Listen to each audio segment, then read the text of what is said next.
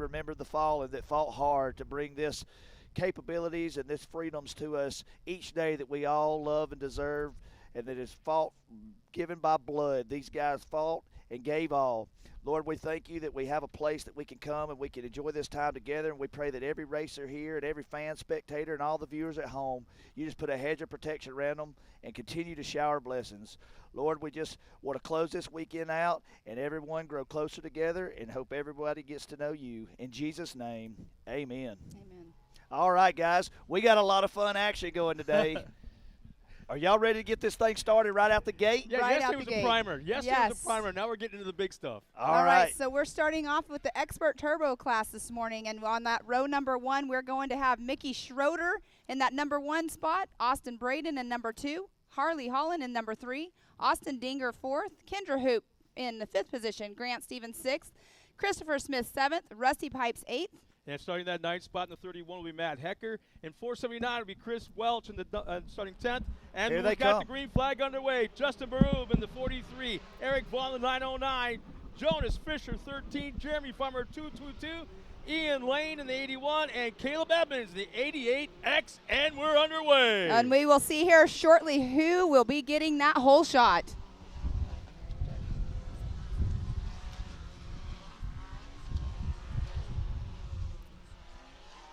All right, these guys are absolutely ripping out here. They're coming into the big bank turn. We got a good battle going right there of 1, 2, and 3 stacked in. The backside of the pack right there, they look like they're battling tight too. People making some moves right there as they come down the beginning of the back stretch, going through the what we call the rhythm section. We almost had a car go completely over right there. Our leader nearly front flipped coming off of that tabletop. And that right there, I love this section right there. They're going into that rhythm section. We call it a rhythm, non-rhythm section.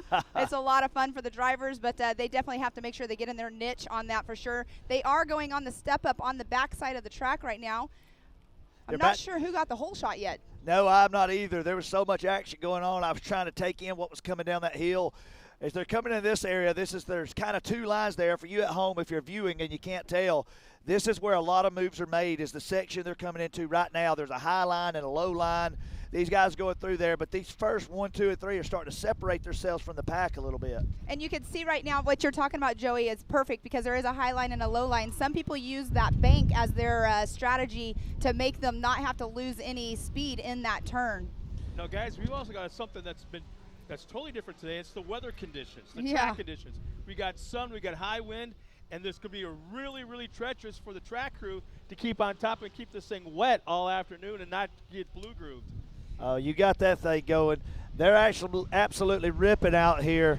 These guys are getting it done as they just come through the start-finish. We're going to start seeing a little bit of sequencing, seeing if we can figure out who's where. I believe that was the Mickey Schroeder, the 444 that was just came across in that one position. And his lap time just now was a 2-minute, 0.8-second lap. Yeah, they're waiting. Obviously, the track conditions are going to be a little bit slick to start with water on the track. But in about 2 laps from now, it'll probably be very, very close to perfect. All right, as we talked about, 1, 2, and 3 completely separated. The battle right now is for 5th place. We've got 3 cars that are tight right here. Those guys are really starting to battle it out. I love seeing it whenever it's not just the 1, 2, and 3 guys that are battling out for position. Sometimes the best race is in the middle or the back of the pack. Oh, without a doubt, when they get clustered up and they're fighting to get to that podium, those guys are hungry. They're chasing it. We just had a pass for position in the top 5. In fact, the Yamaha is showing some smoke right now, having moved up into the 5th spot. I'm not exactly sure what the number was. A little far off from our visual. We only have 1 Yamaha in this class, and that would be the number 88X of Caleb Edmonds. Caleb's always fast. Always fast. All right, they're coming back into that double A now. The second place person has closed in on our leader. It looks like the 261 is getting ready to go up into the Talladega turn, but he has something going on his front left that's making him not turn very well. All but right. On screen there, they're in that section, Joey, that you were just talking about. Yeah, they're coming over the big tabletops on the backside. How big are those tabletops, Pam? Oh, the biggest one is 80 feet. 80 feet. 80 feet. And some of these guys, they are flying. They're not landing on the 80 feet mark. They're flying like probably at least 100 feet. Yeah, 80 feet plus. These guys are clearing that tabletop without a problem. And I got to go back to the track conditions, guys. you know, they keep a notebook on how the race was run, how the tire pressures, all that kind of stuff. Well, after yesterday, looking at today's track conditions, I think they have to throw that notebook out because it's completely different. Yep, every day it changes for sure. Oh, wow, you may not have been able to see it on the screen, but Caleb Edmonds just almost went all the way around trying to make a move for 4th place. They're coming around the start-finish right now. Those guys are battling out. That number 88 Yamaha that you were talking about earlier is absolutely on a roll right now. You know, and I don't think his car's smoking anymore. I think it might have stopped. Maybe it just needed to get a little clearing out this morning.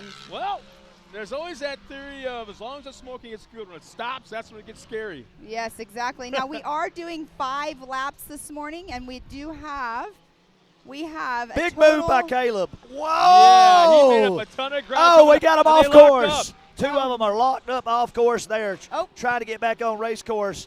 Caleb got hooked into the 4th place person, so 4th and 5th went off the track. That moves the guys that were battling behind them.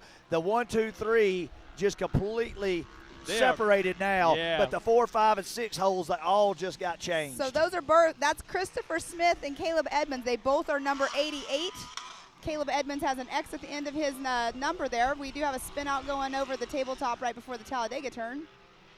That was Caleb coming back onto the course. He's coming back onto the track. Right now, our top 2, 3, like they're you way say, out. They're way out front. They're already on Memorial Day Monday. But look at 1 and 2 battling back there in the double section right through there. That's tightened up huge. Less than 1 car length separation. Now watch that split lane you were talking about earlier. He took the inside. All right. So in our top 5 right now, we do have the number 444 of Mickey Schroeder in that number 1 position. Austin Dinger, the 88D, in that 2nd position. Rusty Pipes, the number 47 in 3rd. Austin Braden, the 894 in 4th. And Ian Lane in the number 81 in that 5th position. I don't know. I had a chance to talk to Austin Dinger 2 days ago in the pits, and he was cutting tires. And, you know, I'm not all that fast, but I'm just here to have fun. Right now, he's running in 2nd. He looks pretty fast to me. Yeah, exactly. And Mickey Schroeder just went over the Raceline Ridge area. Still out there in that number 1 position. So I'm excited to see as we're coming into the back half of this race. After this lap, I think you're really going to see him turn it on because it's going to be all or nothing as he's trying to run the leader down. Yeah, Yeah, they have completed 3 laps, so this time around, once they come around to the start-finish, they'll be getting that white flag. The guys were taking the racing yesterday seriously, obviously as they should, but it was nothing more than just for starting spots for today. And it was a situation now, you know, they put their helmets on and they kind of forgot the strategies of just keeping it safe. They were hanging it out yesterday. Today, like you said, it's going to be a whole different animal, especially in the second half. Oh, he almost went around. 1 and 2 battling right there. Sorry to interrupt you. I thought he was going all the way around. They have closed that gap. Dinger is all over him, but they're using the same line, so it's interesting to see where he's going to try to make a move. He's close enough. He's watching the leader and where he's going, watching those lines. And this track is so long, right at 2 miles in length, that you're going to have to take the white flag. You got 2 miles to figure out what turn is working for you as he's pre-planning this thing. Probably 3-4 corners before he gets there and where that pass is going to be. And on screen, you can see the 1 and 2 going at it on screen. They are on the back section getting ready to hit those tabletop jumps. Man, he's closing in. Each lap, he's got closer and closer and closer. Right now, they're almost touching as they're coming over these jumps. Yeah, they both took the same lane in that split lane area. They put the same lines. And I just love the speeds they're hitting, and they come down that backstretch up over that tabletop, both easily clearing that 80-footer. All right. So what you're seeing right now is as they're coming around, about to hit this race line jump, look at how tight they are in these turns. It's absolutely chaos. They're trying to find any opening. This turn right here you're about to see, it gets a little slick and slippery. Mistakes can happen. We saw it all day yesterday. The track appears to be a tad bit drier right now, so I think that may be playing a factor. No mistakes there by your leader. And they just got the white flag. Yep. Up to the top of the hill. Little bit of a gap. Oh, do we have a problem with our second place car? He's fallen back probably 5-6 car lengths. Well, and at this point, what do you want to do? You want to just make sure you're pushing it and keep your position if possible because they do have a commanding lead right now. Look at this battle right here. I believe this is going to be the 5th place battle. As they're coming around through here, they are neck and neck together.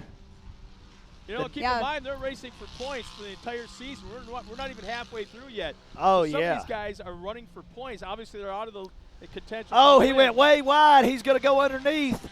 He got him. Coming right back. Right back at it. You may not be able to see it on the screen, but the racing action's all over this course. It is all over the course, but you can see 1 and 2 on screen. They were in the rhythm section just now.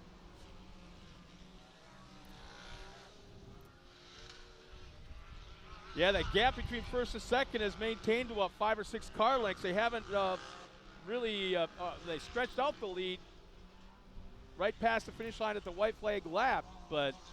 So it looks like all racers on race course just got the white flag. Everybody's on lead lap. We just got our last one crossing as we speak.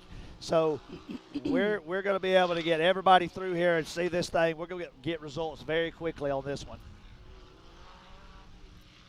All right. Final time down that backstretch aimed at that 80-foot tabletop. Well, what about your leader? He come out the gate with the whole shot and never looked back. Never looked back, yeah.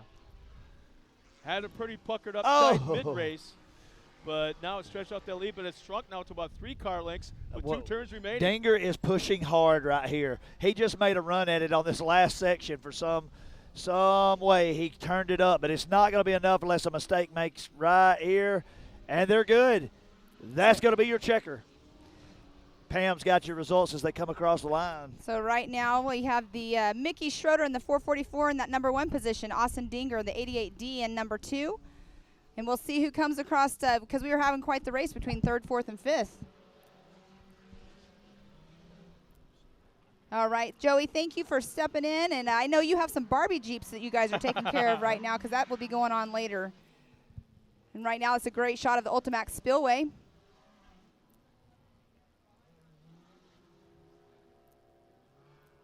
So in the top 5 positions right now, we do have Mickey Schroeder, number 1, Austin Dinger, number 2, Rusty Pipes, 3rd, Austin Braden, 4th, and Harley Holland in that 5th position. Kendra Hoop came across the line in 6th, Caleb Edmonds in that number 7 position. That was quite a race there. We do have, that was our expert turbo class. It was a fast one. I was really surprised. It just went, no real, I guess you'd say drama. There was nothing really as far as accents. It was tires. great racing. It was pretty surprising. I mean, except for the 2 88s right here that they both kind of went off track and they both got back on. But that was about the only major drama, I guess, if you want to call that drama. Next up will be our amateur turbo class. We will have 9 cars competing in this class. We have Lee Knowles, Kyle Arknew, Sean Murphy, Michael Greene, Morgan Vanover, Hank Hall, Jacob Mangus, Aaron Holden, and Justin Moore. But we have Miles down there right now with an interview. So we are going to go ahead and see who he has down there. We are trackside with Mickey Schroeder, the 444. You just put on one heck of a battle. You and Austin were out there battling hard. How much fun did you have out there? Oh, it was a blast, as always, man. You were on the pole position, and you crossed the line first out there. It looked great. We'll see how it all shakes out. But, man, what a wonderful, wonderful race you put on for the fans back at home and here on site. I appreciate it, man. Thank you, guys. So what you guys you took the whole shot, obviously, and you just never got past. Got close a couple times. How much fun did you have out there battling? Just the 2 of you for the most part. Yeah, it was awesome. I knew he was right behind me from what my spotter was telling me, so just had to stay on the gas and try to stay ahead of him and make him eat a little bit of mud and stay back there. And let's talk about that. Spotters are extremely important because, yeah, you're running your own race. You don't have time to look behind you, so you're really depending on him up in the sand, aren't you? Yeah, for sure. I mean, especially when somebody's that close to you. I mean, some of these big bank turns you can look over a little bit and see who's in the distance, but if somebody's right behind you like that, you really can't tell they're there. So it'll help you keep pushing, to make sure they don't get past you. Yeah, it was a great show out there, so thanks for putting that on. I mean, it was fun to watch. I know you had fun out there in the car. Who helped you get up across the line? ARD for all the prep, UTV Race Shop keeps all the parts on this thing going. They're awesome. My wife, family, for coming out and supporting me all the time. Well, Mickey Schroeder, congratulations on a great effort out there. Thanks again for everything. You put on a show. Thanks. Thank you, guys. Appreciate everything. So we'll send it up back to you guys. All right, thanks, Miles. Great interview with our winner, Mickey Schroeder. Next up off the line is our amateur turbo class. It's going to be another awesome race. These kids, and well, it's not all kids in this class, but people that are just beginning with racing in this class. We have a lot of Polarises and Can-Ams in, but we do have 9 cars that will be taking the green flag this morning. We have Lee Knowles in the number 41, Kyle Arknow, number 93, Sean Murphy, the 39, Michael Greene, the 121, Morgan Vanover, number 6, Hank Hall in the number 19, Jacob Mangus in the 613, Aaron Holden in number 28, and Justin Moore in number 82.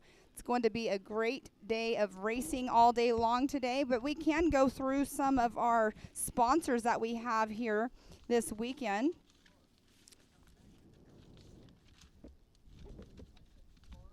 Because this park is amazing. A lot of people are partnering up, loving this area, loving what the vision is of this place.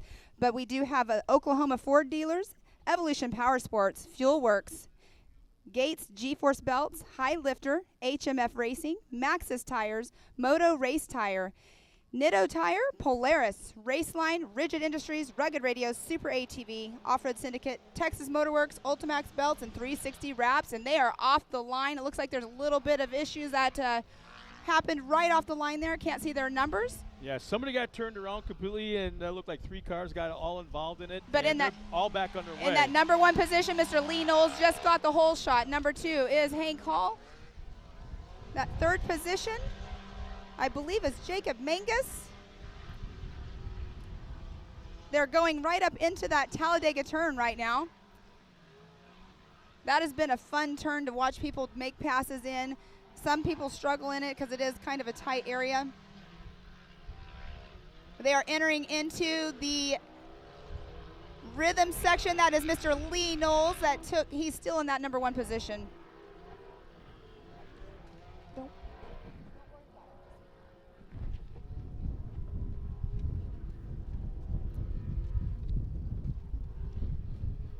All right.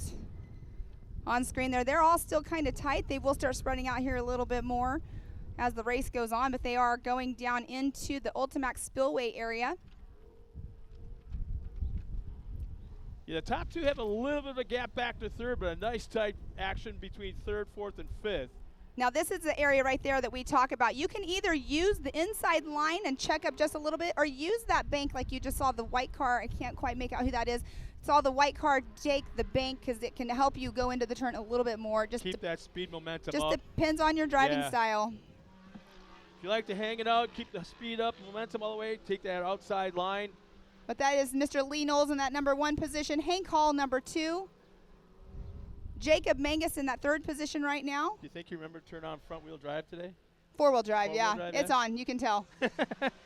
That was probably taped down, that one. But yes, you're correct. They are making a little bit of space between 2nd and 3rd.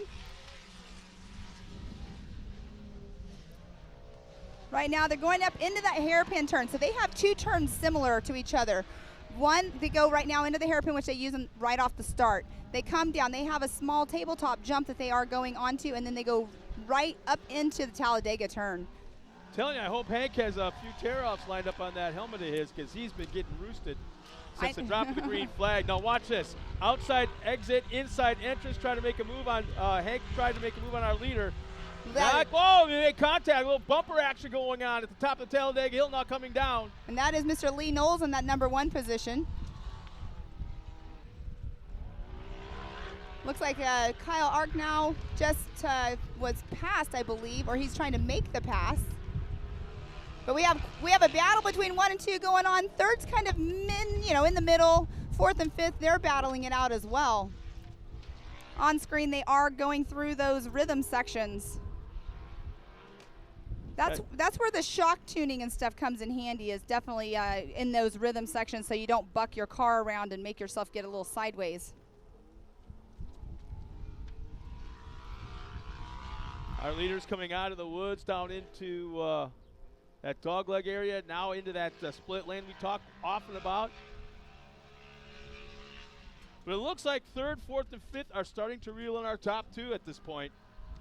Well, when you're out there and you're battling it for position with somebody else, sometimes you do kind of, it slows you down. So that gives the people behind you a chance to close the gap, I should say. Oh, man, here comes Hank to the inside. We'll be there when they go into that left-hander. Past the tabletop. Hank can't quite get close enough. Now, a reminder, this is the amateur turbo class. Hank is running in an RS1 because you can run in a NA car in a turbo class, but you cannot run a turbo in the NA class. So he's basically racing, not I won't say over his head, but he's racing in a class that's above. Exactly. So power-wise. You're only as good as your competition. Right. So right now, if he was to go back into his class, he'd probably be having him stomped right now. Exactly. And there's not that much of a gap between them. It's only a .617 of a second gap between Lee Knowles and Hank Hall. Jacob Magnus is still running in that number 3 position. Michael Greene 4th. Kyle Arknow in that 5th position. Aaron Holden 6th. Looks like Sean Murphy just came through in that number 7 position. Looks like there are 7 cars still running on course. It looks like Morgan Vanover and Justin Moore must have had some, well, they're a little bit behind because Morgan Vanover just went through. He's in that 8th position. Looks like our second place car, Hank Hall, has faded back just a little bit, still easily within striking distance, but looks like he might be biding his time to make a final run at the win. But yeah, it's starting to group up. Our top 5 are definitely starting to group back up again. And there is the number 82 just now getting ready to go through. So a little bit issues this morning, I believe, for Justin Moore. Look at the battle going on. I think that is between 4th, 5th, and 6th. Yeah. Now, they're probably a little over a quarter mile away from where they do that left-hander turn past the rhythm section or unrhythm section. Roughly, yeah. But so it's kind of hard for us to tell. Oh, we have one car pull off the track. We do have a car that just stopped. Again, they're so far where we can't quite tell and then who they stopped. are. You know what? Sometimes they might be having an issue gear. of pop out of gear or pop out of four-wheel drive even sometimes, and they have to stop and reset it. I mean, because you can't, it won't switch in as you're in motion sometimes. But you do have Lee Knowles in that number 1 position still. Hank Hall number 2. Jacob Mangus in that 3rd position. Oh, Mangus just flat landed hard off the tabletop. Easily well over 100 foot, but man, he landed hard. That's what we were talking about earlier. You know, flat landing like that's not always so fun on the body, for sure. Sometimes it can hurt the suspension, but he's still going. Lee Knowles coming through in that number 1 position. Let's see, the gap now is 1.297 seconds between 1st and 2nd position. This is where, this point in the race, where I start to wonder, okay, who's in shape, who's getting tired, who ate their protein, who ate their Wheaties for breakfast. Exactly, yeah. I know my kid didn't eat Wheaties. He ate something totally different. But yeah, we should mention the fact that you haven't, to your credit, you haven't yet. The thing is, that's your son out there running in 2nd place. And it's kind of neat because I'm watching your husband right below us as the spotter. And I think he's wearing out the gravel, pacing back and forth, spotting for him right now. Oh, it happens for sure. No, it's great racing out there, though. On course 1, 2, and 3 are starting to battle it out. We got 4th and 5th. There's quite a gap between 4th and 5th, which is Aaron Holden and Michael Greene. So between Kyle, that is actually Kyle Arknow in that number 3 position. So Kyle, he also does pit bike racing. So he was out there pit bike racing last night with everybody, or yesterday afternoon, I should say. Well, we got a battle now for 2nd and 3rd. Hank Hall is getting a little bit of heat. Mingus is less than 1 car length back as they disappear for a moment. It actually is Kyle Arknow now. Oh, it is. Oh, okay. Some position changes happened. There's definitely not a huge gap between 2nd and 3rd place. But it the split lanes for 2nd and 3rd. We'll see how it comes out. Oh, no advantage. Position stays the same. So Lee Knowles, he's got a little bit of a gap between him and Hank Hall. Kyle Arknow is creeping up there on Hank Hall. Now Kyle gave me, I said it yesterday, he gave me an interesting story. He normally goes to the Indianapolis 500. So the last 18 years he has gone to the Indianapolis 500, and he chose to come here racing instead of going and watching that Indianapolis 500 this weekend. But his dad is there watching. Of course, I'm sure cheering him on. But, yes, that is the 93 of Kyle Arknow. Now, where the first race seemed really Arknew. The first race seemed really, really quick. This one seems to be going on a little bit, and nothing's happened to slow it down. Right. Oh, that is the white flag. They just took the white flag. Yes, so this they is did. a three-car battle for the win right here. Well, this is how hard do you push it on the last lap, or do you just see what you can do to get the position that you stay in? Oh, come on. You're talking about drivers. I know. There's big egos in those helmets. When those brain buckets, as we call them, go on, it's like their brain shuts off, and it's just race mode, race mode, race mode. Oh, a little bumper tap between second and our leader. Yeah. That's what you have to do. That's good. I know, but that's to be expected. It's a short course off-road racing. There's going to be contact. You got to expect it. Well, and that's where your spotters come in handy too. Hey, you got somebody right on your bumper. You either push it or get out of the way. Well, there's no getting out of the way on the white flag lap. Yeah, the next time around, they're getting that checkered flag. So this will be the ending of the race. So 1, 2, and 3 out there battling it out. I'm gonna put this out there, okay? What? If he takes a checkered flag, makes it pass, I don't mind if you want to dump the hell. Oh no, I'm good. Headset and run down to the victory I'm lane. good. I'm good. No. This is my job. It's just a bonus. I get to watch my kid race. Oh, man. But yeah, we do have. Oh, we got a split lane going on. See if there's a pass for second. Nope. Nothing happened. Stayed the same. Lee Knowles still in that number 1 position. Hank Hall number 2. Kyle Arknow in that 3rd position. They are all 3 running neck and neck. Knowles has stretched out to about 3 car lengths now over our second place of Hank Hall. It just still amazes me because Hank is not in a turbo car that he's running in that 2nd position. So this turn right here yesterday, we saw a lot of action happen in it. Kyle is going outside. Let's see if that was an advantage for him. They duck out of sight just for a moment from our view. And on screen you can see it. One final turn now aimed at the checkered flag. Here they come down the straightaway. First, second, and third, bumper to bumper across the line. His best career finish. How about that? And this is his first race finish. I was just because he's had a blown belt the first race. Second race he had a front end issue, and then this is his first race that he actually finished. But congratulations to Mr. Lee Knowles. I'm sure that they just caught him down there maybe for an interview. So we will be getting the number 41 here shortly. I believe we're going to have Miss Tiffany Stone doing the interview down there. It's pretty cool to have our right off the track interviews happening. And we still have a race going on. So we have Mr. Lee Knowles, the number 41, in that number 1 position. Hank Hall in the number 19 in that 2 position. Kyle Arknow in the number 3 position, number 93. Aaron Holden in 28 in that 4th position. Sean Murphy in that 5th position.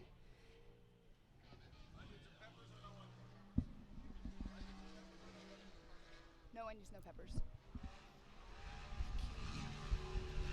Awesome. All right, we're going to throw it down to Miss Tiffany Stone to get an interview with Mr. Lee Knowles. Take it away, Tiffany. All right, that was quite a battle between first, second, and third, but Lee, you were the first over the finish with the checker. Walk me through what your spotter was saying, because you had Hank Hall right on the your tail right there. Yeah, he was all over me, and they were telling me that he was closing and for me to pick up the pace here and pick up the pace there because I was slacking in areas where he was catching me.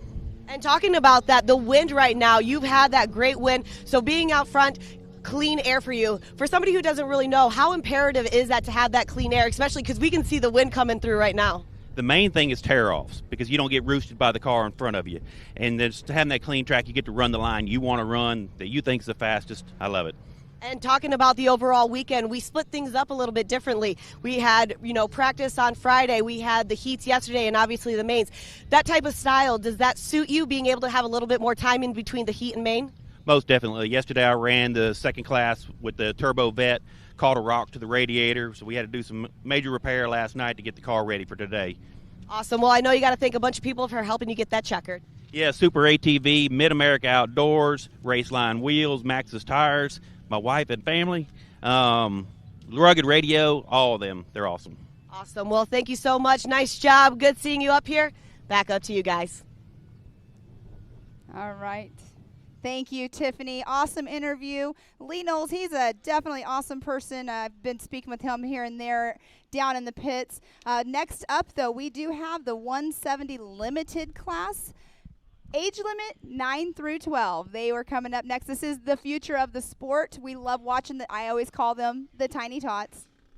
But we will have 13 cars starting in the class today. So we do have Case Beeman in the 3C, Kennedy Singleton in number 71, Avery Sides in the number 56, Mia Cotto in the number 91, Damian Shamblin in the number 37. It sounds like they are off the line. Yeah, green flag is just flying. They're wow, look at the big horde of bees coming through. Yes, let me finish going through the names here. So Paxton Yoshimoto in the 228, Tillman Ewing in the number 06, Connor Stowers in the 112. Already, we got a little contact spins. and someone turned around. 2 cars are involved. Gotcha. B.A. Smith in the number 52, Michael Greene, number 75, Sophia Hill, 707, Caden Graham in the 57, and Anson Caraway in the number 18. Now, he had a little bit of issues yesterday in the heat race. I'm pretty sure he started off the line. I just need to double check with timing. Now, keep in mind, they're running on an abbreviated track from what we watched the last 2 races. So they probably cut the track by 2/3. Yes. And keeping the kids racing right in front of the crowd here. And it's really proved that to be quite successful with that idea, keeping the kids right in front. Yes. And like you mentioned yesterday, they don't quite have the horsepower to climb up the Talladega turn. Exactly. So this is keeping them right here in front of the crowd. Exactly. They do go over the 80-foot tabletop jump, though, and right past that is the Ultimax Spillway. But on screen is a great view of them going over the race line jump. Looks like we have quite the race going on between the, I believe that is 4 through 7 position right there.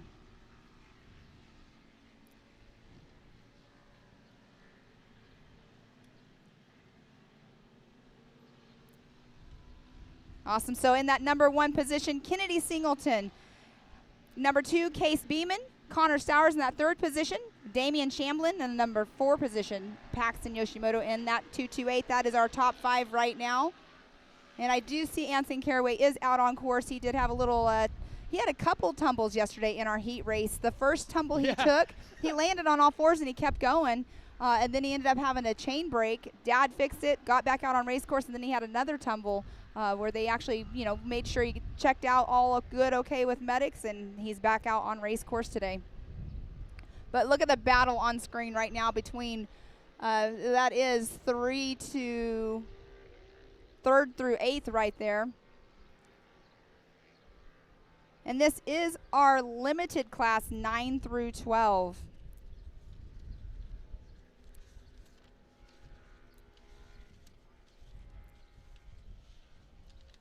Pretty quick lap times by Kennedy Singleton and Case Beeman. Right now, the first lap by was 1:14.2 and 1:14.8. So our leaders have actually pulled away fairly significantly from the rest of the field at this point. Yes, in our youth limited class, the ages 9 through 12, they have to have a stock intake. They can modify exhaust, their clutch, the ECU, but they cannot weigh any less than 650 pounds. So there are limits to them in each class. Our leaders, you missed it right in the hairpin left-hand turn past the finish line. Our leaders got tangled up, had to stop, kind of rearrange themselves, get underway. They were hooked, got unhooked, and got back underway. But so they still lost. Yeah, they got a big gap, but they lost a lot of it from what they had earlier. Yes, and that is Kennedy Singleton in the pink car and Case Beeman in the number 3C. In fact, but right now, Case Beeman is in that number 1 position. Look at the back of his car, though. Our leader's car, look how it's bouncing. We might have a busted shock because it's like pogo sticking a little bit. You'll see it really significantly when he hits these jumps. Yes, I just was noticing that for sure, and you can see it on screen right there as well. But you know what? These kids are so young, and they can adapt. They can adapt to the different driving. Like if something happens to the car, and they're made out and of they know how to rubber, fill too. it. Yeah, they can. They can adjust their driving style to whatever's going on with the car. The majority of the time, I've seen that happen. But we do in that number 1 position is Case Beeman in the number 3C. Kennedy Singleton, number 71, in that 2nd position. I didn't mean to ditch you just a moment ago before this race. We have kind of a pseudo-celebrity here. Do you follow Monster Jam, or does Hank follow Monster Jam at all? Used to, not anymore. Remember the truck El Toro Loco? Oh, yes. That was Mark McDonald. Oh, how funny. The driver from that. That was my son's favorite. Yeah. Because we would buy the monster trucks. Yeah. the little tiny ones from Hot Wheels, and that was his favorite one. That's awesome. So he's here. How cool is that? Well, and our USAC director is also a former monster truck driver too. For Ultra Leo 4. O'Donnell. Yeah, Leo Donnell. The first ever front flip Yes. in Monster Jam history. Mad Scientist, I believe, was his truck. Yeah, VP look Race at the Wheels, look Mad at Scientist. look at the race going on screen there. And there's our leaders right there. Case Beeman in that number 1 position with Kennedy Singleton in the number 2 position. I love the way Kennedy's driving right now because she's trying different lines through the turns. Yes. Where's that car going to handle the best? If she goes tight to the inside of these turns, does it scrub off speed? Well, she's scrubbing speed off right now over the race line jump. I totally understand what you're saying. I'm sorry I cut you off. Oh, no. You're a woman. I'm used to it. I get this at home. It appears that she has a little bit more straightaway speed. Yeah, sometimes that happens, Oh, our leader scrubs off. He gets a little squirrely coming out of the corner. Kennedy is right there on his back bumper. Great drone shot catching all this action right now up front. Now, throughout the day, we will have a total of 12 cameras, and we have 2 FPV drones. We have 1 Mavic out there. It's awesome to have all these camera coverage to keep the action going on screen for everybody at home to watch. No, she's last 2 turns. She's taking an inside line and is keeping right there. Sets her up for the inside right here. Well, they're going to be getting the checkered flag this time around as well. So right now, Case is just trying to hold his position. They're on the Ultimax Spillway area right now. Hitting it right now off that jump, going into that left-hander. Just 2 turns remaining. So if he has something going on, he definitely adjusted to the way his car was handling, and he did a very good job at it. Yeah, that had to be kind of hard on the butt, these jumps, because he really has no shocks in the back the way it's been bouncing. And Kennedy's made up a ton of ground in 1 turn. Can she make up more right here in the final corner? Down the straightaway, up towards the finish line. It looks like she's running out of time. Case took it a little bit wide, but he ended up staying in that number 1 position. So Case Beeman number 1, Kennedy Singleton in that 2nd position as of now. But we still, on screen, we still have a race going on. Lots of cars out there yet.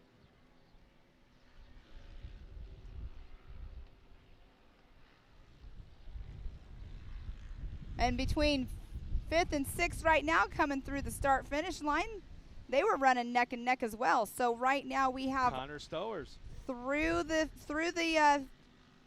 who has received the checker flag. We have Case Beeman in the 3C in that number 1 position.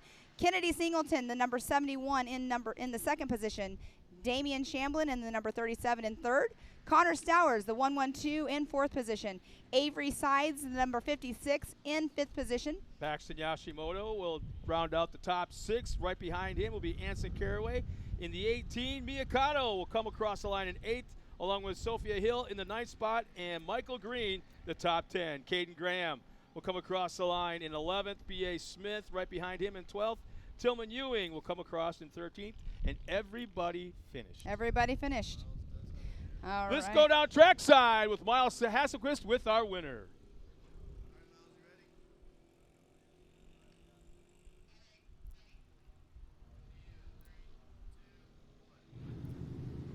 We are trackside with Case Beeman. You just had one heck of a battle with one of your buddies, Kennedy Singleton. How much fun did you have out there, and how hard did you have to push? A lot, and I had a lot of fun. Yeah, she was all over you. She was up front. You got the pass, and you guys spun around right here just after the start finish, and you guys got tangled up, but you both, took back off. It was really cool to see. I don't know what to say about that. So what happened? Was it just a little muddy, or did you guys bump into each other a little bit? Kennedy turned into me because I took the inside and she didn't see me. Okay, so it was just good racing, huh? But you guys tangled up a little bit, but both kept going. It was really fun to watch. Wasn't it? Yeah. So how old are you, buddy? 9. 9, and you're already out here. You're the future of our sport. We love watching the young guys and gals out there on the track because you will be racing the pro class eventually, won't you? Yeah. So are your mom and dad just love coming out racing with you? Yeah, especially my dad. My mom likes barrel racing. Oh, okay. She does a little horse racing, huh? But it's cool to see you, with the whole family out here having fun. Who do you want to thank? UTV thing, TQR roll cages, TQR cages, and that's about it. and my mom and dad. All right. Well, Case, you had one heck of a race out there. You know, finishing first across the line. It looked great. Good job, buddy. Thank you. All right. Well, Case just had one heck of a race out there. Such a fun little battle with those 170s. So we're going to keep on racing. Back to you guys. All right, thanks, Miles. We are now going into the 170 limited class. This will be the 6 to 8-year-olds. So we're going to go ahead and go through the drivers in the lineup. So we have in the number 63 of Code St. Peter. Very fast. Very, very fast. The 111 of Easton Helms. The 8 of Slade Dowden. 21 of Tanner Thompson. 44 of Tucker Berza. The 356 of Camden Ledbetter. Then we have Bentley Fagan starting 7th in the 135. Maggie Flores in the 47, starting 8th. Starting 9th, Caden Vanover in the 22. Jace Bezecki starts, 10th in the number 7. Harper Willis starts 11th in the 86. We got Hudson Wilson in the 402 starting 12th. 98 of Blaine Singleton will start 13th. And Luke Anderson will start 14th in the 11. So we will have 14 racers out on course. Now, Joey, you have 2 little girls. Do you think they'll be getting out Come here on, and man, racing? step it up. No, he's too busy buying those fancy Jeeps and driving those things. And they got a couple race cars, but I can tell you who's out here that's with me. That's my travel partner's son, Hudson Wilson. This is his first time ever racing. His first race car yesterday tore up. Bought a brand new car starting from the back of the pack. Bought it last night, put stickers on it. We're racing it again today. He's never run the car. He got to run it a little bit yesterday, but this is brand new to him. He's having a blast. He's going to be out there in the 402. Y'all keep your eyes on him. He's in Tillman Ewing's old car. So is he kind of nervous, awesome. you think, being the first time ever in this car, you think? I think he's here to have a big time. Awesome. Well, it sounds like they're actually getting ready to go live here in just a minute. You can see TW going across the line there. But that's super cool. Tillman Ewing has a great car. He's been racing that for a couple years now. Yep, so now he's moved into that new Hyson. Yes. Oh, here they come. Green flag is out underway. It's a drag race into turn 1. Let's see Look what's at going to be. all of them all bunched up. We got some contact going on. Is that number 2? I can't quite. The numbers are, these are small cars, so you can just imagine how small the numbers are. Yeah, they are small. There's my man Hudson Wilson in the 402 getting it done. I'm so excited for all these kids. Some of these guys are girls. This may be their first time out there, and just like Hudson, this youth program, I just speaks volumes to the growth of the sport. These kids are the future, and I'm so happy to be a part of this. 100%. And I've never met Hudson. He was down there having breakfast this morning, and I was out there, and I was making sure to tell him good luck today out there. These tiny tots are so cute. Now, this is the 6 to 8 class. Joey, is he 6? Is he young? Hudson is 6, about to be 7. He'll be 7, I think, in a few weeks. Awesome. He is wide open, too. And like I said, this car's brand new to him. We don't know anything about it except for he fit. There you go. They're coming around now here in front of the crowd, going to be scored for their first lap right at the finish line. We got a pretty good battle going right there for 1 and 2. Yeah. We do. That is between Slade Dowden and Code St. Peter. So Slade came across with the first lap in that number 1 position, Code St. Peter 2. Easton Helms in that 3rd position. Tanner Thompson 4th, and Tucker Berza in that 5th position. Yeah, Code was super fast yesterday. Yeah, he checked in both out. classes. He checked out. Yeah, he's got a couple different cars, and he's always at the top of all of his classes. But look at that battle right there. You're talking about some young men right here that are very young, racing like professionals, drifting these corners, holding their lines. Look at that move. Oh, look Code at that St. move. Peter going on the inside, does not quite get it. Oh man, what a battle! But they are going to be doing that left-hand turn. They will go over that 80-foot tabletop jump right into the Ultimax spillway.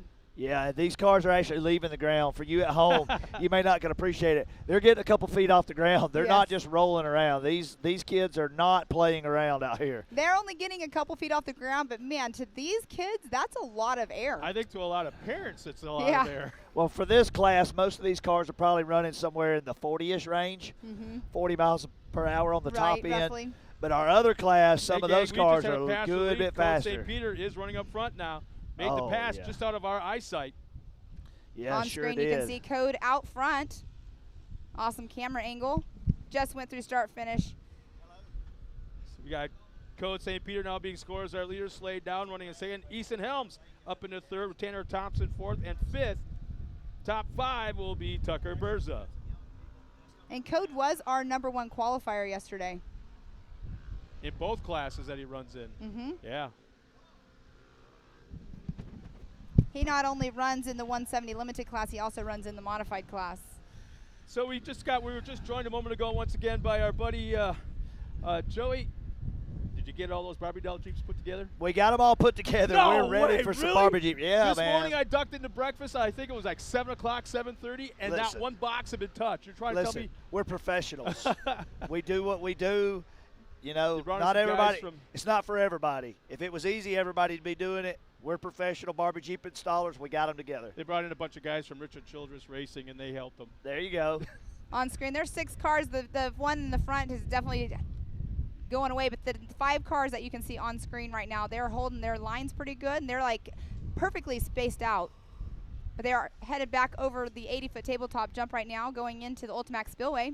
So this class in practice had some big crashes. Yeah. If y'all remember, we had some piling up, and then in the heats we had a little bit of action, some rollover action and stuff. It's been a clean race for everybody today. Yes, everybody's it has. staying in a good position. Everybody's really holding their own. Every race has been like that so far. I'm kind of surprised this being the finals this afternoon, and I haven't seen a whole lot of drivers really making that bonsai last-minute move, kind of over the edge kind of thing, pushing the limits.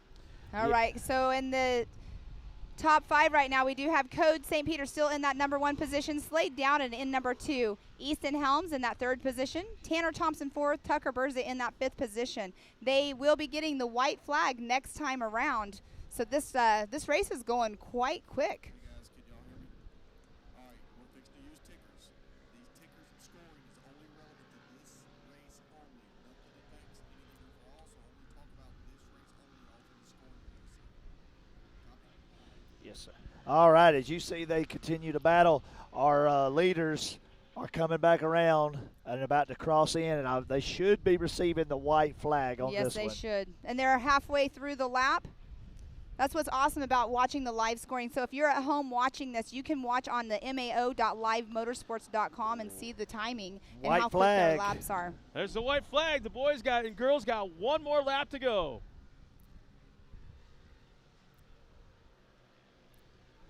All right, so Code is still holding on to it, but I'll tell you, it looks like Yeah. second place is closed in on him a little bit right there. Slade's not going anywhere. He's right there tagged to that bumper. He has a 1.25 lead or a gap between 1 and 2. Not On anymore. screen- I was Not thinking anymore. the I know. same. but Not on anymore. Screen, you can see the race going on screen here. Yeah, these guys he stepped it up. You know, Code got around him, I believe, back here on Yeah. the race line jump. So let's see if he's going to make that same pass. Look at him run him down. I believe his parents are probably in his ear. You got to go. You got to make the move. This is final out. So all these people are running rugged radios. They're able to communicate with their people, communicate back with their parents, and it's a really awesome program that Rugged comes out here and supports, and they're on site installing and helping the parents do these things. And the thing is, they do it for so many different racing series, and it's so cool to have them here. Yes, sir. We got a little bit of lap traffic right there for their leaders. Looks like they both got around cleanly. Yes, they did. Slade's running out of time. 1 turn remaining, aimed at that straightaway and the finish line. Here they come. Just out of sight. There they are. Looks like Slade's going to run out of time. Code St. Peter will make it another win for this weekend. 3 straight wins. Great job, Coach St. Peter. And let's give it up to second place. He led half the race.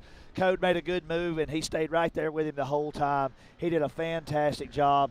Impressive young man. All these racers out here ran a good, clean race.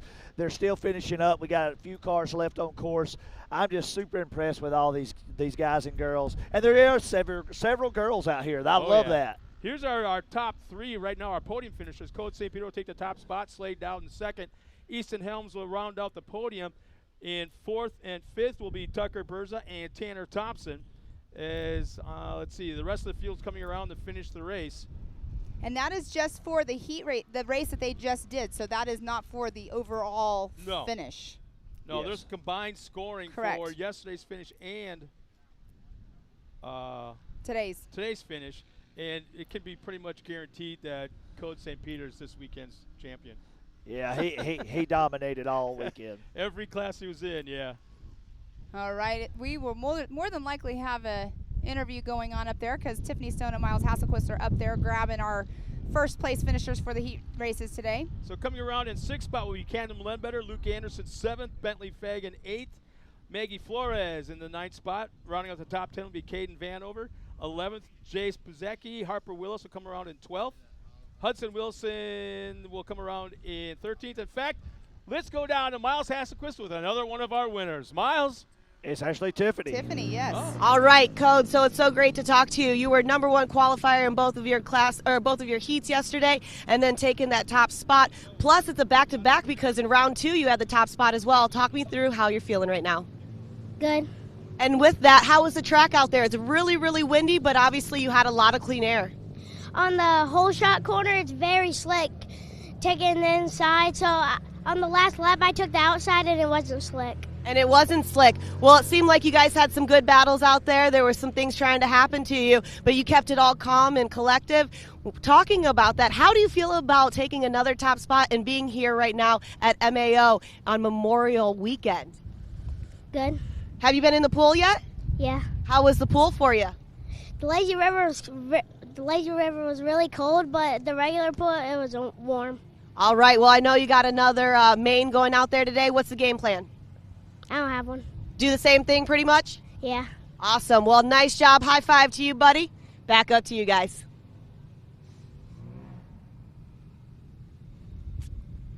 Awesome. Thank Nice you, job, Tiffany buddy. Stone. Awesome interview with Code St. Peter. He is definitely one of the children to be watching out here for sure. We are going to be moving on to the 170 stock class next. Now, Joey, this class, we have 15 cars in this class. What a testament to the program, 15 cars in the stock class. This is our most entry-level class. What's the age ranges here? I believe you can be from 6 to 14 or 13. The stock class beginner age, 6 to 12. It's completely stock, no mods whatsoever, and it has to be now we say no mods, but there's tons of safety equipment. Exactly. Very, very awesome to point that out. But they cannot weigh any less than 650 pounds either. So they do have a weight limit that they have to meet because it is a stock class. You can go buy one of these from the showroom floor, go put a roll cage on it, put some harnesses in it, some seat belts, come out here and race the car. You don't even have to change anything if you don't want to. Yeah, I mean, you except that. got to have a roof panel. Kids have to have their fire suit, their fire shoes, their safety equipment, gloves, helmet, harness, neck restraints. They have to have all those things. But outside of that, you could come out in this class and be competitive. This is probably our most competitive class because the cars are so similar. Exactly. And you know what? Speaking about all of the safety equipment that they wear, yesterday we did have, we were talking about earlier, Anson Caraway. He had quite the tumble. All of his safety equipment kept him safe. He's back out here racing again already today. I know. He was back up there by the time we were doing pit backs. He had returned from the hospital, and he come up, hugged my leg, said thank you for, helping us and doing a good job. And he was thanking the whole staff. And then he said, I want to race tomorrow. I said, oh, you better talk to your parents. Yeah, I saw Dad, he had posted on his story.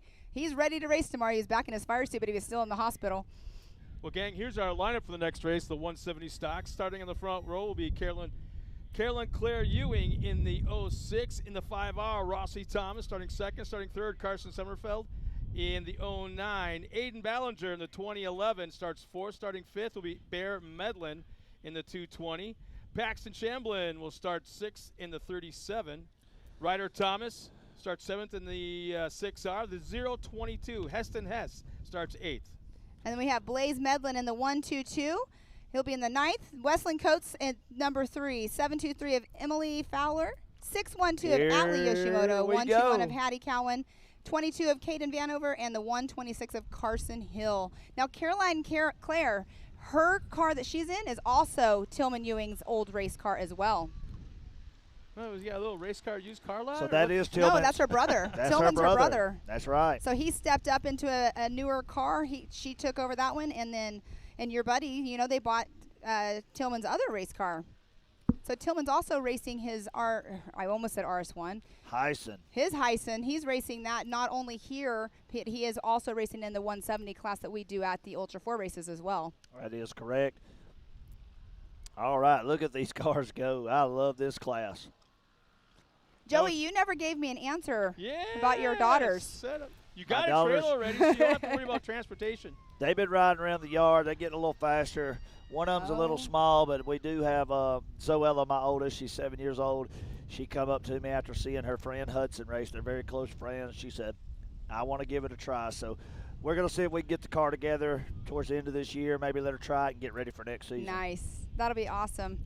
Is Dad prepared for that? Oh, yeah. But his mom. His mom. She'll be all right. She's seen me crash anything you can imagine. She'll be all right. All right, so on screen we do have our 1, 2, and 3s coming through here shortly for the first lap around. It should be Rossi Thomas came through number 1, Caden Vanover in that number 2 position, Carolina Claire Ewing in that 3rd position, Aiden Ballinger 4th, Bear Medlin in that 5th position. You nice can hear tight battle. Yeah, we got some crowd reaction going on right now. Obviously the families. Well, and look at the And look race at that going first on. and second going on into turn number 1. Sorry, turn 2. Just for a moment they were side by side. Great footage right there from the drone of it. The little race going on here. So they do bypass the Talladega turn like we have mentioned before because the horsepower for these cars, it's a struggle for them to get up that turn. Yeah, I want to say it's like probably, 12, maybe 13 horsepower. Yes.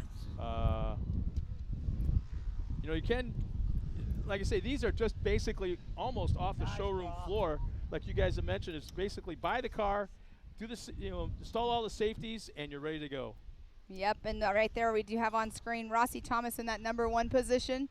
And Caden Vanover, it just looked like it changed here for Caden Vanover in that number 1 position. Rossi Thomas 2. She actually made that move, the move happened, I should say, when they come around right after start finish. First place went wide, second place sweeped under and exchanged spots. But Caroline Claire has just kept them both right there in striking distance. If they make any mistakes, she's on them. She's keeping those boys in check. That's right. They do a lot of practice. I know Philip Poe, Papa Poe, y'all call him. Yes. He races Ultra 4, and he has a lot of fun. But he works with this program, and him and Jamie will go out there working on race cars. And Tillman and Caroline Claire, they'll be out there just battling, running for hours. So she gets tons of seat time. What better way to practice than being out there and trying to beat your brother on a practice race course even? Yeah. I mean, and at some point, obviously at some point, they'll both be racing in the same class as long as they keep with it. I don't think so. I'm going to tell you why. Okay. Tillman is so tall. Oh, true. He's grown so much. We watched him He's grow taller up. than me. And he's only got a year or 2 left in this class. He's going to have to be in the Youth 1000. Well, that's what I'm saying. Eventually she'll be up there too. He might be pro by the time she's in that class. You have very good points, Joey. Hey, guys, our top 3 have pulled away from the rest of the field pretty significantly. Yeah. And you can see right there on screen 1 and 2 have pulled away from 3rd place Carolina Claire. Yeah, I think on those back straightaways, their cars may be a little faster. Carolina Claire, she really shines in the turns. She stays in the throttle, takes those inside lips as you're watching right now on the screen. Mm-hmm. She really stays tight on those insides, and you can see she closed the gap. She is closing the gap right there. Now, I believe last race was her first actual Look at this move race. right here. Carolina Claire checked up. right on the edge there. Checked up. Now, Joey, you know the family, I believe this is her 2nd race, actually, correct? Yep, so last time, if you remember when we were out here, she had a big crash. Yes, she did. She had a big crash, bent all 4 wheels, did some damage to the car. She wasn't able to continue on. About gave her whole family a heart attack. I was down there doing the live announcing. Everything was fine. She was fine. She wasn't even scared. She was good to go. She was more upset she couldn't finish the race. Look, they went wide. Carolina Claire sweeps underneath. We just made a change right there. She has now moved into that 2nd spot. So that is Caden Vanover in that number 1 position in the 22. And she's closing in.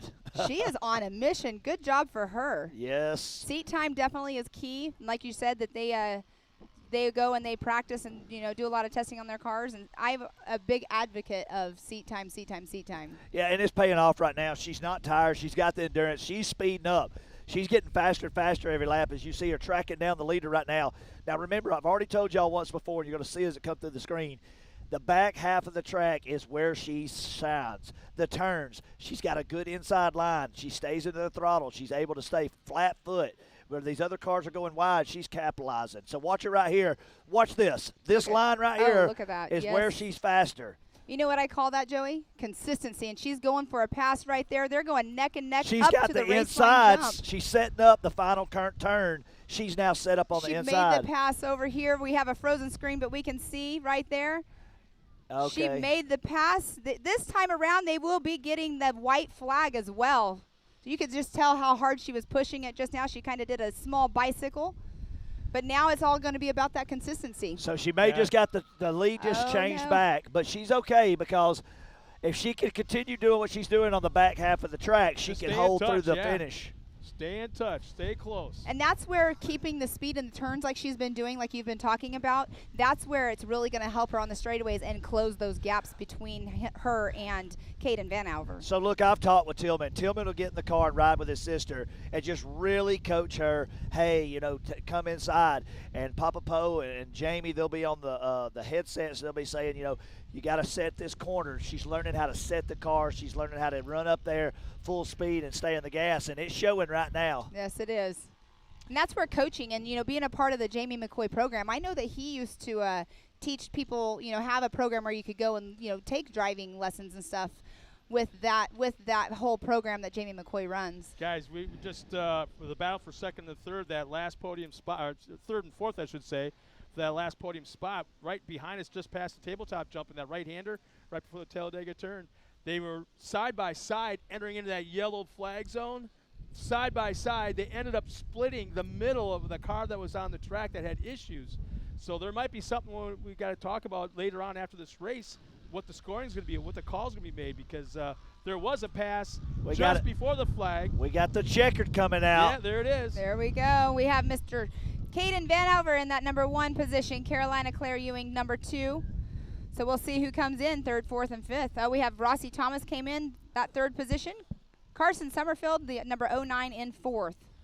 Great job by all these young men and women out here pushing these stock cars to their limits. They are absolutely driving these things like professionals, and man, I'm just so excited for each one of these programs as they continue to grow and grow up around this race family and be a part of this here with us at MidAmerica Outdoors. So our top 5 in that 5th spot is Carson Hill. 4th will be Carson Summerfield. Rossi Thomas will round out the podium along with Carolyn Ewing. She'll take that 2nd spot.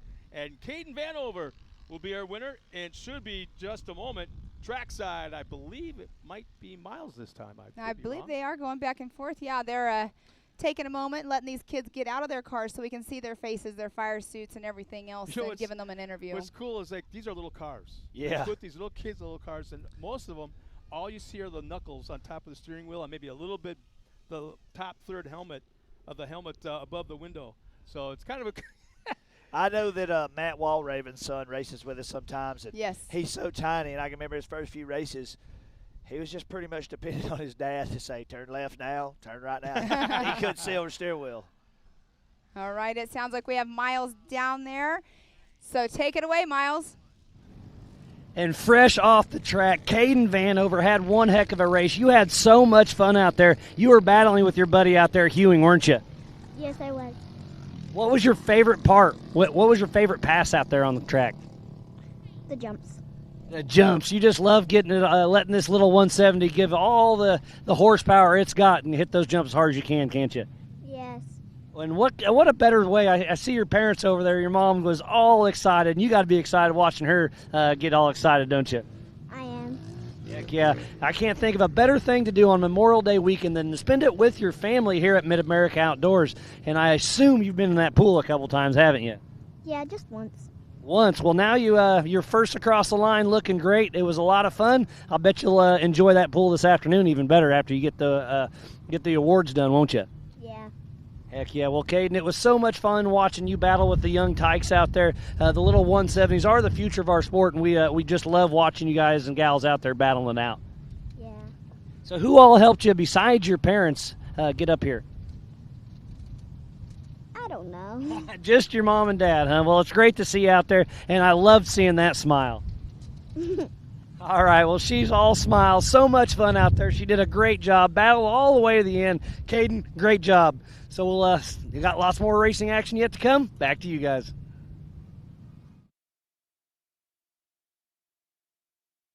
Race. We're talking about Mod 170s coming up next. Here's our lineup real quick. We don't want to lose this one. We got Code St. Peter up front once again, another race. In the 63, Tanner Thompson starting second in the 21. Riley Jones will start third in the 36. Waylon Coates starts fourth in the number 3, the 57. Caden Graham in the starting fifth. Case Beeman in the 3C will start sixth. Seventh, Avery Sides in the 56. Briley Lutz starts 8th in the 5:38. And then we have the number 52 of B.A. Smith, the 47Y of Maggie Flores, the 14 of Savannah Buziski. I've got to learn that name.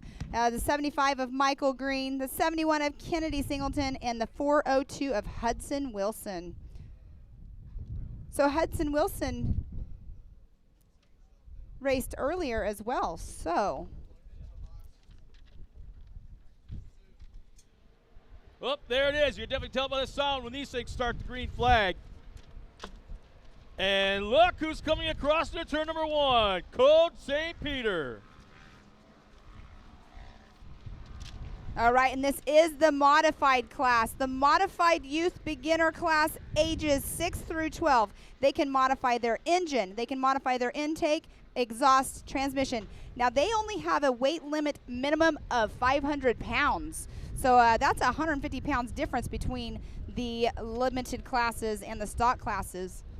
But Code St. Peter already checking out in that number 1 position, but they do have 5 laps in total to race today. I mean, look how stretched out this field is already, not even completing lap number 1 yet. So we do have Code St. Peter in that number 1 position. Tanner Thompson's running in that 2nd position, and this is all on live timing. So if you want to watch how we're watching it here, because we do have multiple timing loops on the race course, so it will give you live up-to-date scoring. You can go to mao.livemotorsports.com. But through that first lap, Code St. Peter just did a 1-minute 5.680 second lap. Yeah. Tanner Thompson not far behind. Almost 4 seconds faster than Tanner Thompson. And Tanner Thompson, number 21, he came up and did an interview with us last round here at MidAmerica. Riley Jones running in that number 3 position. She's in number 36. On screen, you can see Code St. Peter. He is not lifting whatsoever. He just went off the Ultimax Spillway tabletop jump. Yeah, he's going, keep in mind that's an 80 feet tabletop. He's jumping 2/3 of it. Yeah, this is the difference that you can tell right here between the limited, the stock, and the modified classes. They are actually getting more air like we were talking about earlier, and definitely flying a little bit farther as well. So Code St. Peter on screen again. Already coming around to complete lap 2. They are doing 5 laps.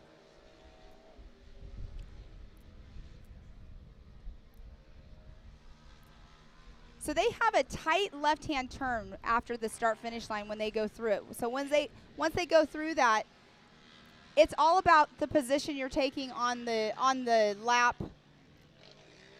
How much speed you're scrubbing. Well, here's the thing too, that turn, that one, exact one you're talking about, that very sharp 180, like you said, it's also a low spot in the track. Right. So it's wet. It's holding the water. So it's probably a little bit more wet than the rest of the track. Exactly. And a lot of the cars are going right through the middle of it and pushing way to the outside, which is opening up opportunity for the kids that are going tight to the inside. Yeah, so it's a little bit slippery, and sometimes that's where cars will catch and make them bicycle, because when you're going in from a slippery to a dry dirt, it will catch your tires and can make you almost do a little rollover. Yeah, we have just before the tabletop, we got one car pulled off to the side. I'm not sure the number of that one. I think it's blue. It is a blue Polaris. I can tell you that much for sure.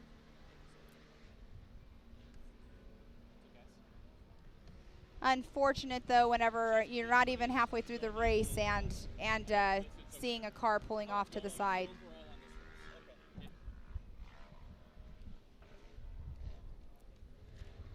So as our drivers come around and complete lap number 2, Code St. Peter still has the point. Lap time 1:12, a little bit slower than the first lap, but Tanner Thompson coming across in second, Riley Jones still third. Oh, we have a little bit of a tangle up going on.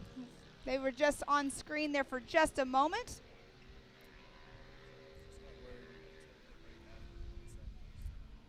So we have a battle going through start finish right now. That would have been Michael Greene, I believe, and Kennedy Singleton. Yes, it was Michael Greene, Kennedy Singleton. They were going neck and neck going through start finish line. So right now we have Code St. Peter in that number 1 position still. Tanner Thompson, the number 21, in second position. Riley Jones, and the number 36, in third. White flag just came out for our leader, Code St. Peter. Yeah, no, see, he just, not only is that car quick, but he's one heck of a little driver. He knows what that final turn is, just past, turn 1, just past the start-finish line is like. So he tucked really tight to the inside. Sometimes slower is faster. Yep. That's exactly what he did. He tiptoed through the corner, he kept it tight, and accelerated right out. Exactly. So Case Beeman coming through the 3C in that 4th position, and Briley Lutz in the number 538 in 5th. Code St. Peter on screen, going over the tabletop jump. There is a car pulled off to the side right there as well. He's jumped off. He's jumping. Oh, we got. Is that the same car? No, that one went off on the hook. This is a different one altogether. Yeah.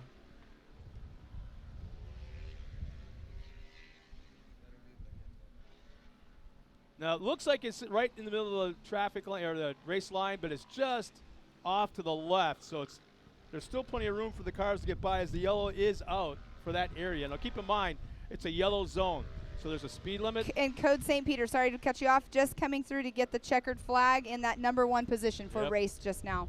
Pretty impressive. There's no doubt about that. Definitely. 4 straight wins this weekend. Clean sweep the weekend. And Tanner Thompson was running in that 2nd position. Give him the broom. Yes, Tanner Thompson just came through in number 2.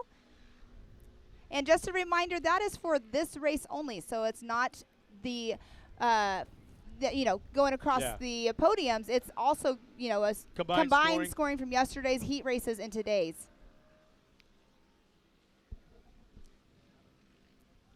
Riley Jones came through in that number 3 spot in the number 36.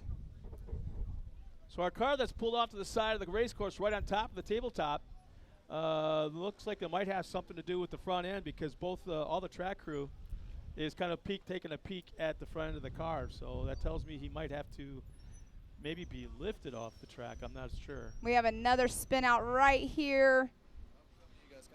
That is the 3C of Case Beeman just now that was spun out that we saw on race course.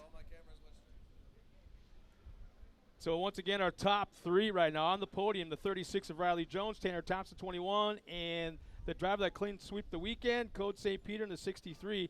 As we still have the rest of the field to come through, Kennedy Singleton will be 4th. Briley Lutz will be in that 5th spot as the rest of the field continues to come on through. And this has turned out to be a really, really nice day. If you're in the area, please come on out and check this out. Not just the racing, but there's a lot more going on. We just happen to be looking across at the Barbie Jeep Hill. Yes. That's going to be run later on this afternoon. And you can see how bad the wind is. It kind of started taking the middle of it apart.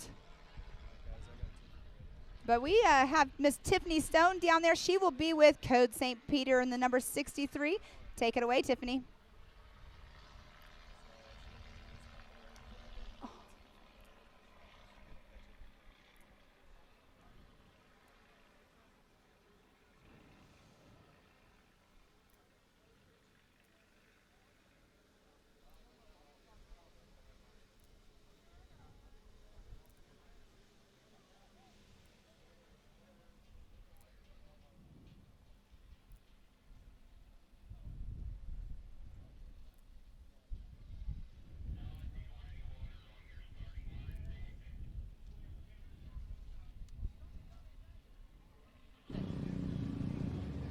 All right, sorry, Tanner. We're going to start this all over again. It's a great day. You're out here. You're an MAO ambassador.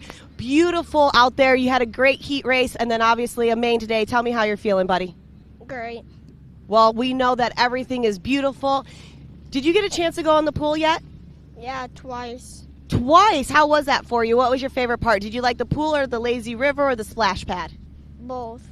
Both. All right. So you've done a great job. We're going to have our trophy ceremony a little later at the podium. How are you feeling about that so far? Awesome.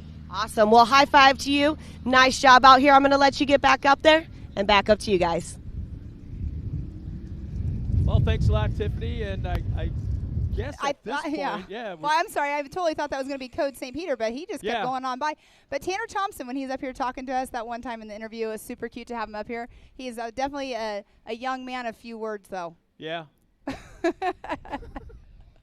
But great family. He had a lot of fun out there on racetrack for sure. But next up, our next class is going to be our expert NA.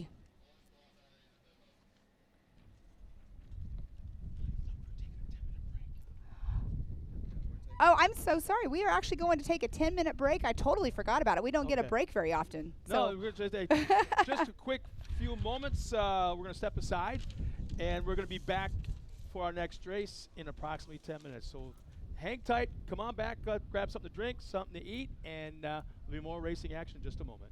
No matter how hard we tried, we just couldn't get longer life out of our belts. That's why we're so excited when we found these new Gates Redline belts. They have a super simple 3-step process for breaking in your belt the right way. Clean the sheaths with a Scotch-Brite pad. Remove any old belt residue, glazing, oil, or debris on the clutch sheath area with alcohol or acetone, and make sure the breather tubes are free of any old belt material. Step 2, install your new Gates Redline belt. Step 3, perform 2 10 to 15 minute heat cycles, giving it easy throttle on flat ground. Then, you're going to repeat for the second heat cycle. The best part, the process is so simple and easy, it really helped us with our competitiveness. Yep.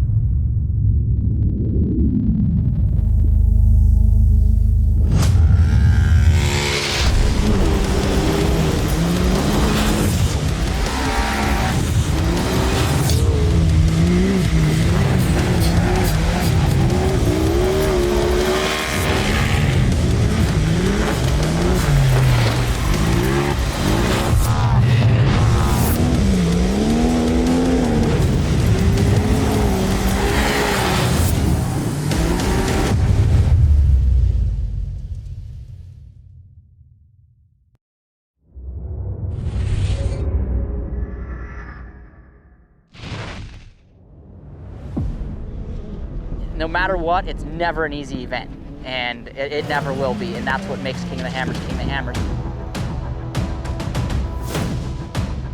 Tire choice is everything. I mean, to have a tire that's reliable and consistent and drives well out in the desert, but yet when we get to these crazy rock sections, still has grip and performs, and we can hit these sharp, jagged edge rocks and not have a problem, is what we need. And the Rockzillas definitely are second to none when it comes to the UTV tires. And it just speaks traction. It's got big lugs hanging off the side. It's got big lugs down the side of the sidewall of the tire. If you're gonna look for something that makes traction and is gonna grip in rocks and dirt and everything, you look at a Rockzilla and go, man, that thing looks like it's gonna do the job right there.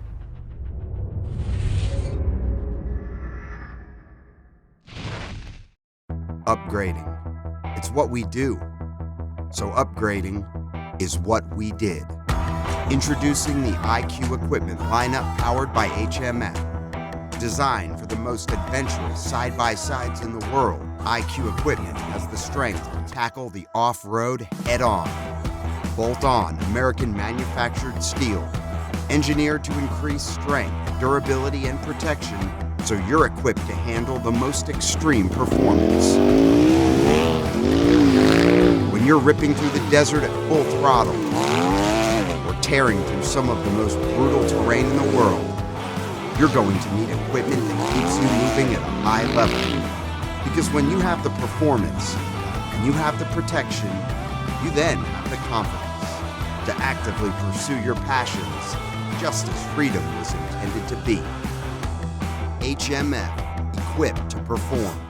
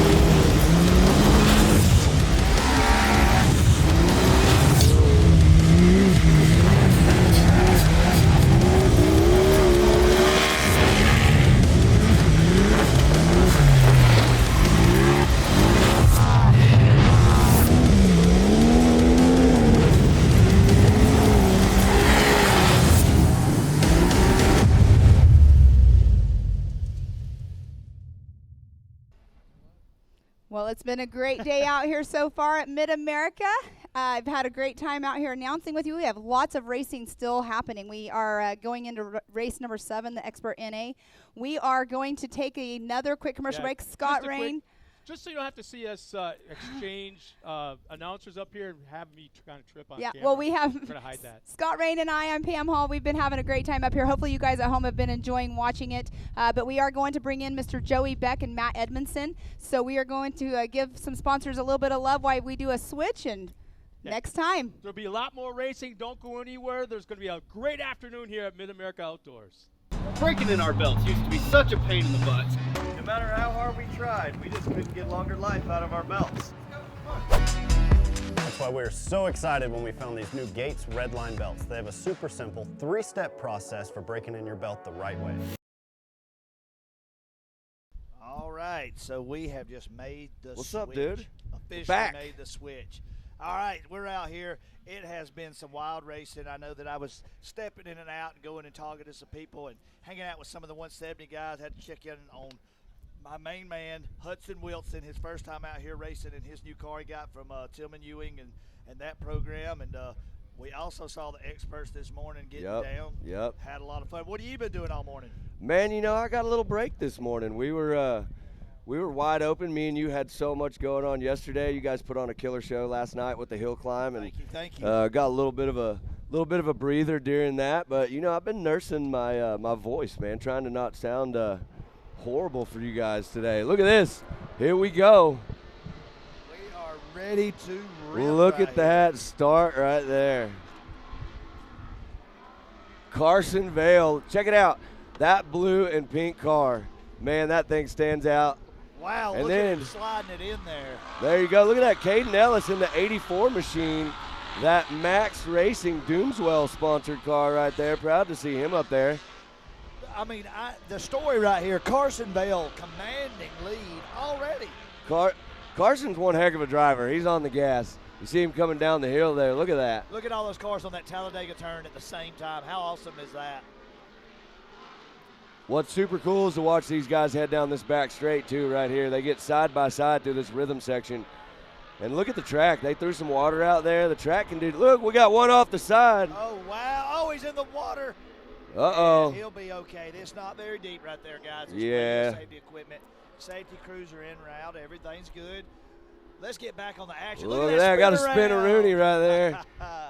Check it out right now. This is your expert NA class. So you got Carson Vail, Aliana Baker, Sean Philbin, Chad Mayo, Caden Ellis, Patrick Shamblin, Haley Bootle, Kyle Badow, Logan Ellis, Braxton Moore, Keegan Cummings, Edward Mangus, Jeff Johnson, Gavin Beers, Aaron Cuevas, Rick Schroeder, and Reese Harris. That's a big field. That is a big field, and let me tell you something about it.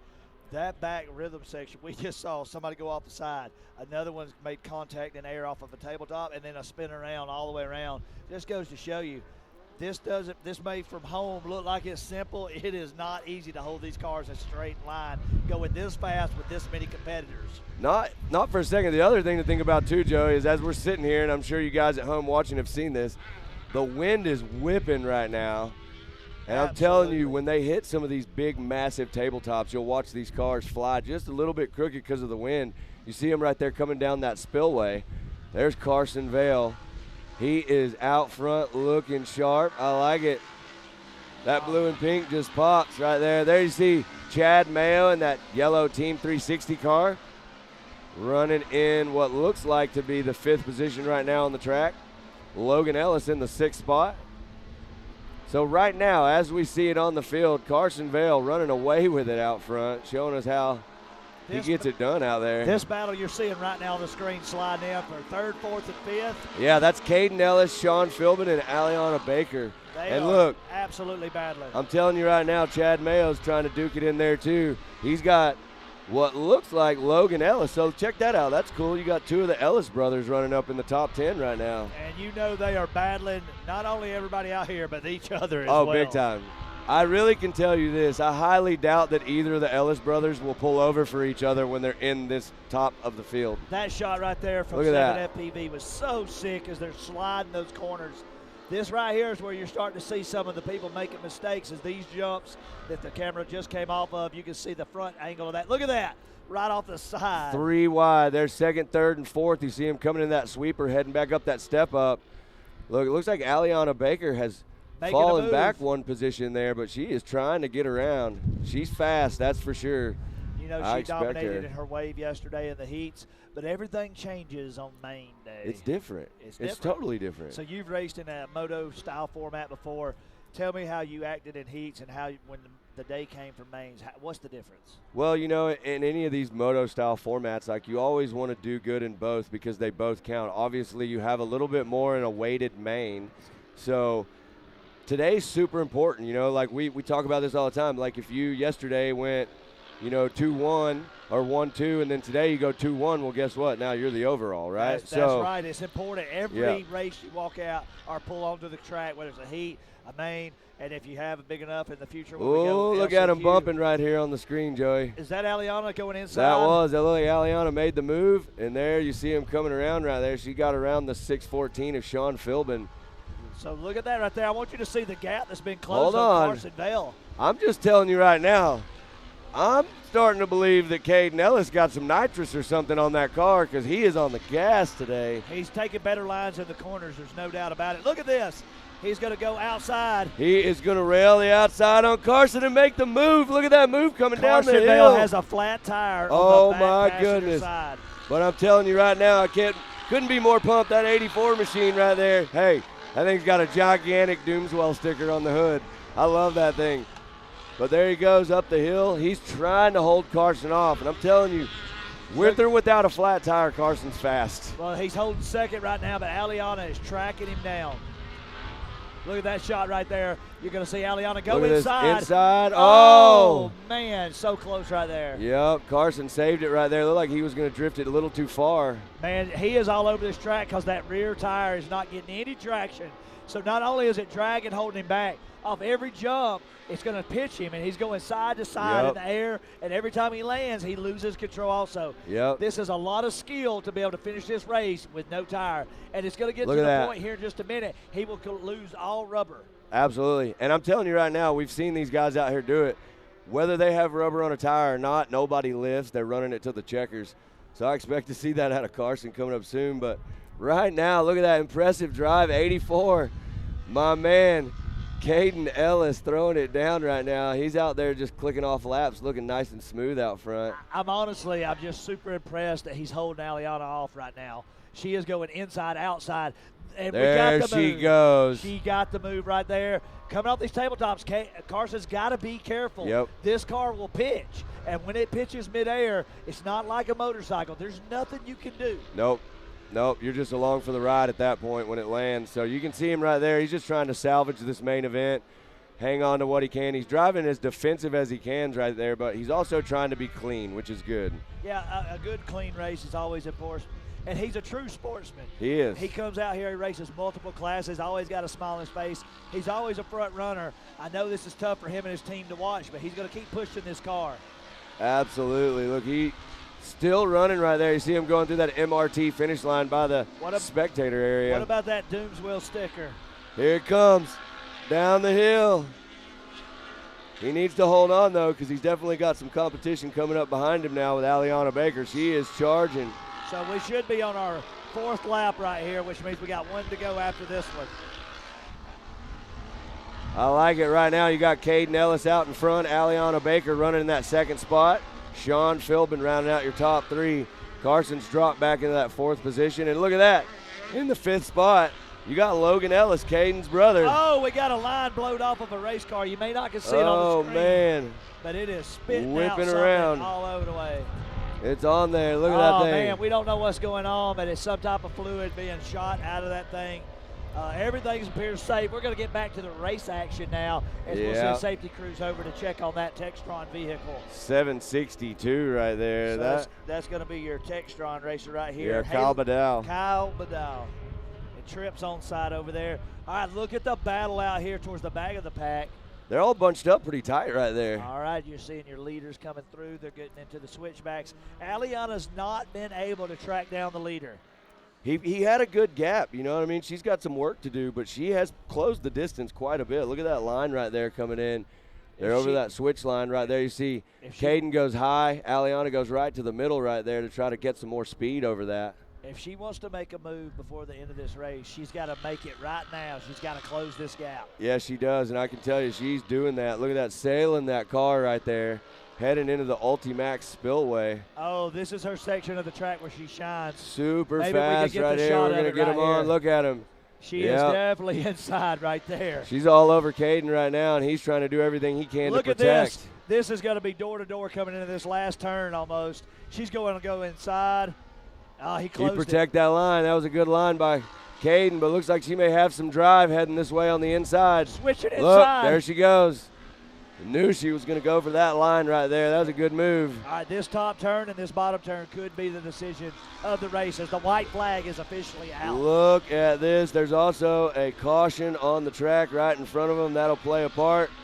There you see Aliana checking up. Caden getting through the corner. That caution actually helped him right there. Yeah, she wasn't able to make the move she wanted. She still got a lot of track as this track's 2 miles long plus. But look at Carson Vail still fighting to stay in the top 5. There you see the Team 360 car in yellow going around Carson. That's Mayo? Chad Mayo. I wonder what race suit he's wearing today. He did tell me this. He's wearing his race suit, but he ran out of body wash. Oh, man. So he smelled really nice earlier when he was down there. He told me he smelled like strawberry shortcake. There you go. I was like, I don't know if I'd tell anybody else that, Chad. So I see back there on the back stretch, and you can see the shot. Aliana right is going behind back him. And forth. She's looking for a spot. Caden's done a great job so far of holding on to this lead. Fabulous race by Caden. I'm pumped for him. The Ellis family, one of the coolest families out here at the park. They got Robbie, Logan, and Caden out here. Mama Ellis. If you were going to rank cool families behind yours and mine, what's the next rankings? Man, there's so many, man. Okay. Like, I mean, you know, how many times we ride around the pits here at nighttime? We got to stop 25 times Just on the to way. Say, hey. Yeah. Man, I mean, can't go by this is a saying, family hey, spot, right? Look at the battle. Still holding on. All right. Hey, she was fast right here. She made some moves on the back of this track. She's got 2 big turns and then the final turn. I think she needs to be a little bit closer, though. If she can get a little bit closer because she's running out of time. You know both teams are on those rugged radios right now. They are talking right now. Screaming, you have got to keep pushing, keep pushing. And here we go. They're going to come around. Look, she's going to push super hard right here. I guarantee you she's going to try to set him up in this last corner. She's going to go outside in right here. He does a good job of protecting that line. Oh, my gosh. He got the drive. What a finish. Is that it? What Checkered flag. Look at that. My man Caden Ellis holding on to Aliana Baker in second. Sean Philbin in third. What a race. Look at that. Logan Ellis moves up into the top 4. And then you got Chad Mayo in that 5th spot rounding out the top 5. What a race. Man, I'm telling you, that's just fantastic for this main event here today. I'm just so stoked to see all that. That was some great races, some great sportsmanship. We did have a caution on the track. May have definitely allowed Caden to hold that spot in a turn where Aliana's known for making her moves. Yep, for sure. And I can tell you this, man, you know, we were just talking about families. There's, you know, those 2 families that battled up front, the Ellis family, the Baker family. God, you know, what a group. And also been great advocates for the sport here at MidAmerica and MAO Short Course Racing. All right, so remember, everything we're calling out here today, this is unofficial. We're telling you what we're seeing with our eyes visually, but the results for the weekend and all the official results will be released. Just want to remind all of you at home, if we say the wrong name or we call the wrong number, it's all in good fun. We're here just to keep everything pumped up and to have an exciting time, so we are definitely not your official people. No. We are the official unofficials. Hey, Joey. Yeah. Miles is over here. He's got an interview for us. You ready to go check that out? Who do you think he's standing with? Caden Ellis. And fresh off the track, we have Caden Ellis. That was a battle from start to finish. Carson Vail got to jump early, was way out front, had a flat tire. Then you and Aliana Baker battled all the way to the end. Thanks for putting on a show. That was awesome. Man, I appreciate it. It was tough. I seen Carson's tire go down, and I was like, this is my chance. And then I kept hearing them behind me, and I was looking at my mirrors, and I was like, man, I got to step it up a little bit. And finally we had the stamina to finish, but Yeah, so you had to push hard all the way to the end because, like I said, Aliana Baker was not giving you any slack, and it made for one heck of a show. Oh, yeah. I appreciate it. I'd like to thank my sponsors, Doomswell with Matt Edmondson, SDR Performance, Sawdust Fly Designs, and MidAmerica for putting on a heck of a show. And then you were just telling me, like, hey, I don't have a whole lot of time because you're getting ready to go watch your dad, so I'll let you kind of get to your thing, but thanks for taking the minute to chat, and congrats for a great finish. Thank you. All right, Caden Ellis is going to head down, watch his dad. The whole family's here. Everybody's having fun, including myself. I hope you are too. Back to the booth. All right. Thank you so much, Miles. What a great interview. And like you said, Doomswell in the house. we did that one. That was a good drive. Caden Ellis showed up for us. He did amazing job out there. Aliana Baker absolutely killed it. Sean Philbin, Logan Ellis, Chad Mayo, your top 5. That was a great race. That was a good one for us to come in here and start it off with. Hey, that's what I'm talking about, and there's a lot of great racing still to come. Absolutely. We have many races still to go, but not only that, if you're tuning in this afternoon, are you entering the Barber Jeep race or what? I got to know now. I thought me and you had to announce it. Man, you know Can what? we wear these headsets and go down the hill? Can we make that happen in production if anybody can tell me? Yeah. Okay, these are expensive. expensive. They said these are too much. Yeah, okay. Well, we'll see if we come up with something more economical to destroy. hey, I will tell you this. I'm pretty sure I'll probably get a text in a minute. I know my wife and family's at home watching. Shout out to my little man, Ryder Hayes. She's probably going to text me and say, if you get in that Barbie Jeep with Joey, you might as well stay at MidAmerica. But your son's going to be over there. Whoa, He'd pull it for me, yeah. All right, so, guys, we're getting ready to go. What's our next class, Matt? We're jumping into that amateur NA, naturally aspirated cars. So it looks like we got Darren Greene, Ryder Van Beekum, Josie Watkins, Blake Helms, Dakota Medlin, Waylon Wharton, Ashley Rowden, Luke Saylor, John Schultz, Nick Slinker, Tyler Hill, Bree Seek, Tyler Chambers, and Randy Boyder. Well, y'all probably get tired of me talking about it, but this class has 2 of my favorites, Josie Watkins and Bree Seek. Bree had an unfortunate rollover in the heat, and that didn't work out for her, or she got to start at the back of the pack. Yep. So Bree's going to be charging hard as long as they got her car fixed. But Josie finished strong in that and in the women's class, as you saw later yesterday. So we're really excited to see how this shakes out. Now, remember, this is not a women's class. These are just women that's dominating this class. Yep. This is just straight up amateur, ready to come out there and do some battle. So for some of the people at home, maybe you're not familiar with some of the UTVs and the terminology that we're using, explain what NA means. It's a naturally aspirated car. So you're going to have, these NA cars, and then you're going to have turbo cars. So we'll run 2 different classes. You'll see that in the pro divisions. We'll have pro NA, and then we'll have pro turbo. So you'll see that throughout the classes. Even in vet classes, anything else out here, they change it up. Try to keep it fair out here, right? Yeah, 100%. And when you run all these naturally aspirated together, what you get is you get a better race. Yep. Cars that are more similar and suited to race against each other creates more intense action. Excitement. And it really separates driving skill. That's what it highlights. Yep. Now, don't get me wrong. There's tons of tweaks and changes, suspension, shocks, tires, wheels, all the different ride height, sizes, things you can do to make even these cars drastically different. But the power plants are very similar. Absolutely. Yeah, that's the key to this. The team out here does a great job through tech of making sure that everybody in the same class is going to be, like race car, and everybody's going to have a good race. So hats off to them, and hats off to all these racers. They show up Look at them prepared and on ready. The line. They're ready to go. Do you have any predictions? In this one, I like Ryder Van Beekum. We're pulling for him because it's Memorial Weekend. He's got those checkered flag themed cars. That's one of those 64s. That's and right. All those others out there. Ryder, Robert, there's a whole crew of them in that if you got an R patriotic with a setup. Van Beekum and an American flag, it's the same team. That's right. Look, here they go off the start. Look at the elevation. What a great shot as you see these cars coming up the hill. Beekum. Look at Van Beekum. Van Beekum putting the flag out front. That's what I'm talking about. This was his weekend to shine. That's right. Remembers all those veterans letting Old Glory out front. Got to make y'all proud out there watching. Man, oh, man. What a race. Ryder Van Beekum goes to the front already. It looks like Darren Greene and Blake Helms right behind him. One going all the way around. We got to spin around. They got one hit him. They park. You can't park there. Yeah, you can't stop there, buddy. That is a no parking zone. Oh, no. Well, you can't back up there either, pal. Yeah, oh, he lost his tie rod. Oh, no. Yeah, I don't know if we got a shot on it. Right now we're seeing the racing action. Yeah. We'll fill you in on what's going over here. They're going to get safety crews trying to get these two. They cannot get hooked. I'm sorry you can't see it at home, but those guys are trying everything to get off of this track. But out front, look at Ryder Van Beekum. Oh, Shining, yeah. headed up that step up around the back section of the track out there. 1, 2, and 3 tight. This is what we like to see. This is why we say, you know, this is in A class. These cars are all light cars, so the racing is going to be tight. So it's Van really Beekum going is to in showcase a skill. RS1. Yep. So that's a Polaris Yep. manufacturer's unit. You've got Yamahas, you've got Hondas, you've got Textrons that could be in this class. You got Can-Ams. You got every brand represented that could be in this class. Today we have several of them out here. Does that say Acura?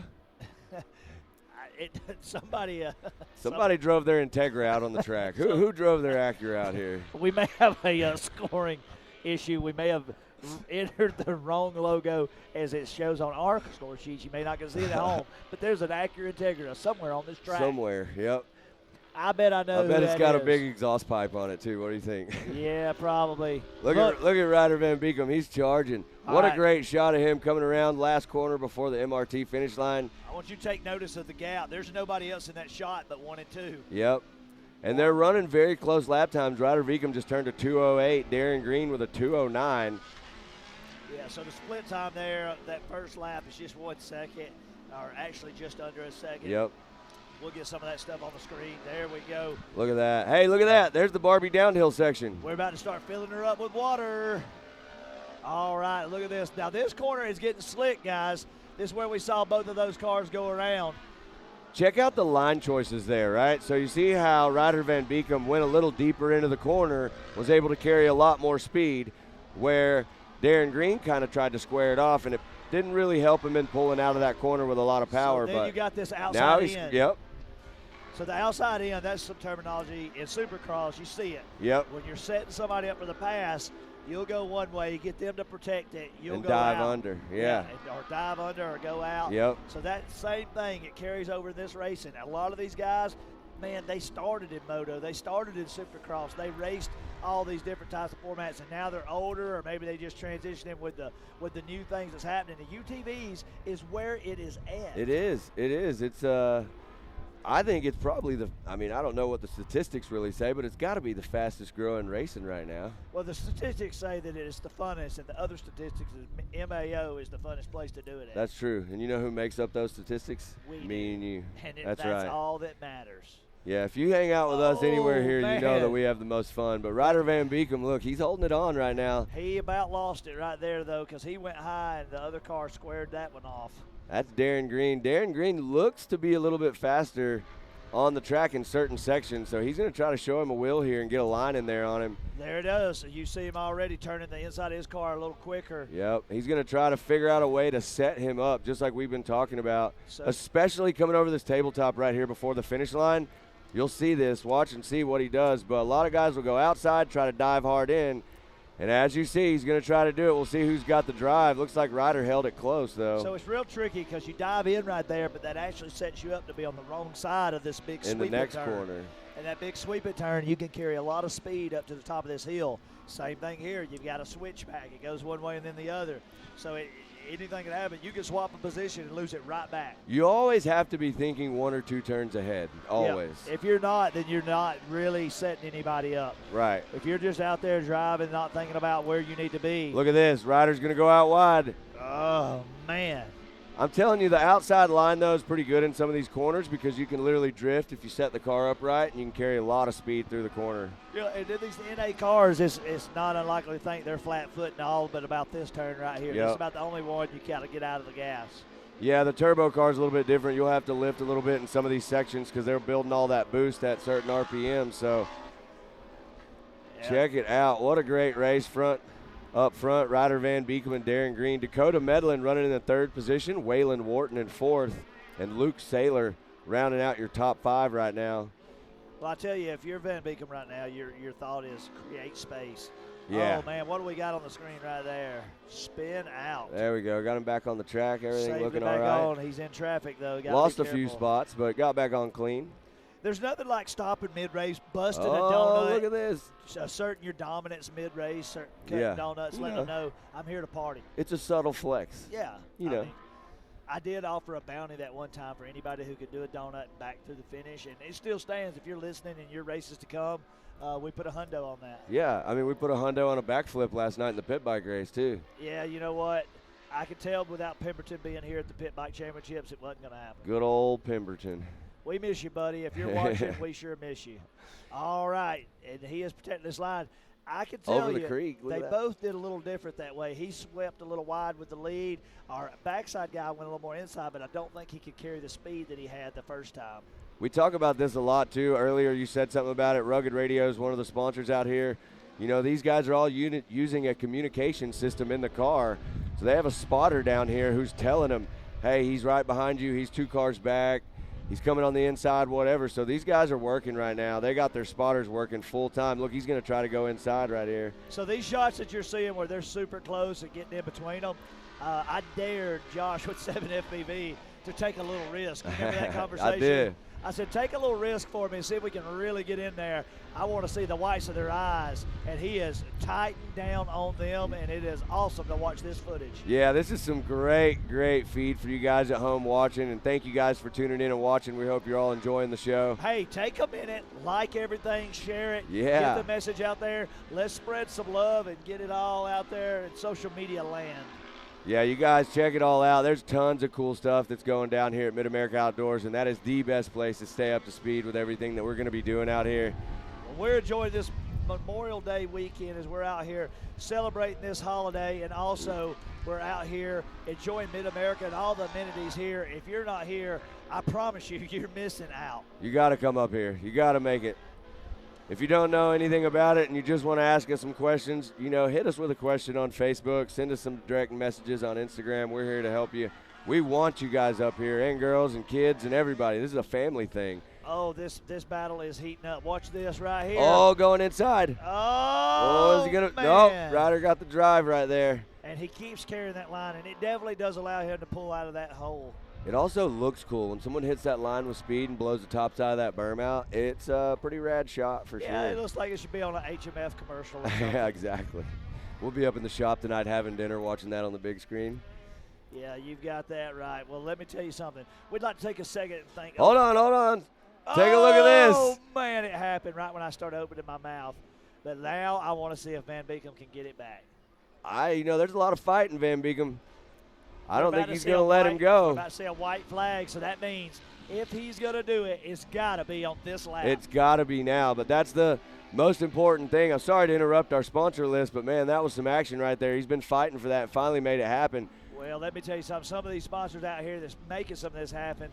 We've got Oklahoma Ford dealers, Evolution Power Sports, putting the power to the ground, Fuel Works. Those guys are awesome. Gates G-Force belts. And then we got High Lifter in the house, HMF Racing, and Maxxis Tires. Some of these guys you're watching right now running Maxxis Tires.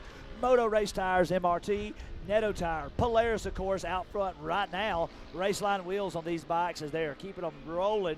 Rigid Industries, Rugged Race Radios. We've been talking about communication. Super ATV, the Off-Road Syndicate, Texas Motor Works, Ultimax Belts, making sure everybody finishes the race, and 360 Wraps. That's right, 360 wraps. Team 360 out here today doing work. We got quite a few of our drivers out here. We got some good battles going in the middle of the We pack do. right here. Look You at see that. it on the screen.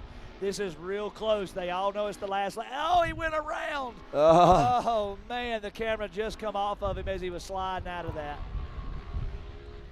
Oh, he got turned back That around. was a and quick, he's ready to go. quick recovery. This is Look is at the this battle. right here. That should be, if I'm not mistaken, that should be like your 4th, 5th, 6th.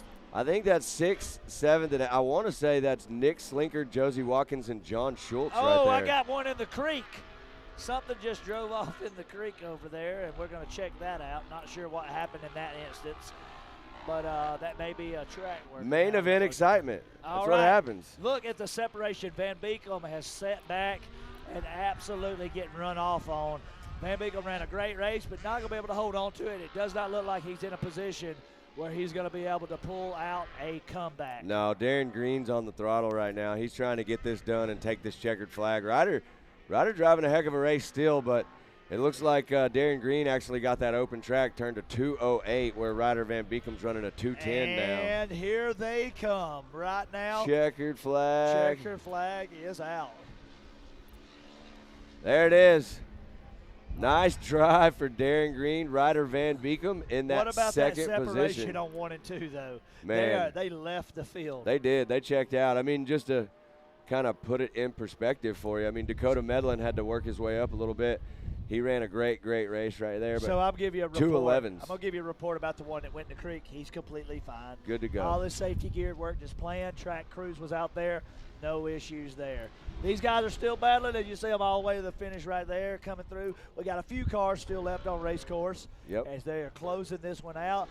And what a great race right here for your amateur NA class. Hey, but Joey, guess what's next? One of my favorites. Pro NA. This is going to be a battle. And let me, I think we got to talk about this a little bit. And I think the guys in production may have a little bit of something for this. But yesterday in Pro NA class, we got to see Collin, Truett, and Kyler Holcomb battle it out.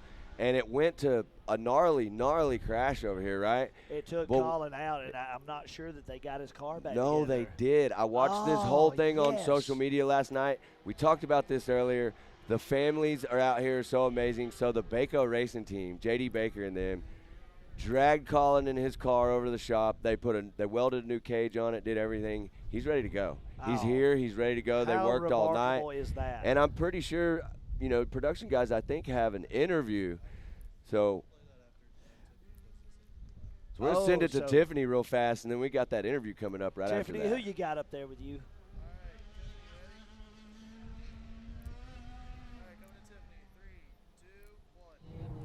Darren, that was quite a battle for you out there between you and Ryder. Obviously, Ryder got a little bit of hole shot, but you were right on his tail throughout the entire thing. Then you made that pass, and you got some clean air, and you kind of kept it. What was your spotter telling you to get you around Ryder? Man, he was just telling me stay on him, stay on him, stay on him. He can't pull on me. If he pulls on me, he's going to get away. So that's what I stayed right on him. He was telling me heads up on the track where it was slick, stuff like that. Keep me informed. Well, coming through the start or the finish line right down here, you go right into that big sweeper, straight up into that hill. For somebody like you, how do you keep that momentum, especially when you're trying to get in front of Ryder?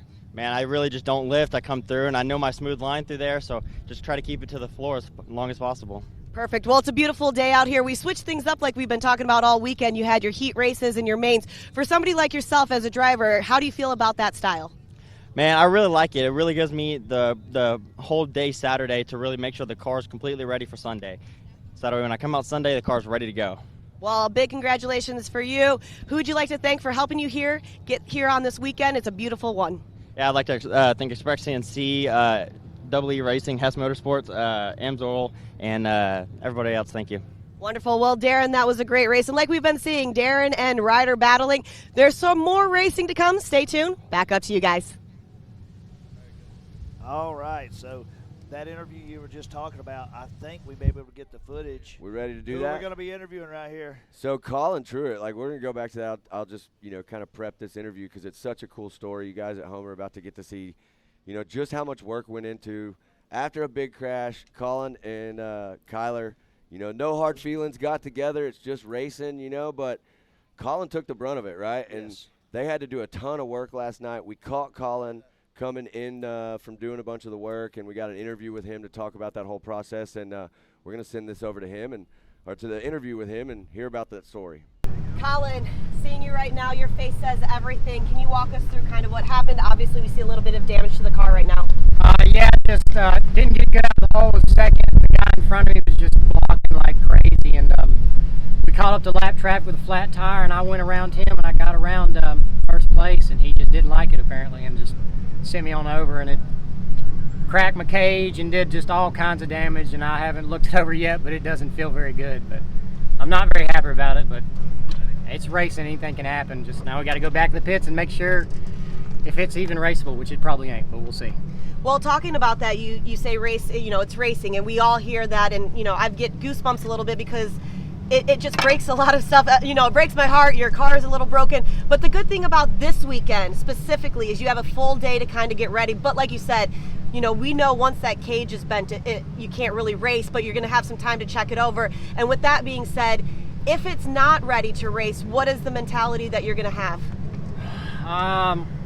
Well, we got one dropper race this year. I just don't want to use it this early in the year. So we'll see if we can find a spare car or just something to get some points or laps in, and we'll see. But, you know, we got a day to work on it. And we're going to see if we can get it back together. But my hopes aren't the highest right now for it. We'll see. Awesome. Well, Collin, I'm going to let you get back together. Like Collin was saying, a lot of damage. And if you guys want to kind of follow me around this way, you're going to be able to see what exactly he's talking about.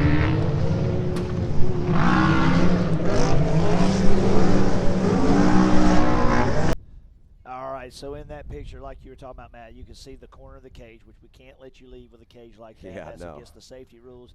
Billy Champion and his team are not going to be able to take a car and allow that to go on a race course, so they cut the top off, changed that. It looked like trailing arm, shocks, suspension, tires, wheels, panels, everything was damaged. But one thing I wanted you to notice is no matter how bad that wreck was and the damage, there's two things I want to highlight. One was his attitude and his spirit. He was still staying solid. It was sportsmanship was there, and his beautiful hair. When he took that hand and slid it across, dude, I'm talking about that kills me. Yeah. I mean, he needs a sponsorship. If you're out there and you're a hair product company, Collin Truett has availability in his program, and I want y'all to get a hold of that guy. You get a hold of me and Matt, we'll make it happen. Well, I mean, we're just helping them all out. Yesterday we got Carson Vail with Pantene Pro V. Yeah, the long hair. Today we're going to get, today we're hooking up my man Collin with a new sponsor. But going back to that, great story. You know, last night I was literally, you know, trying to save my voice sitting in the cabin scrolling through Instagram, and I'm watching J.D. Baker weld on that car and, like, help get that car ready to go. So I asked J.D. Baker about that. I had a quick little talk with him. I said, hey, man, why would you help a competitor like that? And he's like, man, that's what it's all about. Totally. Going out there battling, but he kind of winked at me, and he's like, I put solid tubing in there. I think he's trying to weigh the car down. I don't know. He said it was to protect Collin, but I think there may have been some weight disadvantage going on. I definitely hope they got that hood straightened out. I mean, the roof straightened out a little bit. It looked like it was kind of encroaching on his space in the cockpit there. Definitely did. But let me tell you something. This one that's about to leave the line, we've got some of the top racers, not some, the top racers in the industry lined up on this Pro NA, and it is going to be a wild ride to the finish on this one. I don't really know who's going to take this. I'm excited about this battle because I'm pretty sure we're going to get to see some heat again from Collin Truett and Kyler Holcomb. They've got some unfinished business. Well, they're going to both be back towards the back is what's cool. Because both of them, when they got tangled up, it took both of them out of the race. So don't count out Van Beekel back there. That's Robert Van Beekem. So you got Kaden Baker, Jeb Bootle, Jacob Geisendorf, Tyler Remmereid, Ray Barnes, Sean Hess, Michael Dunnigan, Brock Lawson, Eddie Ensign, Kyler Holcomb, Collin Truett, and Robert Van Beekem. So don't forget yesterday, you know, during the brunt of all that, Ray Barnes was able to really capitalize during some of that, and that wave that happened in. Yep. So Ray moving towards the front, but Kainan, you know, he definitely had a dominating lead out there. So it's going to be exciting to see what gates they picked. And as we're about to zoom in on this, we're about to get going.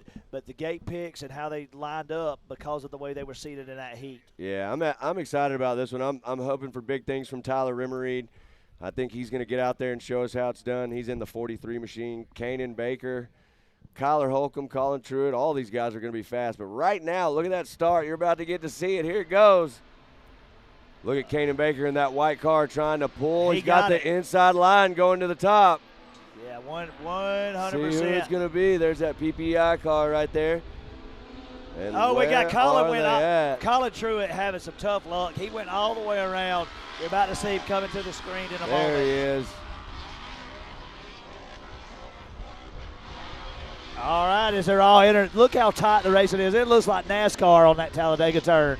They are doing work right now. Kaden Baker out front, Jacob Geisendorf in second, Michael Dunnigan running that third position. So Jacob yesterday, we were saying his name a lot. He was right there in the mix with everybody going hard. Yeah, Jacob, he'll be out there. He'll battle it out pretty hard. I love this how Pro NA, look at how stacked they are heading down that straightaway. So Collin's got some catch up to do. You're about to see him on the far back of the screen. He's going to be jumping those jumps all by himself. I think that may be the Ray Barnes that's out here on the track limping around, unfortunately. And, you mentioned this earlier. You said, JD, why would you help a competitor?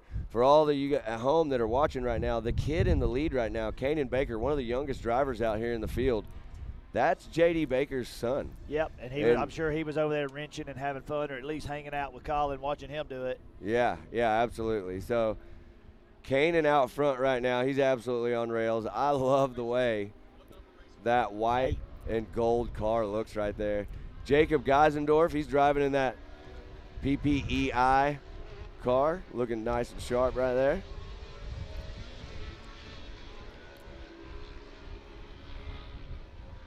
Yeah, we definitely got a good view. I can't believe how tight they're actually staying from third back.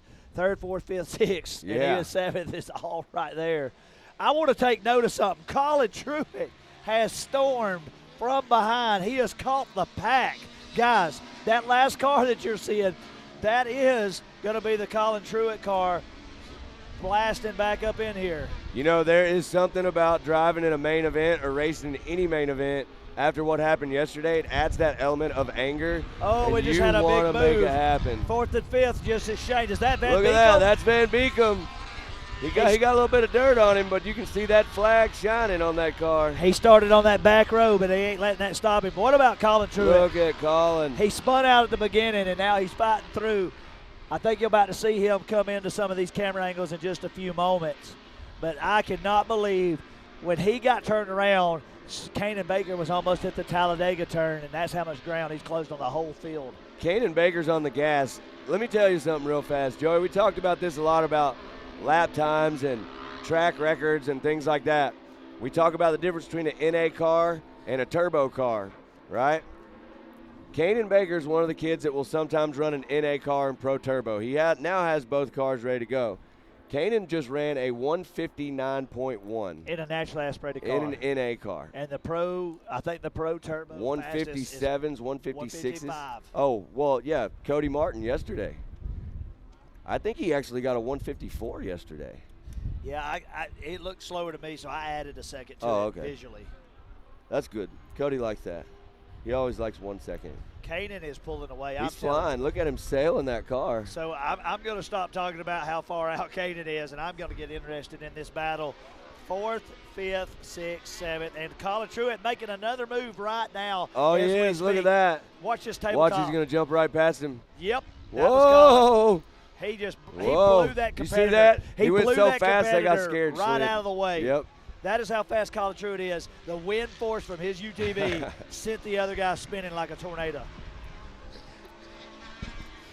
He's on a mission. He is jumping that race line jump 40 foot further than anybody. Yeah, he just sent it straight down to the flats. There you see him right there. He's got nothing but dirt on him. Look at that Barbie Jeep in that shot with Caden. That is the downhill course, guys. All the action coming up later on that. Oh, we had a little bit of bumping and rubbing up there for your fifth and sixth spot. That is who is that? That's the 824. Fifth and sixth. That's Eddie Ensign and the 524 of Michael Dunnigan right there. They're battling too wide right now going up the hill.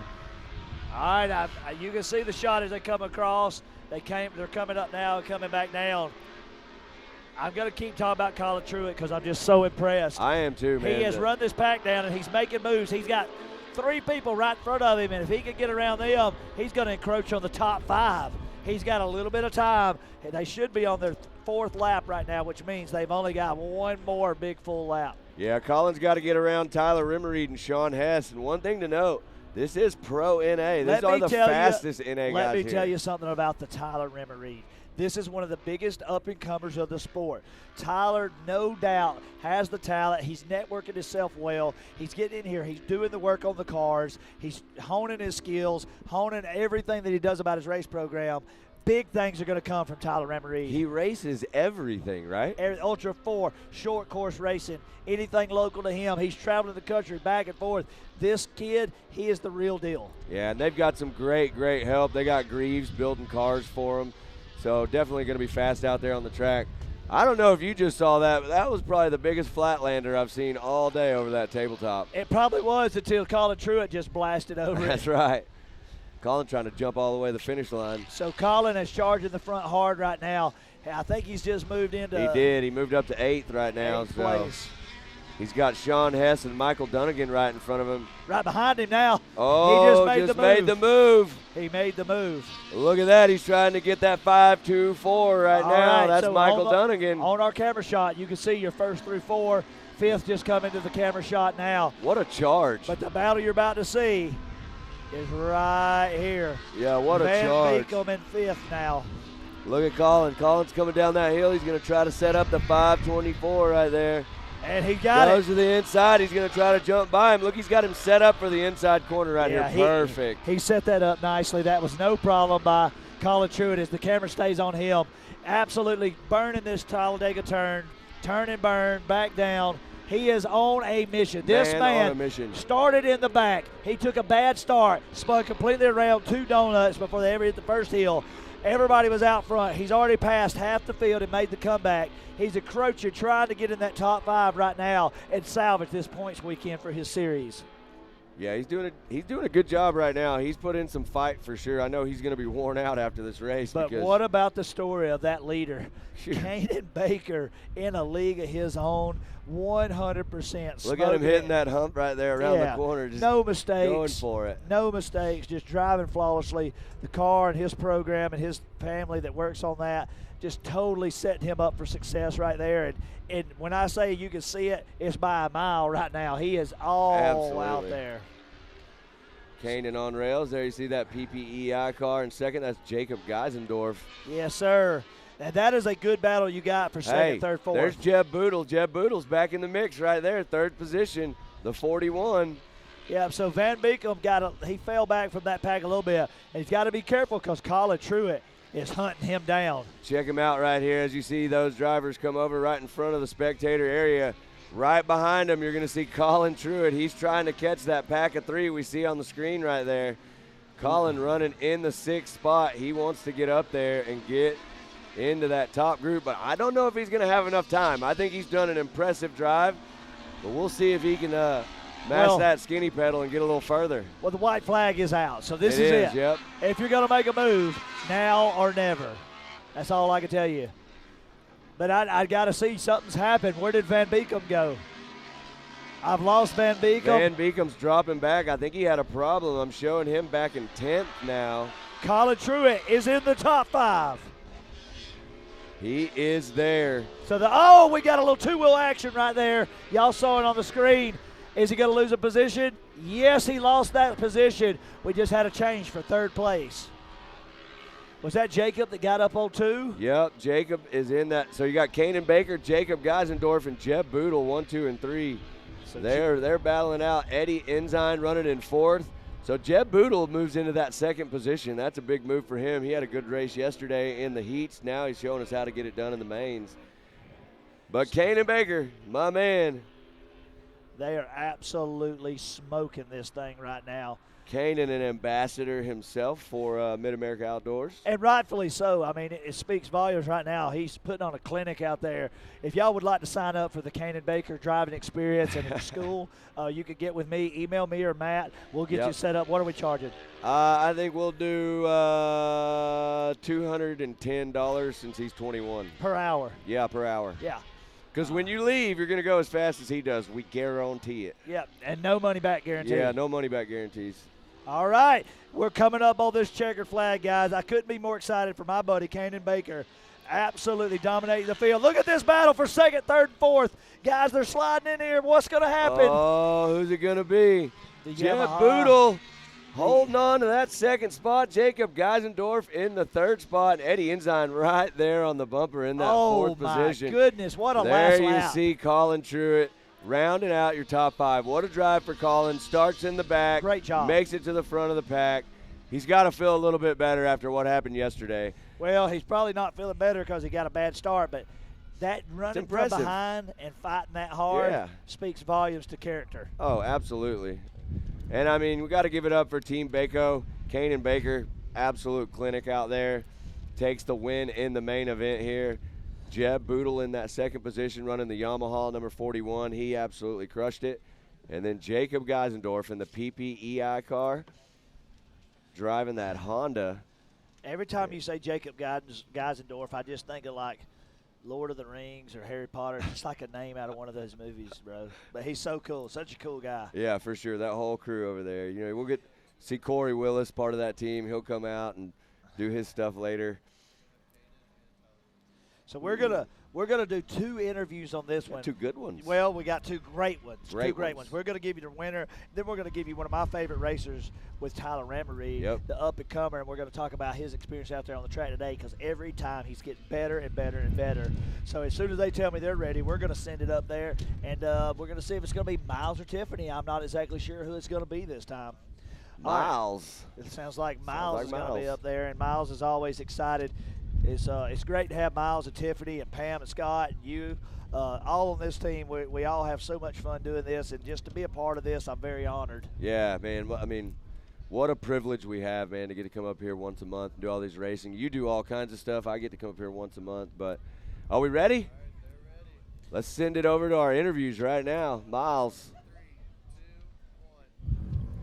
The Pro NA class just got off the track, and my man Kaden Baker just showed out. You got the whole shot early and never looked back. How was it out there? It was awesome. The MidAmerica crew does great about watering the track, making it all good, and it was just fun.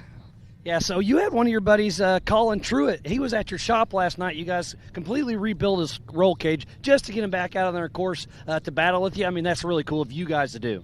Yeah, he flipped on Heat 1. And then, so last night, my dad and them went to my shop. They cut out some bars over his roll cage, and they fixed it up. Yeah, I just love seeing that you want your competitor the best of their ability out there on track, because you don't want to beat them in the pits. You want to beat them on the track, and that's what you did. Yeah, I never want to beat someone because they wrecked or something.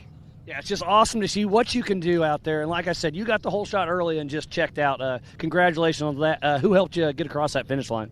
Team Baker, my mom and dad, John Reed Racing, G-Force, MidAmerica, and everyone else. Well, Caden, great job out there. Good work. We'll see how it all shakes out, but that was a fun one. And then we've got another one over here, a young gun. We've got Tyler Remmereid over here. You just started short course racing about a year ago. You've been doing a lot of short course. You've been racing Ultra 4, and now you're here at MidAmerica doing some good things. Yes, sir. So you and your dad, he's going to be racing here in just a little bit. You know, we chatted last night. We've seen you at some of the Ultra 4 races up at Crandon and all that, and it's great to see the father-son out there having as much fun. I mean, we were chatting last night, and it was just all smiles from your dad. He is so proud of you, and it's cool. You got to be excited of that. Yeah, it's been a journey the whole way. I mean, we started with just some short course racing, then we went to Ultra 4, King of Hammers, and now we're getting so much seat time here, and it's so valuable. And you guys are driving back and forth across the country, getting cars here, getting cars there. I mean, you're busy almost every weekend doing it. And you're, like I said, an up-and-comer for sure. And having the support from your dad, it's just amazing. Yeah, I can't thank them enough. They're, this is a dream of mine, and we're fully invested. And it couldn't happen without them. And it happens to be my full-time job now at just our race team. So we're all in. Yeah, it's awesome. Like you said, you race King of the Hammers, you race Ultra 4, you do lots of short course. So bring that all together just has to make your arsenal even that much better. Yeah, I think coming into the Champ Off-Road season this year, we're going to come out swinging for sure. Yeah, it's awesome. Well, thanks for coming to MidAmerica Outdoors and playing with us, and we'll definitely see you around at a lot of these races. Yeah, thank you guys for having me. Appreciate it. All right, so Tyler Remmereid, we just talked to Kaden Baker. What a great race, and we still have a lot more yet to come. So back to the booth to you guys. All right. Here we go. Well, thank you, Miles. I appreciate you getting those interviews. It's always nice to see this young and upcoming talent, and they're dominating against all these seasoned veterans and pros. Yeah, for sure. That was a great drive by Tyler Remmereid. Great job for your 1, 2, and 3 right there in the Pro NA. Also, man, Collin Truett absolutely crushed it out there. But we got Vet 40 Plus Turbo coming up right now. Yeah, Rusty Pipes. Here they come. Harley Holland, Robbie Ellis, Sean Murphy, Lee Knowles, and Chris West. And, man, I'm telling you right now, Robbie Ellis, he's out there doing battle. You're going to see that 84 machine that Caden Ellis won in earlier back out there. These are your Vet 40 Plus Turbo guys, but listen, these Vet guys, they're fast. They've been doing this a long time. They know what's up. And it looks like right now Harley Holland out front, Sean Murphy, and then there's Rusty Pipes in that third position. Well, I can tell you this. The racer that changes his name to something like Rusty Pipes just to be cool, Oh, man. you should take him serious. All right, exactly. All right, as you can see that shot right there, they're still in a pretty tight cluster for these 5 gentlemen right here. Yeah, the Vet 40 Plus Turbo, they like to race together. Most of these guys are really good buddies in the pits. What's this? What? Here we go, back to the start. Vet NA. That looks like Vet 40 NA. Who are we going to get to blast up to the front in that one? It looks like we got a little bit of battle. Mayo, and who do we got there? 95. Let's see who that is. That is Todd Remmereid. Todd, that is Tyler's dad. You just saw the interview. So Todd showing you what he's made out of. At Mayo, he is the novice forever. Novice for life. Novice for life. Yeah, Mayo got it done yesterday on some pit bike racing also. Man, I'm telling you, every time I drove by his trailer last night, he was in there working on something. Yeah, he raced in all the pit bikes, 3-wheeler classes. Yeah. He raced yesterday in all the heats in multiple classes. Then he had Jennifer races classes. I mean, they're just everywhere. Everywhere. Yeah. And I'm almost positive for anybody at home that follows the MidAmerica Outdoor social media, I'm pretty sure I saw a video last night of me and Chad Mayo 2-up on a 53-wheeler about to start a race last night. Yeah, I think that happened, but somebody come by me earlier and he's like, is that same Mayo guy? I said, yeah. And he said, mayonnaise, there's a lot of them out here. Mayonnaise, a lot of them out here. That's a good one. I like that. I'm going to have to get him with that one later. Looks like Chad's made the move. He's up front now in your Vet 40 Plus NA. So I'm not seeing Harley. I don't know what happened there. Yeah, Harley has dropped back. I'm showing 4th, 5th on the screen. So Rusty Pipes has moved up into the top spot. I don't think Chris West ever started the race. No, I don't think so. But check this out. I have eyes on Harley. I have eyes on Harley. You can't see him on your screen. Oh, yeah, there he is. He's over there around that first starting area. Something's wrong with the car, maybe a belt or something. Side by side, Joey. Check the screen out right here. We got some battling going on. That's your NA class you got on the screen right there. Yep. We're going to see who that is. They come around. They're duking it out right here in front of us. There you see Chad Mayo in the Team 360 car. There's so Todd Remmereid. he made the move on Remmereid, and Mayo's trying to check out. He's trying to go. He wants to separate, have some room, and get to have fun. So you got Chad Mayo in the lead in your NA, Todd Remmereid, and then Mike Buckafusco running that 3rd position. Up front in the Vet 40 Plus Turbo, Rusty Pipes, Sean Murphy, and Lee Knowles. Well, I just want to tell you something right here. That 360 there you see car, 901.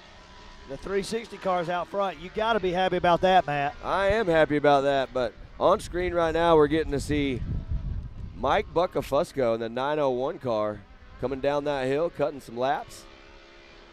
Look how smooth they're running. These guys, they are seasoned veterans. Yeah, Vet 40s, like they know what's up. Next year, guess what? I'll be 40. Well, you could go get you a race car. They don't want me out there. I'm better at bumper cars. Oh, man, we can't have that. Exactly. They'll save that action for me and you to do when we get out there on the track. But speaking of that, we're having a demo derby later this year, so yeah, get in on that. Are. Right now, you're going to see the concrete barriers are just to the right of that shot. That will be the arena that they're zooming out to. That will be the arena. Right there, you're looking at demo derby zone for Visions. Ooh. Are we still doing that one where we're in the same car, like we've been talking about this for everything. We got to do it. You know what? We just got to quit talking about it and be about it. I'm with you on that. All right. Right now on your screen, you got more of the guys right there in the NA class. That's Chad Mayo. They were just showing right there, that Team 360 car. As you can tell, he has he's put a little bit of a gap on him on the 2nd place driver, Todd Remmereid, right there in your NA class. Yeah. These are your Vet 40 Plus drivers right here. They're getting it done. That's a great shot. I believe that's Mike Buckafusco again. They're chasing him there, running in the 3rd position. Got to give it up for my man Robbie Ellis, too. He's running 4th right now in that Vet 40 Plus Turbo. Robbie's driving Caden's car. Look how close we're getting. Ooh, look at Mayo. Look at that Team 360 on the roof. That's what I like. Look, we went under the start FPV finish. guys, man. We said take some risks, get us tight. Yeah, we go. Oh, man, there is where Look at Harley, that battle. That's where Harley's sitting right there, and they're getting him off the track. That is a cautioned area. All right. Rusty Pipes, Sean Murphy, and Lee Knowles 1, 2, and 3. And then Chad Mayo, Todd Remmereid, and Mike Buckafusco in your NA class. I like how close it is, too. There's some of these guys that are duking it out. They're going to fight all the way to the end to get the best finish they can in this class. These are main events, so everybody wants to finish way better. Just like Supercross, you can have a horrible weekend, but if you can squeak it to the main and show off, that's all that matters. Totally. You know, these guys definitely they wanna get in this main and make as many points as they can. This is a championship series. You know, we're not racing for one day. We're racing for a whole season, and we still got a lot of season left. But several $100,000 of payouts. Lots. Highest paying out UTV racing in the world. That's right. And, you know, it's just like Collin Truett said, you know, they have a drop race that they could do, but you don't want to take that drop race this early in the season. No, you don't know what's going to happen. Yeah, I mean, anything Whether could it's happen. on the track or personally, you may have something, someone passing your family or an accident on the way here and you can't get here. Yep. So you want to hold on to those best you can. So that's why it's important to always charge the front. Yeah, we're getting to see this battle coming down the hill right here. 2 turbo cars, it looks like. Letting it eat right there. They're still running smooth. There's not been a whole lot of bumping and action in this one, which is great. A good, clean racing lets them absolutely open up the cars. Track conditions are looking great today. Some of the sections on the track are starting to get just a little bit blue grooved. It's pretty dry, sun shining, bluebird skies. So it's going to be a lot of fun, and we got some exciting stuff still coming up right now. Vet 40 Plus Turbo, Vet 40 Plus NA on the track. Coming up next, we're going to get to see Carson Vail back out there. Hey, how much you want to bet the car he brings out for Youth 1K is another bright and vibrant but different color? Well, they represent his personality so well. Yeah, and it's like an artist. That is his way of expressing himself. Yeah. I did notice he was rocking that man bun, trying to be more artiste-like. Yeah, and there was a pencil in it. Holding it together? Yeah. Oh, gosh. Looked like my teacher from 3rd grade. Man, we're going to have a talk with him on that one. Looked like my teacher from 3rd grade, but a whole lot manlier. Right now, Rusty Pipes and Chad Mayo, man, they are showing us how to get it done. Going back to these NA versus turbo cars, Chad Mayo running a 212 in his NA car. Rusty Pipes up front in turbo running a 208. So they're still pretty close. Yeah. I ran into J.D. Baker a minute ago, too, when I stepped out of the booth during commercial, and he told me, he said, hey, I got to make sure that you get it right. That's right. I said, what is it? He said that yesterday that Kaden Baker ran a 157 in his NA car. Wow, really? Yeah. How impressive is that? Well, that's fast. We totally having a blast out here at MidAmerica. If you're not here, please make plans to be here at some of the next ones. We're going to bring up a guest here in just a minute, and we're going to see if she's got any words of wisdom about her experience out there on the track, and see how much fun she's had. All right. I think Matt may know who this is. I do. What's up, Miss Kennedy Singleton? How are you? Good. Are you good? Can everybody hear you good out here? We'll get this mic situated for you. Yeah, we got to get you out here. So what do you think about that right there? Look Team at that. 360 What do you think? out 401, front. that's your teammate. Yeah. So what does Team 360 mean to you? They gave me an amazing car. It's wrapped, and they give me another sponsor, and they give me another family to look up to. Oh, that's great input there. So tell us about how much fun you've been having out here getting to race this weekend at MidAmerica. It's really fun. I love it out here, and it's one of the coolest tracks. It's one of my home tracks.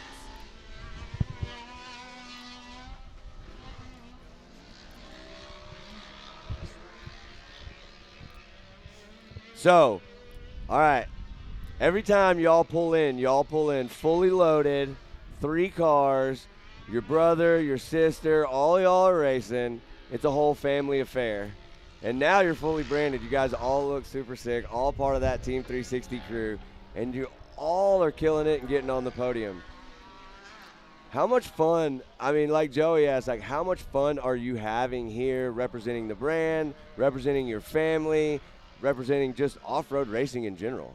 It's really fun. I love putting people out there and putting their business out there so they could get it more, get it put out there. Well, you're doing a great job, and we have so much fun. I personally have a great time getting to watch you go out there and race, and all the rest of the family, the Singletons, they're an awesome family. They come out here, they get it done, and we're proud of you at Team 360. I'm also proud sitting up here with Joey just to watch all this great racing you guys do out here. Hey, your race program has come so far. Y'all got the people that are backing you now. You've got everything looking good, feeling good, and y'all been racing good. You got a big future. I'm proud of all you guys, okay? Thank you. Hey, I got one question for you. Who's your favorite person out here at MidAmerica? Well, that's a little hard. That's a little okay, hard. Outside of mom and dad and brothers and sisters, who is it? You. Yes. She said it was me. You heard that, Joey. Okay, Matt, that's right. Hey, I got something for Matt. This is his award. Oh, thanks. I There appreciate you the go. big rock. All right, well, we've had fun. Thank you for stopping by. Get out there and have some fun. I'll see you in the pool later. How about that? Yeah. Thank you. Great job. Well, that was a lot of fun. We're Yes, always it happy to was. have guests come up here. She's a special racer to us and part of 360, which is always special. Oh, yeah. Well, while we were talking to Kennedy, we kind of finished up the Vet 40-plus classes, so give a big shout-out to Rusty Pipes, Sean Murphy, and Lee Knowles. Rusty Pipes You're 1, just 2, and run 3. away with it. Man, all right, here's the deal. What can we change our names to? I don't know. I mean, you're Joey Beck, I'm Matt Edmondson. I think we need something cooler. He'll be Rusty Pipes. I'll be Broke Muffler. Broke Muffler. Yeah. You're good at these things. Who like you gonna be? I don't know, like Stainless headers. stainless. Yeah. I don't, Clogged carburetor. Or you know what? Converter. Hey, I got it. I'm the flow master. Oh. Man, you got me on that. I'm more of like a straight pipe. Straight pipe. You got glass packs on that thing or what? Oh yeah. What do they call them old things? Cherry bombs? Cherry bombs. I got dual cherry bombs with an X pipe. An X pipe. You're like a combination of every Mustang in the world. There you go. All right. So it sounds like we got Tiffany up there with an interview. She's sitting up there with a couple of them. Rusty and Lee, I love talking to you too. Look at that smile on your face. You're back to back right now and it feels so good. We've still got round 4 in a month. With that being said, you guys are unstoppable right now. Any changes and how did you feel about it? Yeah, a lot of changes, but primarily it's from my co-pilot. My co-driver tells me, turn left, go fast. Anyway, I'm just out there just doing what she says. So, but yeah, we got rugged radios. We have S3 Performance, Maxxis tires. Wow. We have, let's see, twice ice pipes, auto sales. Anyway, we did a bunch of changes. The track changed on us last night. I run the expert class also. So we have to almost try to take about 50 pounds of mud off this thing between the heats, and so we're work. But anyway, like I say, this place, they put on a great race. Guys, y'all come out and visit this. If you haven't come out here, you're missing something in life. Not just the racing, the spectator, the hill climbing, the camaraderie, the bands. Y'all come see this place. It's amazing. MidAmerica. And talking about that, Lee, I don't ever see Rusty. Sir, I don't know you that well, but I don't ever see you being angry. But if Rusty kind of gets in his head, Lee, what do you do to keep him out of there and to get him back on track? Like you said, he just listens to you and makes sure he's making the right turns and, of course, watching out for everybody. Yeah, sometimes I don't say anything at all, but usually I just say, we're good, to get him back focused again. But he does a great job of that by himself. Well, like I said, teamwork makes the dream work, baby. Teamwork makes the dream work. And just like Rusty said, well, Rusty, congratulations. You guys got about a month until round 4. Go enjoy that lazy river up there, that pool. I'm definitely the lazy river while you watch the races. Come on. What kind of life is this? Yes, awesome. It's amazing. Well, you guys heard it here. They've got about a month until round 4. I know you guys got a great thing going on. Best of luck to you. We'll talk to you in just a little bit. And heading right over here, Chad Mayo. Chad, I got a chance to see you on a 3-wheeler, 2 wheels, now 4 wheels again, taking that back-to-back, of course, here for round 3. How are you feeling right now? I'm pretty pumped. I really am. I'm honestly just happy to be here. At this point, the car's working well. It's a brand new car this year that I've never driven an RS1. So I'm excited about how everything's working. And talking about that, if this is your first time in the RS1, what are the big major changes that you've noticed so far, and how's that changed your driving style? Oh, it's 100% totally different from what I came from. I came out of a YXZ where obviously I also had to shift gears. This is just a hold it to the floor type deal, but it does like to rotate totally different. So it is a learning curve. We're still working on the setup, and hopefully I can improve it. Well, on the live stream, we heard Matt Edmondson saying he's almost 40, so there's a possibility of him getting in this class. Is this your time to call him out and say, Matt, next year, 40th birthday, you better be running in the Vet 40 Plus? Man, I'd like to see Matt out here. That would be really cool. But I've got about 10 years on him, so he can come on. Well, you guys heard it here. I know you've got a lot of people to thank, Chad, for helping you get that checkered. Absolutely. First and foremost, as always, Team 360 Wraps. They are with us 100% through this whole deal. Orion Power Sports. Oh my gosh, I'm gonna miss them. I know I am. I've got everybody from Raceline wheels to Zamp helmets, MRT tires. I'm sure I'm missing a few. Everybody that's helping us, I really appreciate it. Well, nice job. Like we were telling Rusty, you've got about a month till round 4, so get everything prepared. And Matt Edmondson, I don't know if you heard Chad call you out, but we better see you in that 40-plus vet class coming soon. Back up to you guys. Wow. Joey. What an interview. Joey, I need you to hold my stuff. I'm going to have to go sign up right now. All right, listen, I got an idea. This is just thinking a little outside the box. We've been talking about doing this several classes. What if we got an RS1 and we rode double in it and raced against him? I'm all in, 100% in. You know an RS1 only has 1 seat, right? So you're riding in the back, right? He called me out, not you. I'll work the gas. Ooh, you hang on the back. When we hit the jumps, you can do some tricks. Yeah. We'll make it a full-on show. Hey, Chad. We got to give Chad something to see while we're in front of him. Hey, listen, Chad, he talks a big game right now, but there might be a little more fear in his heart when you pull to the line next to him and rev that thing up, you know. I mean, I think we could definitely play some games with the wraps. You know, we could get a little creative. Yeah. You know. Matt Flowmaster on that side, and then we have Joey on the roof. But, yeah, that was killer. Great interviews right there. Another one I want to point out, too, you know, Rusty Pipes driving with his wife in the car. You know what I mean? We all know the number one rule in life when you're married is to do what your wife tells you to do. Well, he just did it really good, and he put that car on the top spot. There's no way he was making those decisions. Because when my wife rides with me, it's turn here, stop. And she does this thing where, like, nothing will happen. We'll just be going completely straight. Everything's fine. Then she'll say, oh, it scared me. And I don't know what happened. Yeah. She's like, oh, I thought we were going to wreck. And I'm like, where? We were sitting still at a stop sign. And, you know, it's always fun. So if my wife rode with me, we'd probably be doing a lot of starting and stopping all the way out through the course. What are you talking about? But no, that was killer. Absolutely great drive right there for your winners in your Vet 40 Plus Turbo and Vet 40 Plus NA. I believe, if I remember correctly, we're going to jump to a quick break, and then we're going to start us back with Youth 1K after the break, right? All right. Well, I think we got some messages from sponsors.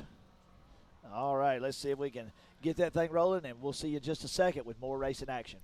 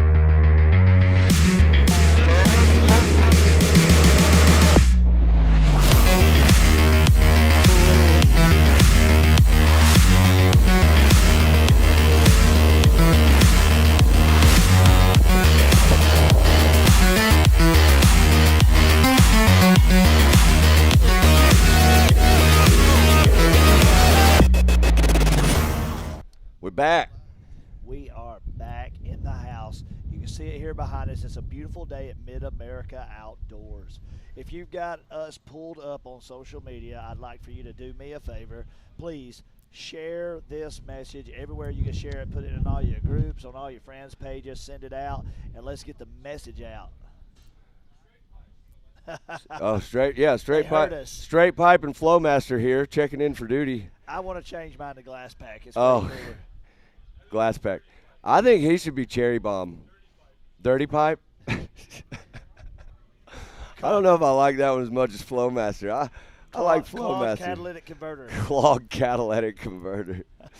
Call me blown turbo. Listen, I used to race a lot, so I've cut a few catalytic converters off random cars sitting around town just to, scrap them and get a few bucks for gas money to get to a race. And you know what? It got me ahead in life. I'm not ashamed of it. You're not supposed to tell everybody that in the live feed, Joey.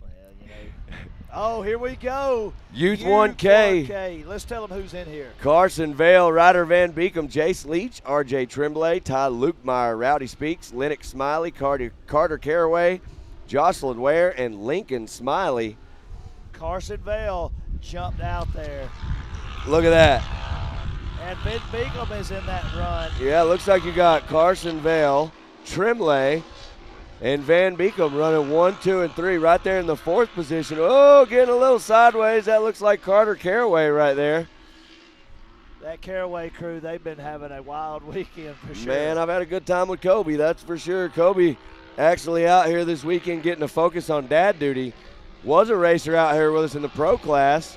Decided that he wanted to focus on his kids and their racing and sold his car, and now he's out here just enjoying some time, and I think he's working 3 times as hard to keep these kids' cars on the track and keep them going in the races. But right now, look at that, Carson Vail. I told you he was coming back with a totally different color scheme car. Now it's green and was it green and purple or green and blue? Green and blue with flames. Deep blue, but it looks great.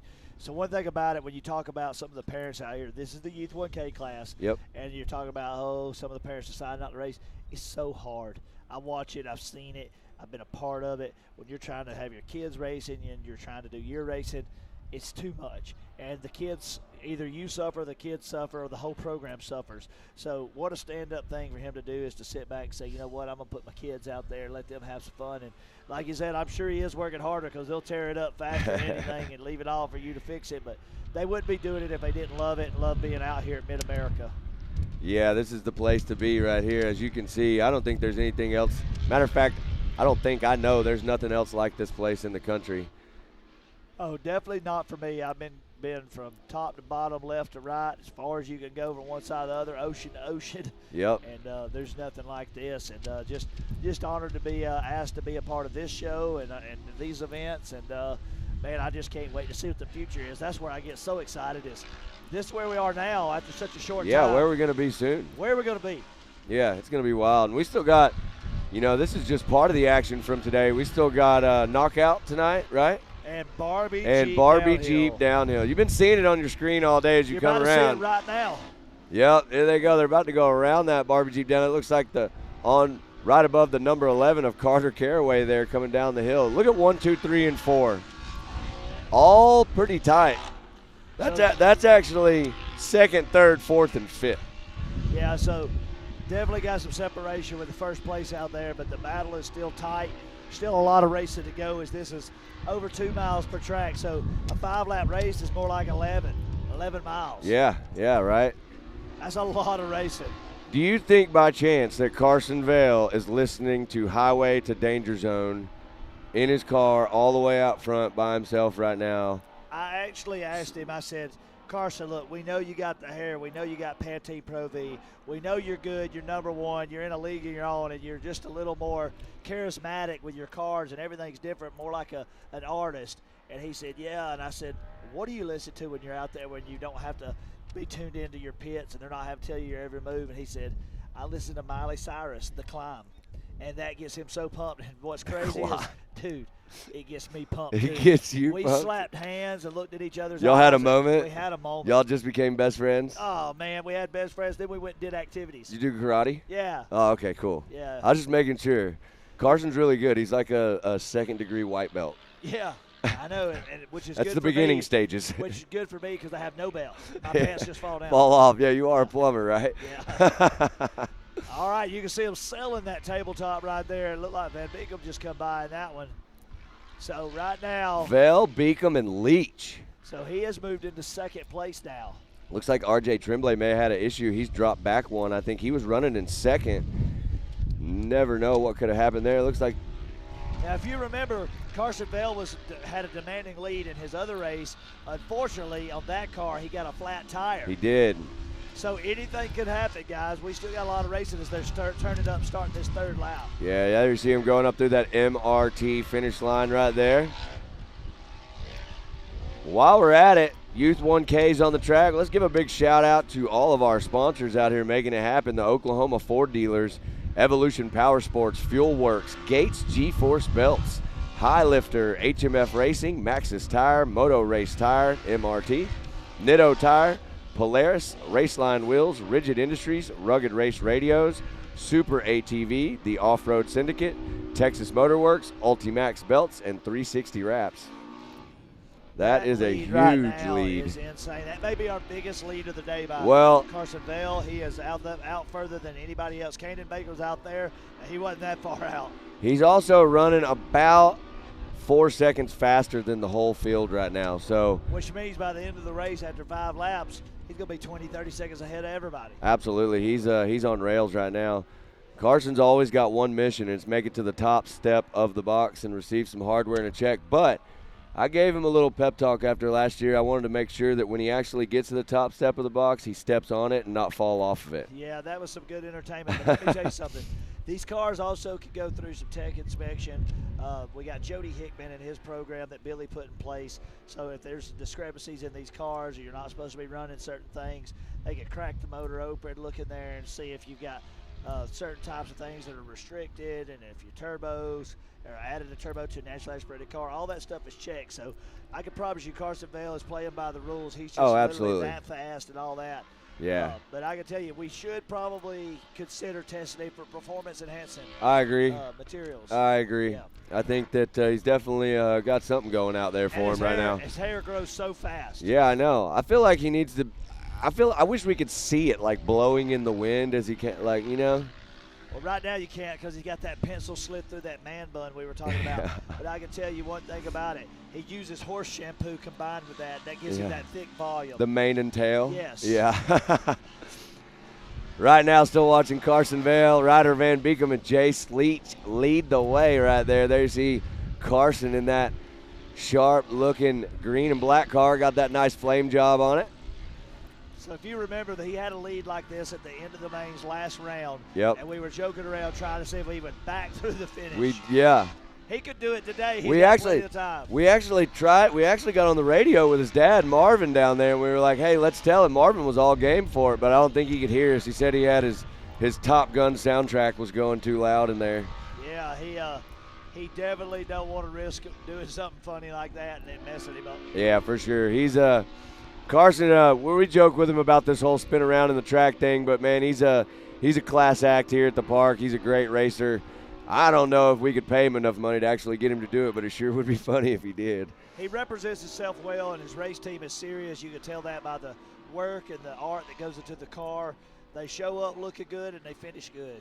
Yeah, that's, once again, talk about another great family, Marvin Vail and the Vails, they just, every time you see them, it's a great conversation. Nothing but happy to see you. So I'm actually I'm pretty pumped right now. This Youth 1K is looking really good. Ryder Van Beekum's right behind, well, not right behind him, but behind Carson Vail. Ryder running that American flag wrap this weekend, looking nice and sharp. Jace Leach in third. R.J. Tremblay running in fourth. We got to watch R.J. yesterday do some work on some three-wheelers up there in the pit bike race. That's right. And then you got Carter Caraway right there. Wait just a second. Did he get dumped?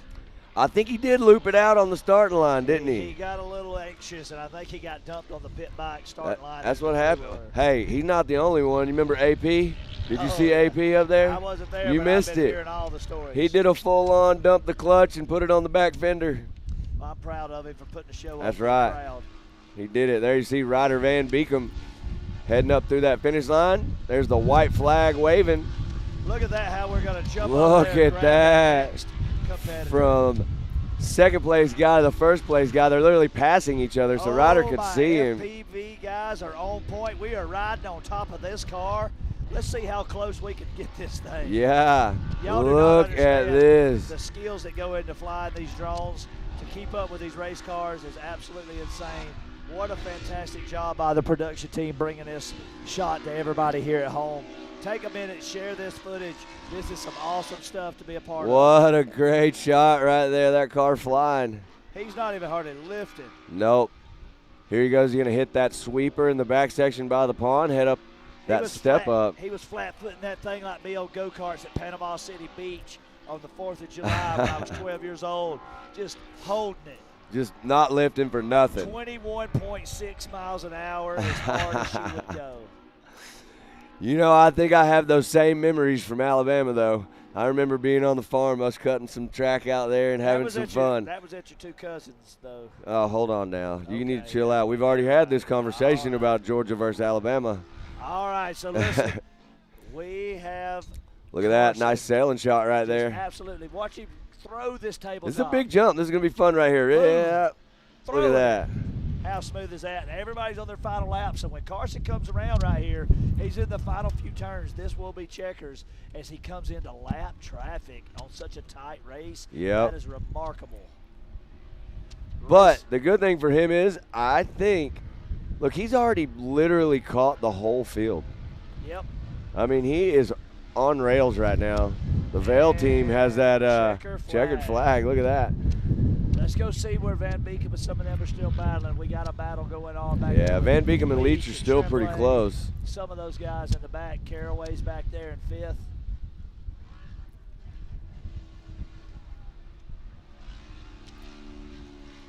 Look at that shot. Man, how beautiful is this place? Checkered flag. It looks like we got Ryder Van Beekum coming through. Let's see. Jace Leach in the 3rd position. I believe we're about getting ready to start some of our women's classes. It's time for the ladies.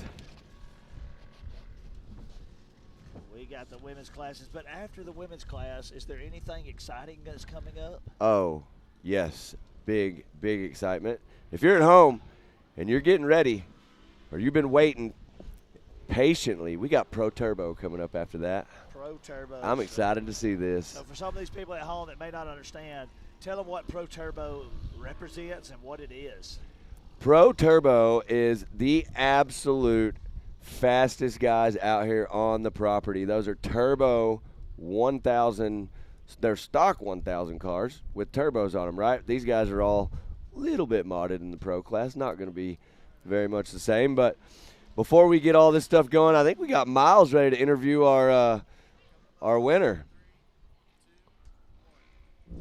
And fresh off the track, Carson Vail, you've been on a mission all day long. Earlier we saw you with a great lead and then had a flat tire, but this time you got the whole shot and never looked back. Yeah, I mean, that flat tire really set me back, but I held the lead for 3 laps in that class, but I had it coming where they were going to pass me, but this car held up great. Yeah, so this race you got the whole shot. You got out front, and I think you had close to a 20-second lead by the end. I mean, was your dad Marvin on the radio saying let up at all, or are you just in the zone doing your thing? He wasn't even really talking to me. I was asking how far back the other dude was, but I wasn't worried about it. You just kind of ran your own race. Again, you had a great showing earlier until that flat tire, but that's racing, and it didn't even get in your head at all, apparently, because you put on one heck of a show. No, I always come out here and try my hardest no matter what. Yeah, it's great to see. I mean, this little RS1 Razor, both of them are very similar cars, so the driving style's got to be about the same. So seat time, seat time, seat time. That's really all it is out here. So who all do you want to thank for getting you across that finish line? Shoot, Hoosier Bikes for gripping me up and getting me across the whole shot. Kaiser Wheels, Kaufman Off-Road, Simpson and then Race Quipped, Marvin's Tow, D&M Body Shop. A lot of other people. E-Power Steering for sure. Jeremy Marzin for building the car. My buddies Austin Friend and Colton McCarty for helping me build it. And PRP, Polaris, a lot of other people, but there's a lot. Yeah, what a great showing. So now that you're done racing for the day, you've been a busy man. What's your next step here at MidAmerica Outdoors? What you going to enjoy next? Probably go in my camper, cool off for a little bit, come back out and hang out with my friends. You going to hop in the pool? You going to do a little Barbie Jeep racing? What's next?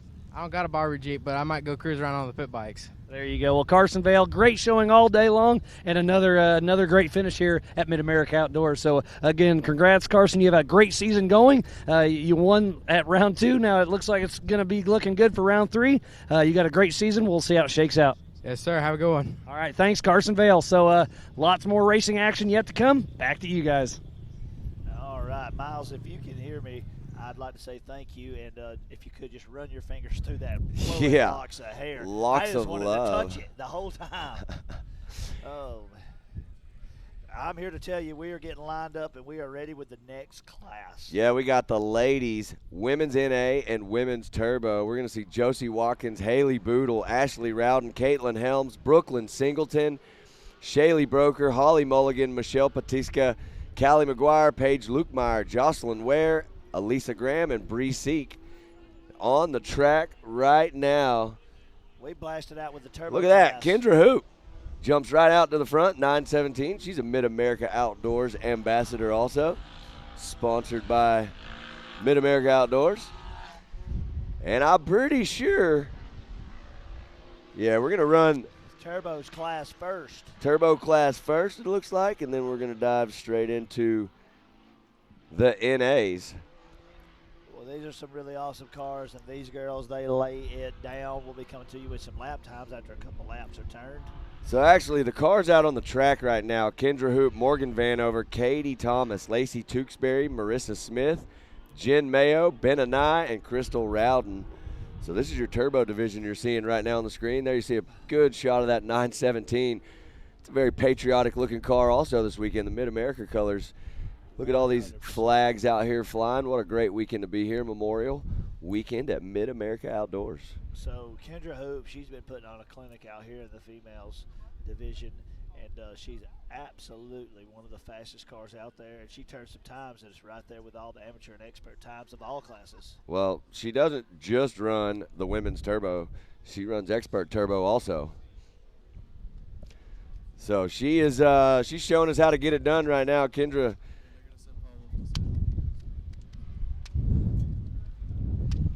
All right, as you can see that picture of that backstretch, they are sending it over the tabletop. Yeah, they are. So after this first lap, we're going to be able to tell a little more about how it's happening, but there's already some pretty good separation in the field. Yeah, looking up there at the front, though, is that your one? There's Kendra Hoop. She's checked out pretty far. She's got a nice big lead right now. But you look at second and third, that's Morgan Vanover and Katie Thomas. Yeah. We got our buddy Paul Wolf coming out here. Let's get him all in here and situated. Oh, Paul Wolf, he's so gentle, though. He's more like Paul Puppy Dog to me, but I'm not going to say nothing about it. You know him a little better than I do. I can't call him a puppy dog. I watched him drive all them cars last night in that hill climb. I can't call him those things I'm like just that. kidding. He's an absolute beast on the track and one of the coolest racers out here. Paul, how's your weekend going at MidAmerica? Going good. How you guys doing? Doing real Having good. a blast. We're having a blast out here. So I know that you typically are racing in some of this short course stuff. Tell me, are you just dying over here wishing you was on that track? I do. I wish I was out there. Like I said, I had a hard time setting the car up, so I opted to do the hill climbing. That's where I'm a little more comfortable at. And then I hear rumors of we might take the 4400 out knockout racing tonight. Oh, my goodness. Y'all heard it here first. That's some news. So he's already took the 4400 car and totally went out there and laid it down on some of the gnarliest hills out here. Yep. Made the climb. Took a tree out, for goodness sakes. We had to go get it off the course. He's just bulldozing stuff. And then he just absolutely dominated out there, got on the podium. You didn't use your car on the short course. You saved it for hill climb. That worked out in your favor. You got first place there. Yes. So, yeah, we got knockout coming in both cars. So he's going to be back with the full-body Can-Am and with the 4400 car with the independent front suspension. It'll be the first time we've had one race like that, a 4400 in a true knockout format. You'll see it later today. It's going to be a lot of fun. And, man, I just hope that you and your family's been enjoying it out here. it's a blast. This place is the best. It's a resort. It's not an off-road park. It's a resort. You know, we come here and we go to the pool. We go The nice thing is I get to wash all the cars before the next Yeah. round too. Yeah. Get The to wash check them bays. over. That is like one of the best things out here is the wash bays and stuff. So that's super awesome. And then plus I don't have to load them in a trailer all dirty and clean the trailer when I get home. So it makes it super easy. But these guys out here are laying it down today on this short course, man. That's pretty awesome. Paul, I got to ask you, Pro Turbo's coming up a little bit later. You run top of the field in your divisions of what you race. Who do you think is going to be the one to beat out here today in Pro Turbo? I gotta go with my boy Kyle Chaney. Yeah. Me and him are pretty tight. We race hammers against each other and stuff, and we actually work together. But I gotta go with him. I think he'll lay it down. But I know there's some guys headhunting for him, man. There's some fast guys out there. It's a stacked class, to say the least. Yeah, Mr. Martin will be after him hard. You know, I think you're gonna see a good battle. Yeah. Especially if them guys get out of the whole shot clean and are able to race. I think you're gonna see some guys throw down pretty hard. There's a lot of guys that can mix it up. Champion can be right in the middle of all of it. Yep. So there's some fast dudes right there. I'm actually going to do a little spotting for Cash LaCroix. Nice. Just try to help him. He's trying to transition from hill climbing into short course. So short course is a lot more disciplined. You got to really, really pace yourself. Where hill climbing's kind of get a little wild. We just had a roller. I'm sorry. Oh, to interrupt. man. Man, that looked like that may have been, is that a Tewksbury car that No, that? possibly might have clipped it there, but I see Lacey Tewksbury. It looks like she's clean headed back up the hill over there. We'll get all the team over there, get the caution flags out real quick. But everything's going to be okay. We're going into caution in this area right off the bottom of the first big downhill turn. Had a car go over. Just a little bit of bumping action. It happens as part of racing. Getting everybody out there with the tracks, make sure they're fine. But out here on race course, the battle where they're charging the front, we've got a good cluster that's out there, and then we got a few that's just really stretching out from the field. Yeah. It's definitely a good battle. That downhill does not do justice on camera. That downhill is really big, really steep, and you're setting the car sideways. So it's a huge gamble. And we're also starting to see some blue in that corner. That right there is getting grooved in, and man, there's really one center line, and you could choose to dive it, choose to go straight in it, or you could go just to the outside and get in that loose stuff. And I think that's what happened right there. Had a driver go to the outside, and she slid and hit into another car. Ooh. Unfortunately, it threw her car. The number 44, she will be out of this race. It looks like she's pulling off the track. But what about Ben and I all weekend long pushing the front? On the gas, Kendra Hoop, Katie Thomas, Morgan Vanover out front right now. Ben and I. This is fast ladies class. These women, they don't play around. They get out there and try to get on the box and win some stuff. So that's awesome to see how hard they battle. That's for sure. And sometimes when you're trying to make a move, it goes south. But you got to gamble once in a while and go for it. That's right. So how many times have you been charging the front, something happened, and you're like, man, you beat yourself up. But if you never tried it, it's just as bad. Yeah, you never make it nowhere. So if you never try it, you miss 100% of the shots you don't take. You got to risk it for the biscuit. And I miss 100% of the shots that I do take. So for me, sometimes it's better just sit up here and announce. And man, you take a lot of shots. You take a lot of shots. But you know what? I'm no quitter. No quitter. That's what counts right there. As long as you don't quit, you keep coming back. Keep coming back for more. Oh, yeah. All right, as we're getting close to the close of this one, we've got these girls. They are absolutely battling it out. So we also have another women's class that'll be coming out after this. We're going to be running some of the nationally aspirated stuff. Yeah, the women's NA. We'll dive straight into them next. And so let me tell you something about women racers. What? Paul Wolf has a wife. Yeah? She races. Why do you say that like you're surprised? I'm not surprised because she's faster than he is. Oh, I bet that. True. That's there's been times where he may crash out or something, and she'll get on that podium for him. Backup driver. For Wolf Racing. That's right. That's She's awesome. actually been hinting at coming out here and racing the short course, the women's short absolutely course. should. Yeah. So, absolutely. We've been talking about it and stuff. If I build a short course car, I got to make it adjustable so she can drive it. Man, how awesome would that be? And then you'd be able to say, not only does Paul Wolf race it on short course, Ultra 4, hill climb racing, barrel racing, drag strips, but then his wife also does all those same 5 too, all with the same car. It'll be neat. Can-Ams, you just totally impressed. Yeah, with you're a jackpot for them. Totally hold up to it. Them cars take some abuse. I don't know how that poor car of mine, it does everything, and I don't know how it still runs. This is the second season on it. I can tell you that. I keep saying, it'll break this time. Nope, it didn't break. It took you long enough. Lost everything. I finally doubled down, went the other way, got it all back, so I'm good now. There you go. There you go. So, Paul, after this weekend, what's the next big event for you? We got AOP coming up, Yep. actual Ultra 4 race or whatever, and we're going to go down there to it. We'll take, of course, the side-by-side Can-Am, and then we got the 4400 car too. So we'll be down there doing battle. I don't know, Joe, are we doing hill climbing down there or not? So right now we don't have plans to do hill climb because of one of our sister series that we partner with here at the park. Outlaw Off-Road's got a race that's real close to there. So right now we're just going to focus on Ultra 4. Okay. If anything changes, we'll keep you updated. But right now that is the plan, is to support the Outlaw series on the following weekend. That makes my life easy. Then I only have to get 2 cars prepped now, so that makes it a little easier on me. We didn't know you owned multiple cars anyways. We just thought it was one for Yeah. life. Yeah. So last night, you was racing. It's like you were racing with something to prove. And some may say they gotta throw that salt you were in there, a huh? little upset Just rubbing about it Prairie in. City that you let Lauren Healy get a little bit of the best of you, and you were getting some aggression out last night. Is there any truth to that? There's a lot of truth to that. Was that tree Lauren Healy? Is that what you imagined on that Yeah. downhill?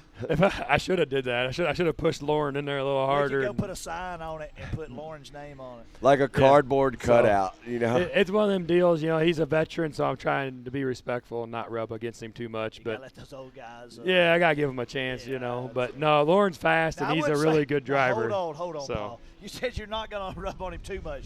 Do you remember the side of his car? That was just a bump. Okay. That was like a tap. For you at home that didn't see it, and I happened to be there, and I got to see the damage afterwards. When he said I barely bumped him, the whole side of that beautiful Ford Bronco got a little bit of damage. But everybody was smiling at the end, and Lauren loves that intensity. Him and Paul have been battling all year long. They did it in Moab. They battled over at Prairie City, and I'm sure you're going to be battling at the next few. Yeah, I'm excited to see him. I know he's going to be out here for Visions, and that's going to be a wild battle again. And that's what's cool about Lauren is we have a true friendly rivalry. He literally gave me brake fluid 5 minutes before we went out and raced at Prairie City. So that's what kind of stand-up. He actually poured water in that. Hey, it worked. It works. That's all I got to say. He tried to make that $20 like Joey. What he don't know is you don't use brakes. So joke's on him. Yeah. You were just saying where his sportsmanship character was, and you don't use brakes. And he has it. So I got to give huge props to him and the whole Ford crew, man. They're awesome guys, stand up, and I look forward to battling them hard. I'm definitely not going to back off or back down. So, and I know they're not either, so it's going to get pretty rowdy.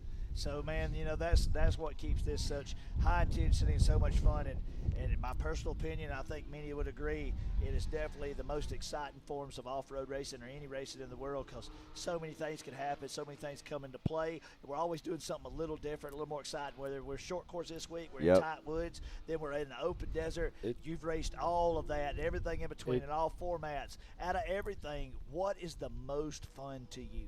I like all of it. The thing I like about it is like you don't have to have the most expensive car to win in Ultra 4 racing because, like, if you have a huge rock pile, the best guy in the world can break, and the guy with less equipment or whatever, if he's consistent, keeps his car together, runs a good pace, he can roll right up there and take the win.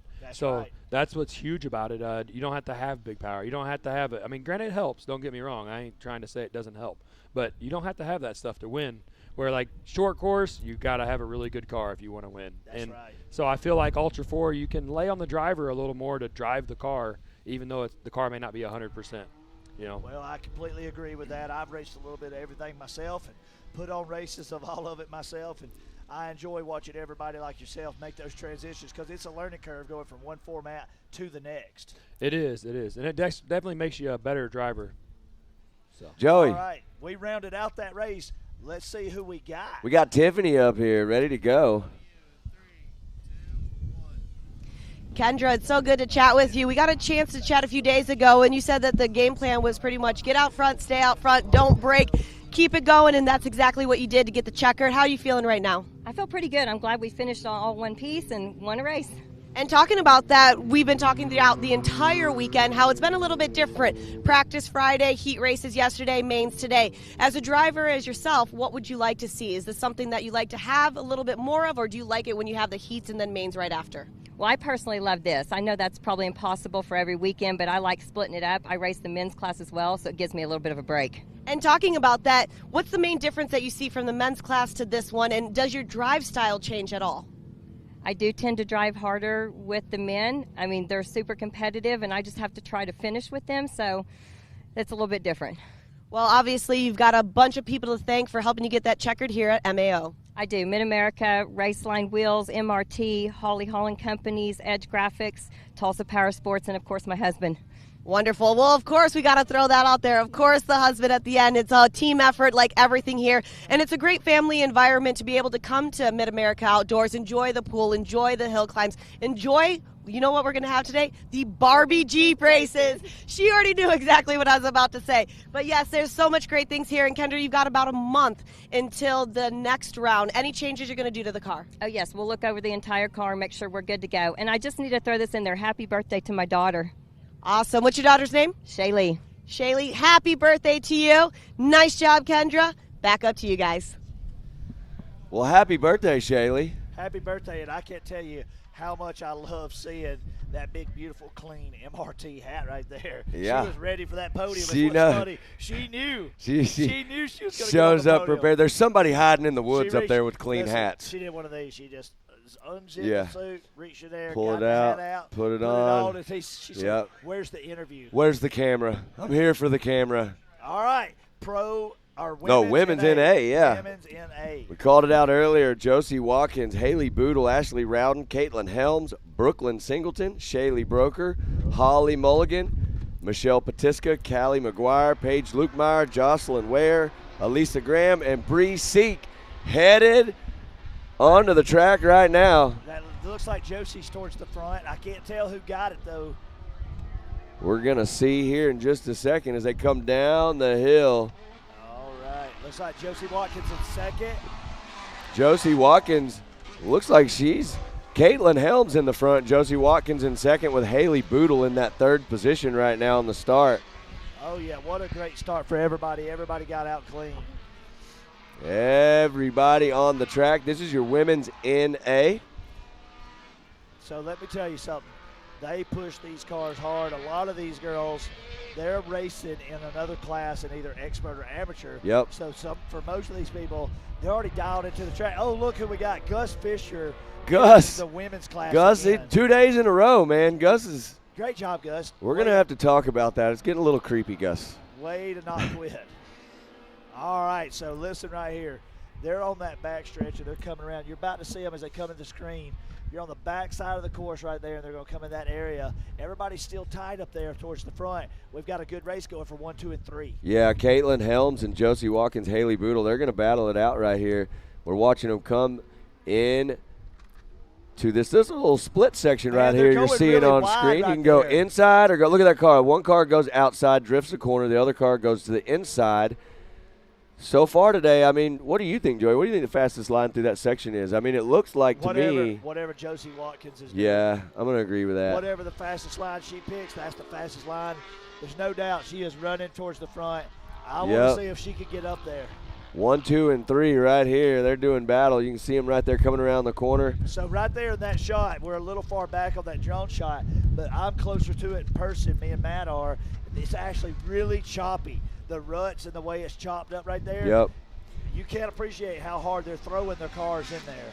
They're not only throwing the car over, they're jumping over a creek but in a corner. So they're throwing the car sideways through a jump. Yeah. And they are making it happen. There you see them right now coming over and around towards the MRT finish line. That looks like a good shot of Brooklyn Singleton right there in the Team 360 Arctic Cat. Oh, yeah. Back to the front, Caitlin Helms. There's Josie Watkins. Oh, no. We just lost a tire. It is coming down the hill. Car. Oh, no. Oh, went right through. Oh, wow. MRT. What a crazy shot right Look, there. There's the tire. You can going see it back. on the It just now. laid down right there. That came from the top of the hill all the way across down. The track, narrowly missing our second place person, Josie Watkins. and then clipping another driver as they're coming around. That was it. That was wild. That was wild. Everybody's okay. All good. Everybody's still charging, but that was absolutely wild. That had me. I'll be honest. As it started coming really fast towards us, I thought we might have ended up with a tire up here in the booth with us. I had my hands we were ready to catch it. Hey, that's an MRT tire. It's still Yeah, good. all They're good. Throw it back on the car. Yep. It'll be on the next round. Yeah. Look, Tripp's down there right now. He's probably. Oh no, he went right. I was about Tripp's about to pick it up and use it on his Jeep. Tripp is going to try to sell it to somebody. Yeah. There's no doubt Tripp got that in his best interest. I know. Race line wheel and an MRT tire, he could get a solid 400 to 500 easy used out of that. I feel like if I asked Tripp right now, hey Tripp, are you about to sell that wheel and tire somewhere? He'd probably tell me, just depends. Yeah, you're exactly right. You're exactly right. Look at the battle for second, third. It is heating up. They are tight right there. Oh, here it is. Making the move. Coming, checking up right there. Josie did not. Josie was like, I'm sending this thing. Yeah, Josie said, I'm not checking up. You can. Caitlin Helms out front got a nice gap right now. But look at that. As you're seeing them come through this corner right there, you can see them when they jump over that creek. They're in a corner. It's also starting to get a little rutted. And there's a section right there where if they hit just right, they'll get a little gave up bicycle. Uh-oh. That's Haley Bootle. We saw that 41 car earlier with Jeb Bootle. We know it's fast. Very fast. Putting it in the second position right now. Caitlin Helms, Haley Bootle, Josie Watkins, Ashley Rowden in fourth, Jocelyn Ware in fifth, rounding out your top five right now in women's NA. So don't forget that Yamaha, you are shifting gears in that machine. So it's a little more to drive, but I think there's some advantages to that. Yeah, I love the way those things sound. They scream out here. Yes, they do. And it looks like, I'm telling you right now, Haley Bootle on a mission to run down Caitlin Helms. She may be able to do it now that she's got Josie out from in front of her. She's got a clear track right now. Track conditions are looking nice. If she can put the power down and make some good corners, she'll be able to get up there and do some battling here just a few, not very long, because they are literally almost rear end to front end there. So I Caitlin Helms, Haley Bootle. Remind everybody, if you're watching this show, go ahead and take a share. Yeah. Send it out to all your friends and family and social media world. We're about to come into our final race of short course, and directly after this will be our Pro Turbo. Ooh, all the action. Pro Turbo. All the money, all the action, all the excitement, the intensity, and it's going to be a wild one. I don't know what you did last night, Joey, but I rode around the pits and kind of tried to stir the pot a little bit and see what people were thinking, what they were talking about. I told Cody Martin, I was like, hey, man, you need to calm down a little bit. You're out there trying to break the speed of sound. Look at this battle right here. Not to interrupt you, but she has run her down. Bootle has caught up to the leader. Yeah, I knew that was going to happen. We'll see. If they're all side by side, look at this right here on the screen. Oh, it's so close. It is so close. Haley's going to try to get close enough right on the back of Caitlin Helms so she can set up Caitlin and find a place to get around.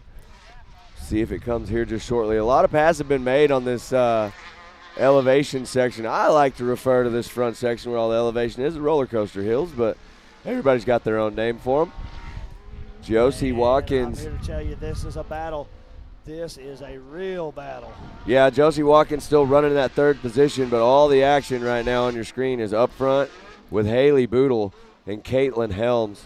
Right now, both of these drivers are driving a great race. Both of them running, well, actually looking at lap times, Caitlin Helms with a 2:10 and Haley Bootle with a 2:07.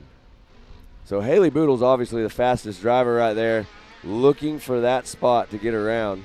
That's right. Pushing the cars to the limits. Look at this. Oh, there's the drive. Going to dive inside. Oh, man, look at this. I think we might get to – whoa, they are literally bumper to bumper. Look at this action right here. Right, let's see if she sets her up on the inside right now. Trying to go back to the inside. Oh, it's so up the hill. She checked up. Oh, man. What a great job. Smart move by Caitlin, yeah. What a great move by your leader. Caitlin closed the door right there. Haley still look all over it. They're coming into that section of the track we talked about earlier where there's going to be that split line. So let's see if Haley tries to go wide. Right here, as you see it coming up, you can go inside. There you see Haley Bootle's going to go wide. Try to lay the power down. She got it. She's got good drive right now. Oh, there it is. Wasn't able to make it happen right here, man. She stayed on that outside and she stayed the gas and held the lead. Side by side right there. When they designed these side by sides, I don't think they were calling. That's not what they meant. That's not what they meant. Nah. Look at this. Looking for that inside line. Hey, if she's close enough right here, Joey, she could set Caitlin up and get her in this corner. Watch, this is what she's trying to do. Dive outside, brake, on the gas. She's trying to get that drive. She did going around the outside. Now she's got the inside line. That's that second corner, thinking ahead right there. We talked about she that did earlier. that. She made that happen. That was she was thinking all the way ahead, 2 corners ahead right then, and that was clean. White flag lap going to the front. What a move. Big move. What a big move. Now look at that 41. Got out there in the soft stuff. We'll see if Helms can get back around. Doesn't look like it's going to be happening. Well, I think that I think Bootle's a faster car, and now that she's out front, it's going to be really tough. Well, we're going to find out right here as they run up that Talladega Hill right there. Wide open. Don't forget about my girl. Josie's back there holding third. Running in solid third. As a rock. Looking good. Hey, I don't think this fight's over at the front right here, Joey. We're watching them. Caitlin Helms not giving up at all. There you see Haley Bootle getting a good drive out of the corner and getting a little bit of a gap, a little bit of breathing room. Yeah, 100%. This has been a good battle. I'm excited to see it. I just love a good, tight race like this. Yeah, me too. This is a lots of fun, a lot of action. You know, I guarantee you these drivers out in front are having just as much fun with them. Close together like this, it just makes the racing that much more fun. Oh, I was having some fun with my buddy Chris West, and he just totally knocked the drink out of his girl's hand and went all over the dog. Poor dog. I mean, at this point, the dog's cooled off. Yeah. I don't know really what happened.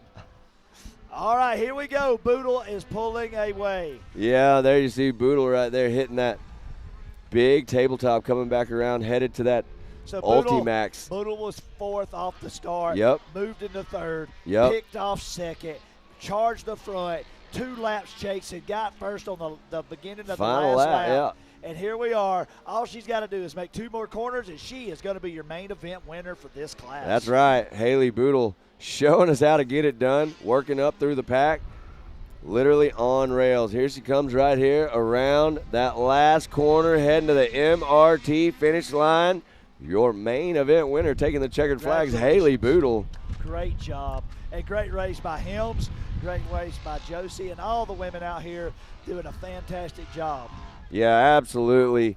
Great job, Haley Bootle in your top spot, Caitlin Helms in second, Josie Watkins in third in the main event for Women's NA. Well, guys and girls and friends and family and everyone at home that's watching me and Joey up here, watching the action out here at MidAmerica Outdoors, hey, guess what's next? Pro Turbo, but before Pro Turbo, we're going to have to take a short break because we got to put some water down, right? Some interviews, we got to put some water down, and we'll be sending you some commercials for all of our great sponsors and partners, and we couldn't do it without them. Yeah, the partners and the sponsors that we have out here are the best in the game. You know, 360 Wraps with all the signage out there. You Where? said it at the right time. She Came over. Yeah, there it is, 360 Wraps. They got all the great signage, all these cars looking good out here. Ultimax belts. We have so much fun with our friends from Ultimax. They're always bringing us cupcakes and sweets and hanging out. I even hear Cash LaCroix is going to be running an Ultimax belt. So let me tell you about that. He broke a belt in practice. He's breaking belts left and right. Ultimax said, I can tell you this. Try our belts, and he'll never break another one during race day. We guarantee it, and they will support that 100% factory-backed warranty. Don't matter what you do to it. Don't matter what you've done. They will back it 100%, replace it. He put it on there, dogged the car. It's been great. He said, I'm ready to race. Let's go, let's go. Well, before we get through the rest of these sponsors, we're going to send it over to Miles real fast. He's got an interview for us. And what a race that was, all the way to the finish line. Haley Bootle, you had to earn that one, and it wasn't, I mean, there's 2 laps where you were just chasing. You finally did the inside, outside, got that pass. How exciting was that to get out front? Very, very exciting, especially since I did some racing tactics, and I've always found it fun to do the crossovering move, but a special thanks to my brother for letting me borrow his car since my transmission started to screw up. But the track was great. I want to thank the MAO staff and the people putting on the live so my grandparents can watch it at home. It really means a lot for them to watch us be here, but they can't be here, unfortunately, as it's 18 hours away.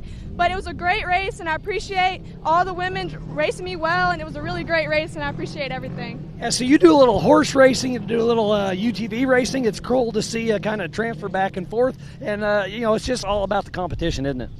Yes, sir, especially from horses to horsepower. There's competition everywhere. Big money people in the 100 jumpers, big money people here. It's all about talent, and if you have a great machine and great talent, you'll do well, but always just know you have to believe in yourself to do well, because if you don't believe in yourself, nobody else will believe in you. And you're 100% on that. And I'm going to follow back on, yes, the MAO crew does an amazing job to do this live show. Like you said, your grandparents can't travel across the country, but they are able to watch you right here, right now, and they are all excited about that. And I just love how you can give them that shout out. It's great because, every racetrack I go to, there's never a live. There's maybe one live at one racetrack all over the East Coast, but coming out here and racing here and having it live, it really means a lot to my grandparents, because we'll go home, they're like, oh my God, you did such a good pass, or I wish we could have been there to see it, but, having the live makes it really open to everybody to watch if can't make it out here. Absolutely. Well, again, Haley Bootle, it was a fight to the finish, and once you finally made that pass right there at the start-finish line, at the white flag, you kept it. You started pulling away just a little bit and drove one heck of a race, so congrats for that, for finishing across the line first. Who helped you get there? I want to thank my sponsors, Avid UTV, Cryptic Side-by-Side, MRT Tires. I want to thank Skid Row Racing and my family, my friends, and the pit crew that came along. Bent Speed and Seed and Wood Racing also came along to help, but without them, me nor my brother would be sitting on the podium. So. Yeah, absolutely. You have a whole crew behind you, so congrats to that. Haley Bootle, one heck of a drive. Congrats. Thank you. All right, well, again, that was one heck of a show. That was a great race all the way to the finish line. So I'm going to throw it back up to my buddies, Matt and Joey. Take it away, guys. All right, what's going on, guys? We are absolutely having what's up, everybody everybody? Here, and that was Travis right there. Yeah. We caught him in that. I baited him in, and we planned that. We got him. Hey, at least we didn't. He doesn't have a bald spot like some people we know up here. That's all good. Listen, we're excited right now behind us. You can see some of them moving around. We're watering the track. We're getting ready for Pro Turbo. We're going to have a lot of fun. The highlight. Let's see if we got a quick commercial queued up and see if we can send it out there for just a few minutes, and we'll be ready to go full of nothing but action.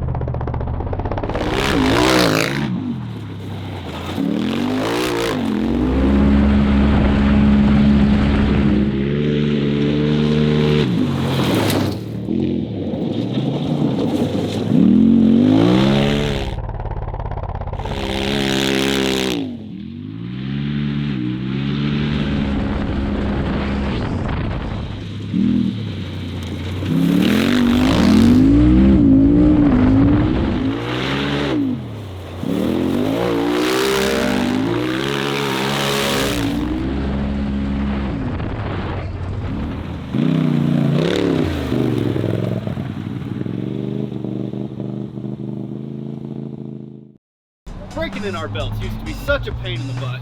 No matter how hard we tried, we just couldn't get longer life out of our belts. That's why we were so excited when we found these new Gates Redline belts. They have a super simple 3-step process for breaking in your belt the right way. Back. All right, we are back. Getting ready for that Pro Turbo coming up shortly. I'm so pumped up, and I'm so ready to see what's going on. I moved the here. seats out. We stand up. We got to get room here. This is exciting. Yeah, crazy, I'm worried about this booth right here. If you see us just disappear, it's because we got excited and we're on the ground now. So we already know the stories from yesterday and the battles and what happened. Scotty Champion had an unfortunate start. Yep. He I think he got hooked up, and who did he get hooked up with? Was it Tewksbury, or who did he hook up with?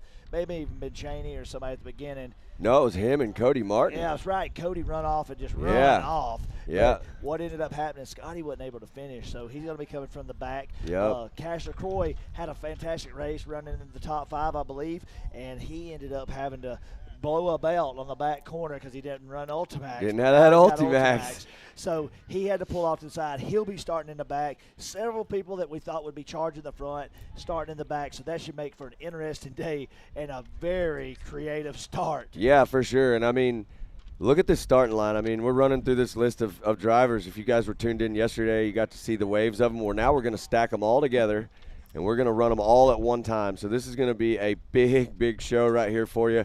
If you're at home right now and you just ran to the refrigerator to get something to drink or eat, you better do it quick and get back up to the TV or the computer, whatever you're watching us on, because it's Pro Turbo, man. This is full action right here. Yeah, man. Hide your kids, hide your wife. It's getting crazy. It's about to get Western. So, yeah, we're going to see Cody Martin and Kyle Chaney. They're going to do some battle. Jeb Bootle, Corey Willis, Zach Beavers, Alan Corbin, Ryan Tewksbury, William Thomas, Mitchell Huddleston, Mike Park, Adam Reed, Ray Barnes, Randy Clifton, the Alabama boy himself, Cash LaCroix, Kanan Baker, Daniel Kelly, Austin Vanover, Jordan Berza, Scott Champion, Jeff Hughes, and Zach Smith. So Beavers had a great day out there yesterday, so I'm real excited to see what happens with that as well. Joey, let's tune in right here because we are about to kick off Pro Turbo right here. All of these cars you see on your screen in the starting gate are going to launch at the same time. Everybody trying to get to that first corner. Who's it going to be? Right here. Here they go. Holy cow. On the gas right now up the top. We got them all together. Whoa, we got some hits happening right there. All right. All on screen. Look at this. You guys at home are getting the best show ever right now. This is Pro Turbo. Look at them. They are getting together. But look at that. Cody Martin out front. This is what I wanted to see. Cody Martin, Kyle Chaney. There's Zach Beavers running in third. Yep. That looks like Corey Willis in first. Jeb Bootle, Kaden Baker. I go through this whole list of people that are out here, and they're all so fast. Man, they are stacked in there, too. These guys are running hard. Cash LaCroix has already picked up 4 positions since the start. Look at him making a move right there. He's got Paul Wolf up here spotting for him. That's definitely going to help out a lot. All right, look how many cars are on this Man, course. look at the front right now. There is Chaney and Cody Martin. Cody Martin is going to try to hold on. He wants to win this so bad after the last round.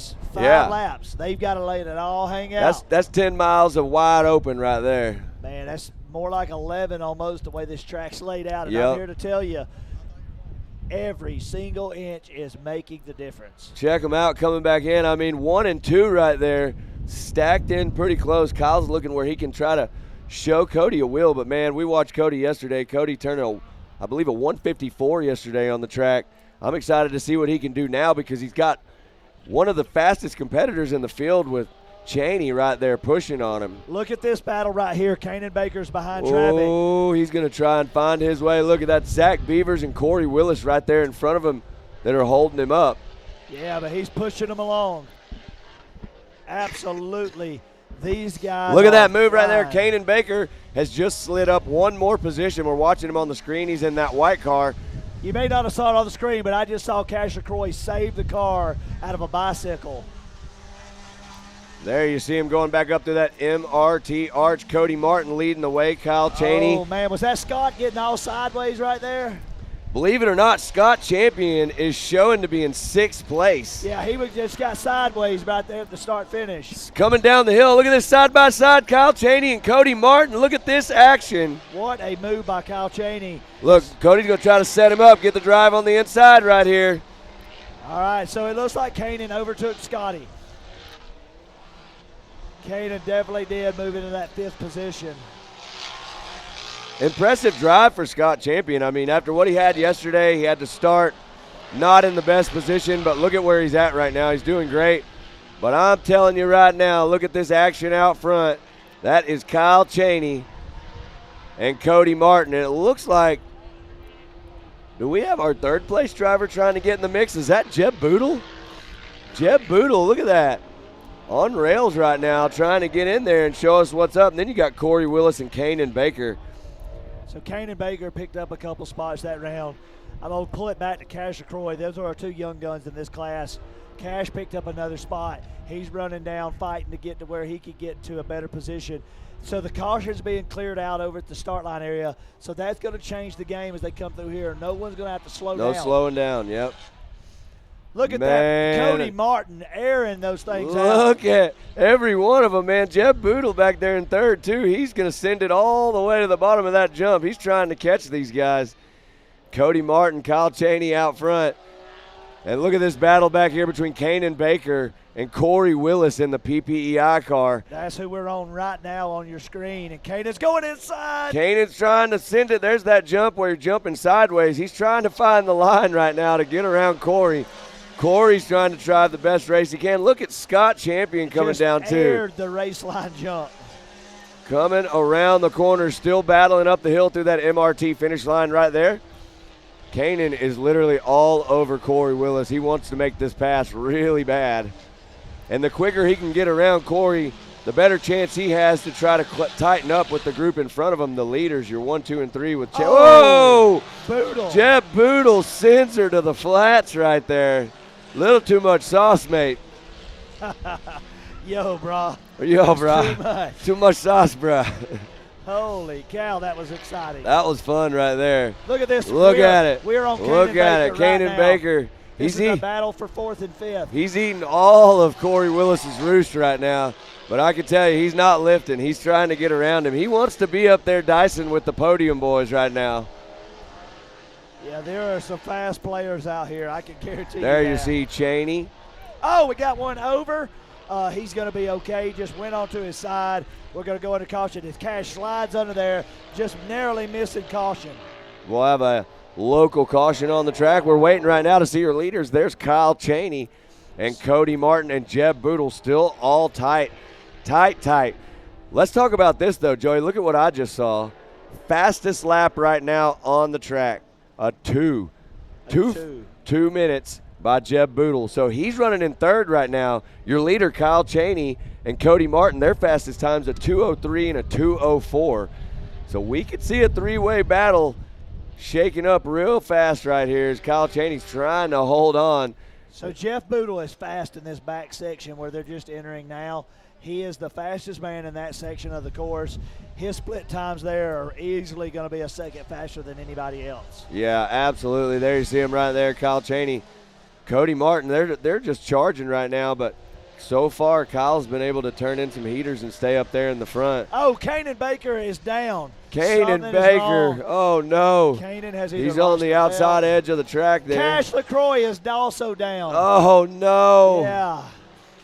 Oh no. They are racing hard. That is racing. We do see these things happen, but those are two big heavy hitters out there that are on the side of the track now. That's good for Scotty Champion, though. That is really good. There's Scott. You see him coming over the tabletop here in front of the spectator area.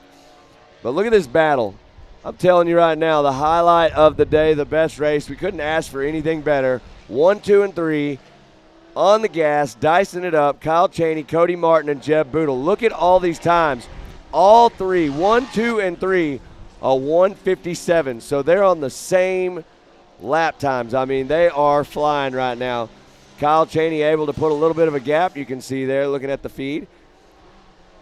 So this battle that's a little bit further back, there's about 4 or 5 people, or actually 3 clustered up.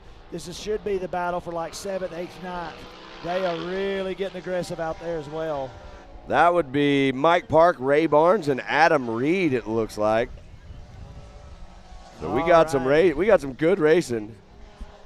Oh man, we just had somebody pull off to the side. No, he's back on. I think he blew off the side. I see him over there, but I'm not sure who that is because our 1, 2, and 3 still all tightened up. Yeah, but look at this. Cody Jeb Martin's Bootle. in big trouble. Cody Martin's in big trouble with Jeff Bootle right Jeb there. Bootle is Look at this. He's trying to go inside. Oh, Cody man. closes the door right there. He better keep it closed. Don't you crack it open. Don't say hello. Yes. If they ring that doorbell, you better slam it. We welcome no solicitation right now. He is not letting anybody come by his house. I'm here to tell you, they absolutely. White flag, last lap right here for these three. Oh, look at my this. Goodness. Look at They are this. Flying. I mean, look at this on your screen. If you're at home watching right now, what better show? This is going to be where the move's going to happen. Yep. I feel like Bootle's going to He's trying to square it up, but tuck it in. Cody He's going took inside. Cody took the Here same he line. goes. Let's see. Oh, they're close. They're close. So Cody used to race in a Yamaha. He knows what that machine behind him is capable of. Absolutely, he does. They absolutely are ripping through here. It is wild to watch.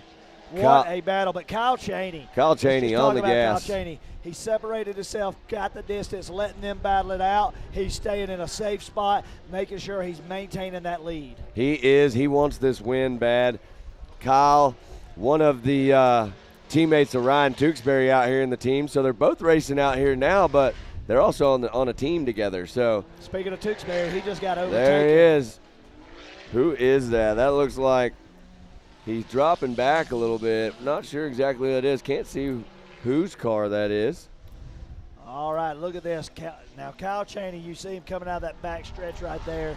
Look at how beautiful the track is right through that section. Oh, look at Bootle is all over Martin. Looking at these times, Jeb Bootle with a 156, Kyle Chaney with a 156, Cody Martin with a 157.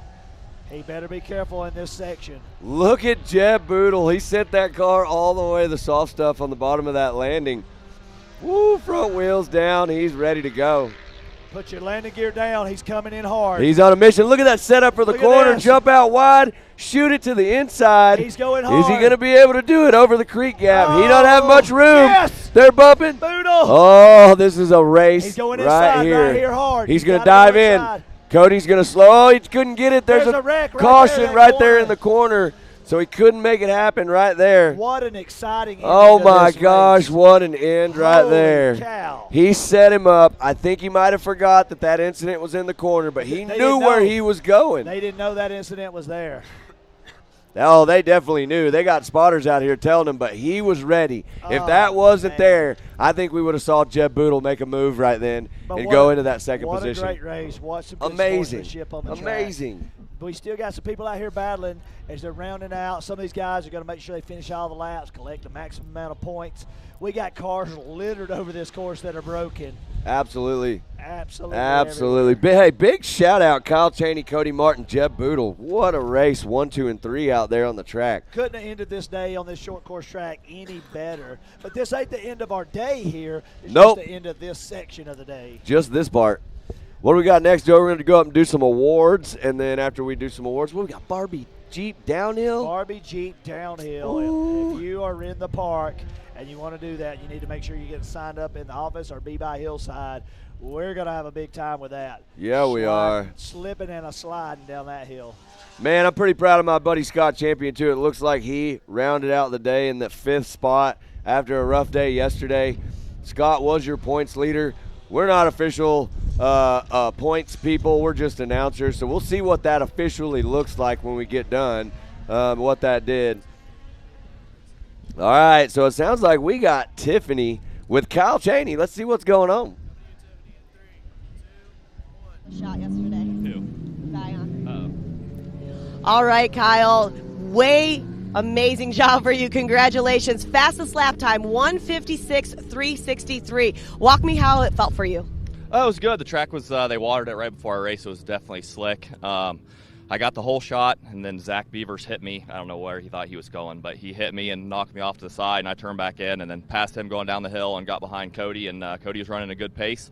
We got stopped at like a yellow caution down here, and we took off, got to the top of the hill, and I figured he might push wide.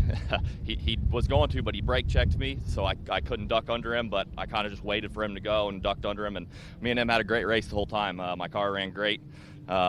Yeah, it was just a great race. You know, I love a good race like that. You know, he was all over me the whole time, you know, so I was having to push the whole time, so it was great. Well, and talking about that, you're 2 for 2 right now from second round to third round. Obviously, you've got this car dialed going into round 4 in about a month. Any big changes, or are you going to kind of keep the same setup? We'll probably keep the same setup. I mean, I guess it all depends on, you know, I figured for the Pro NA, they didn't water right before their race. So I figured they'd probably do the same for us. They wouldn't water right before our race, but they did. So I kind of put a setup on here for the track to be a little drier, not as slick. But It still works great. I mean, my suspension works great all the time. I'm just picky sometimes. And talking about that, Kyle, obviously you got to thank a lot of people for helping you get here, helping you get that checkered at MAO. Yeah, for sure. Can-Am, Yokohama, Raceline Wheels, HMF, Fox Shocks, SSI Graphics, Factory UTV skid plates, Evo, CT Raceworks for building the car, my mechanic Jason, just everybody who's coming out and watching the race, and everybody that supports me and everybody that loves racing and loves coming to this event to watch. Well, talking about events to watch, coming up next, we've got the Barbie Jeep races right over there that you kind of see it. Question is, Kyle, are we going to see you in one of those? No, I'll be drinking a Miami Vice from the pool. From the pool is open. It's awesome. Well, Kyle, congratulations for you. Nice run today. We are going to take a quick commercial break, and we'll be right back.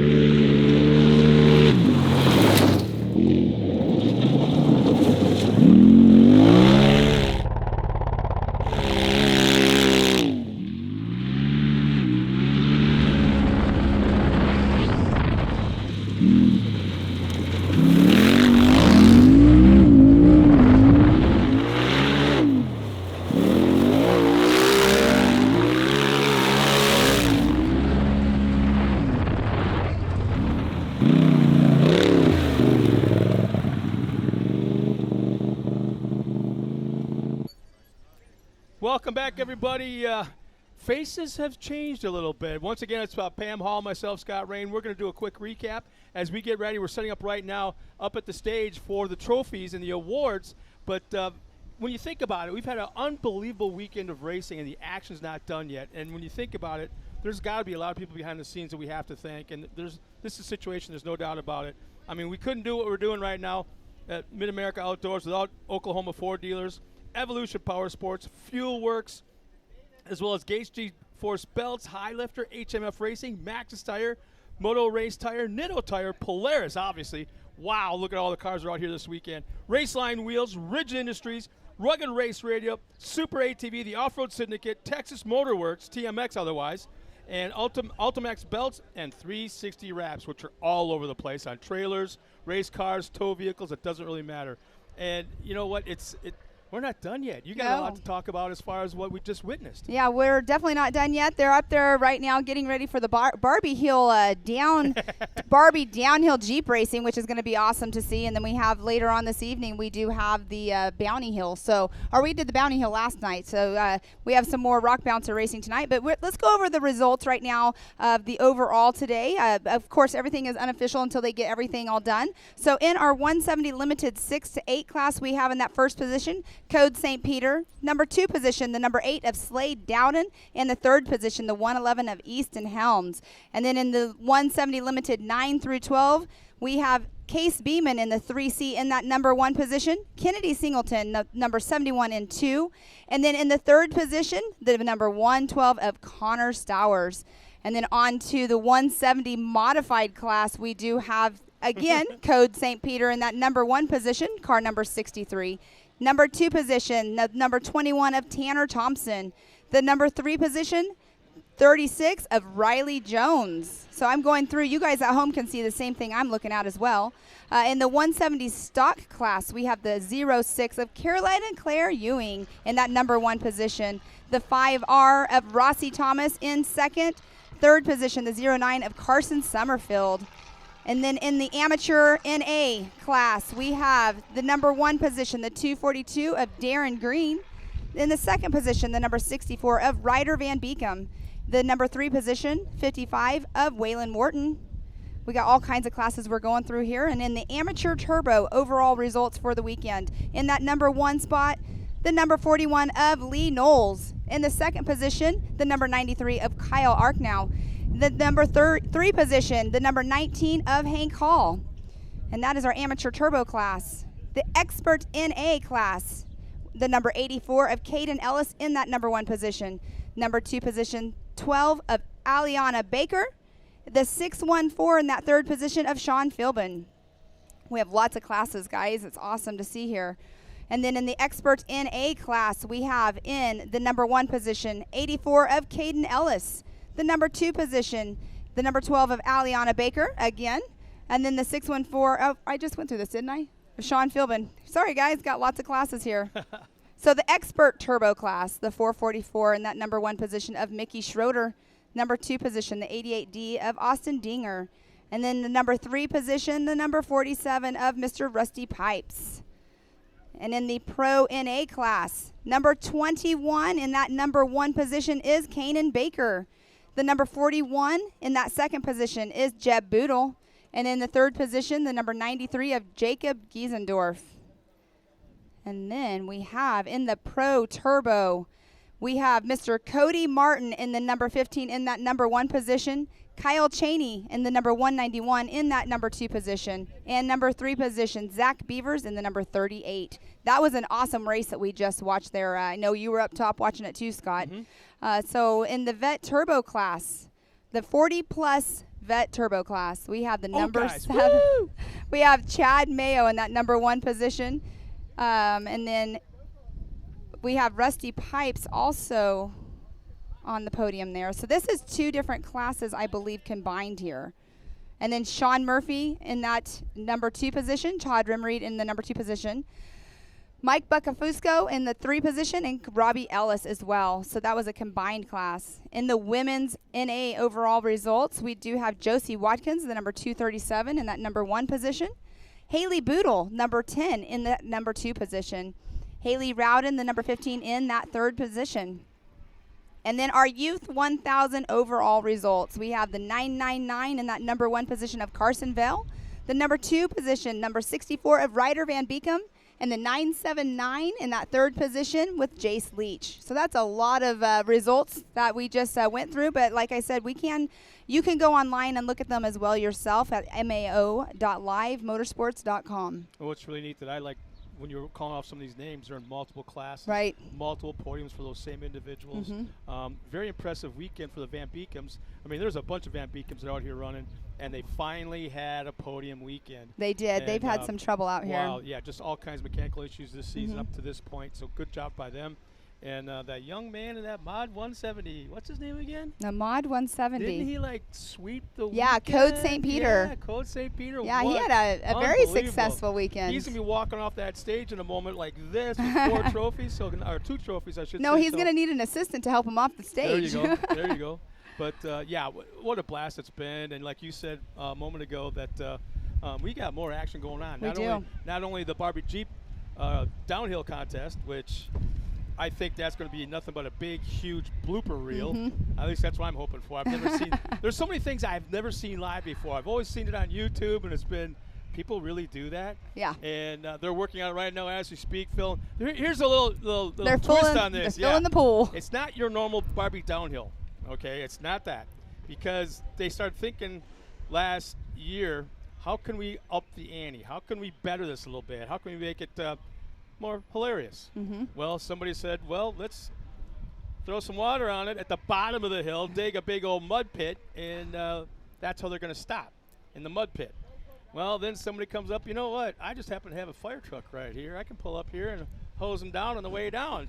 Oh, and then the water balloons. Yeah, and then everybody's provided water balloons. Right. So as they're coming down, they're being pelted with the water balloons. So you have all that going on. But then you got some serious stuff going on back in Thunder Valley.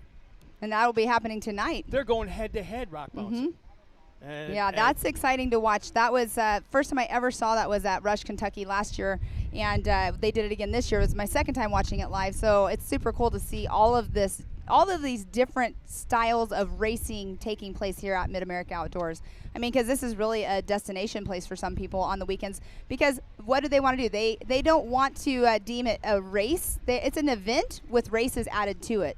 And that's what's really cool about it, because I've been like just driving around, and lots of families are here just hanging out. Honestly, God, truly, there's thousands of people here that don't even really know that there's a race going on, because they're in their side-by-sides or quads running around the trees, running around the woods, out on the over a 5 1,000 acres of Exactly. property here on all these trails. Exactly. I did actually, when I was pulling up here to the production trailer this morning, I had a couple come up and they're like, we heard there's some kind of racing going on here. We're just here hanging out. And they wanted to know what time it started. And as we were down here announcing earlier, I did see them come back over here. I told them 10 o'clock, come back. You're going to want to watch this racing. And they pulled up over here. So that was super cool because they didn't even know that the racing was going on.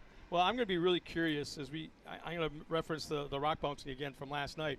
We had one driver was having issues getting up the hill, doing pretty darn good, right? Got up to the top of the hill, turned on, came back down, and he missed a turn, went really wide in the woods, and no lie, the tree was about this big around, and he just backed up and just nailed the tree, knocked it over, and created a whole new line for these guys up there. That's one way of getting down a hill. I'm wondering if they're going to do it again.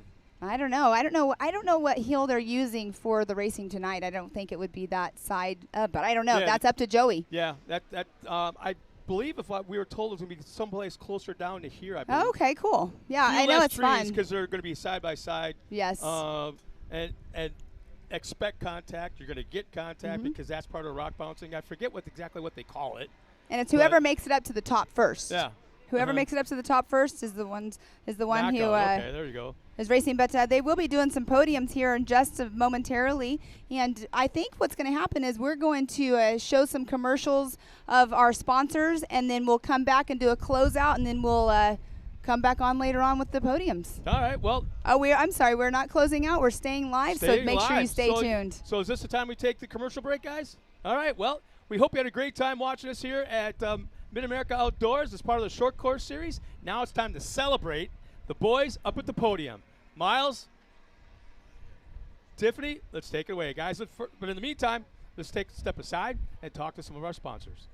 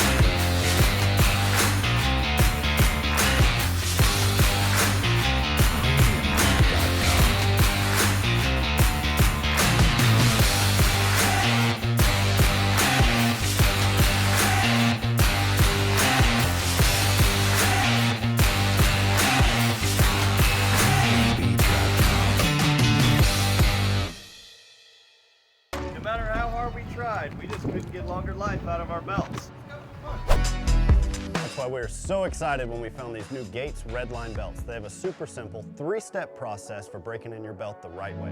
Clean the sheaves with a Scotch-Brite pad. Remove any old belt residue, glazing, oil, or debris on the clutch sheave area with alcohol or acetone, and make sure the breather tubes are free of any old belt material. Step 2, install your new Gates Redline belt.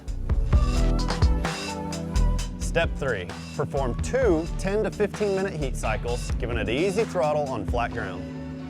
Then, you're gonna repeat for the second heat cycle. The best part, the process is so simple and easy, it really helped us with our competitiveness. Yep.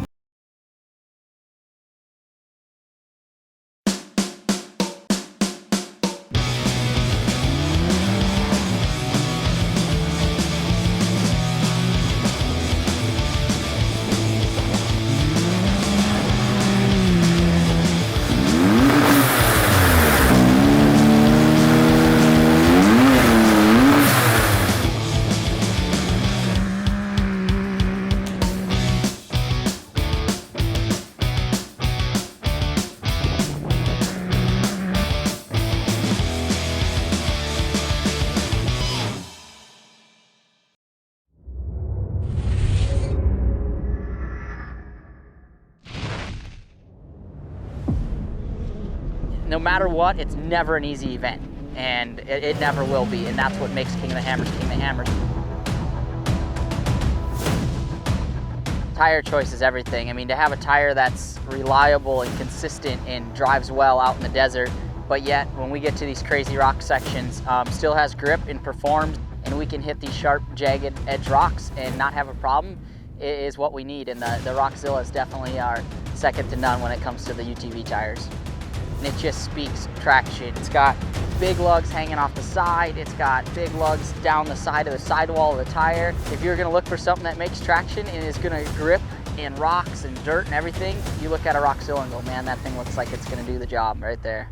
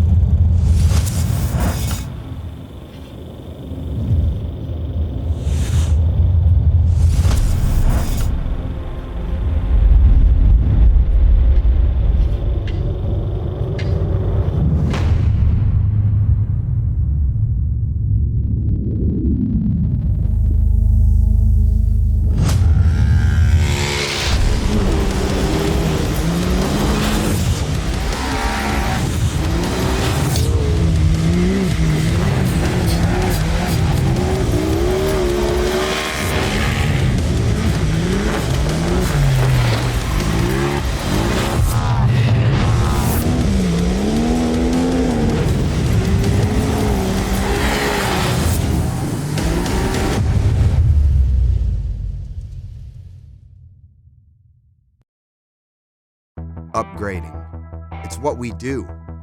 So upgrading is what we did.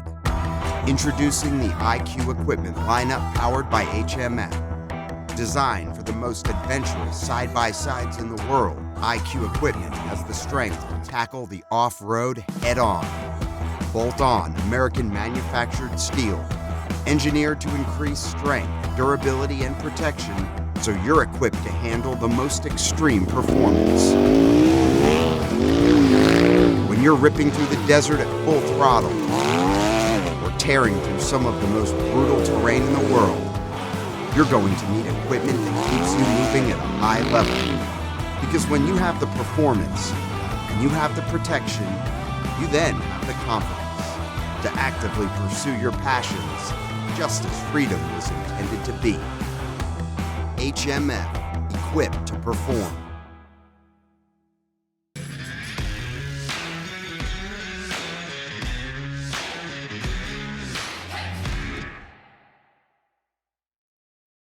Breaking in our belts used to be such a pain in the butt. No matter how hard we tried, we just couldn't get longer life out of our belts. That's why we were so excited when we found these new Gates Redline belts. They have a super simple 3-step process for breaking in your belt the right way.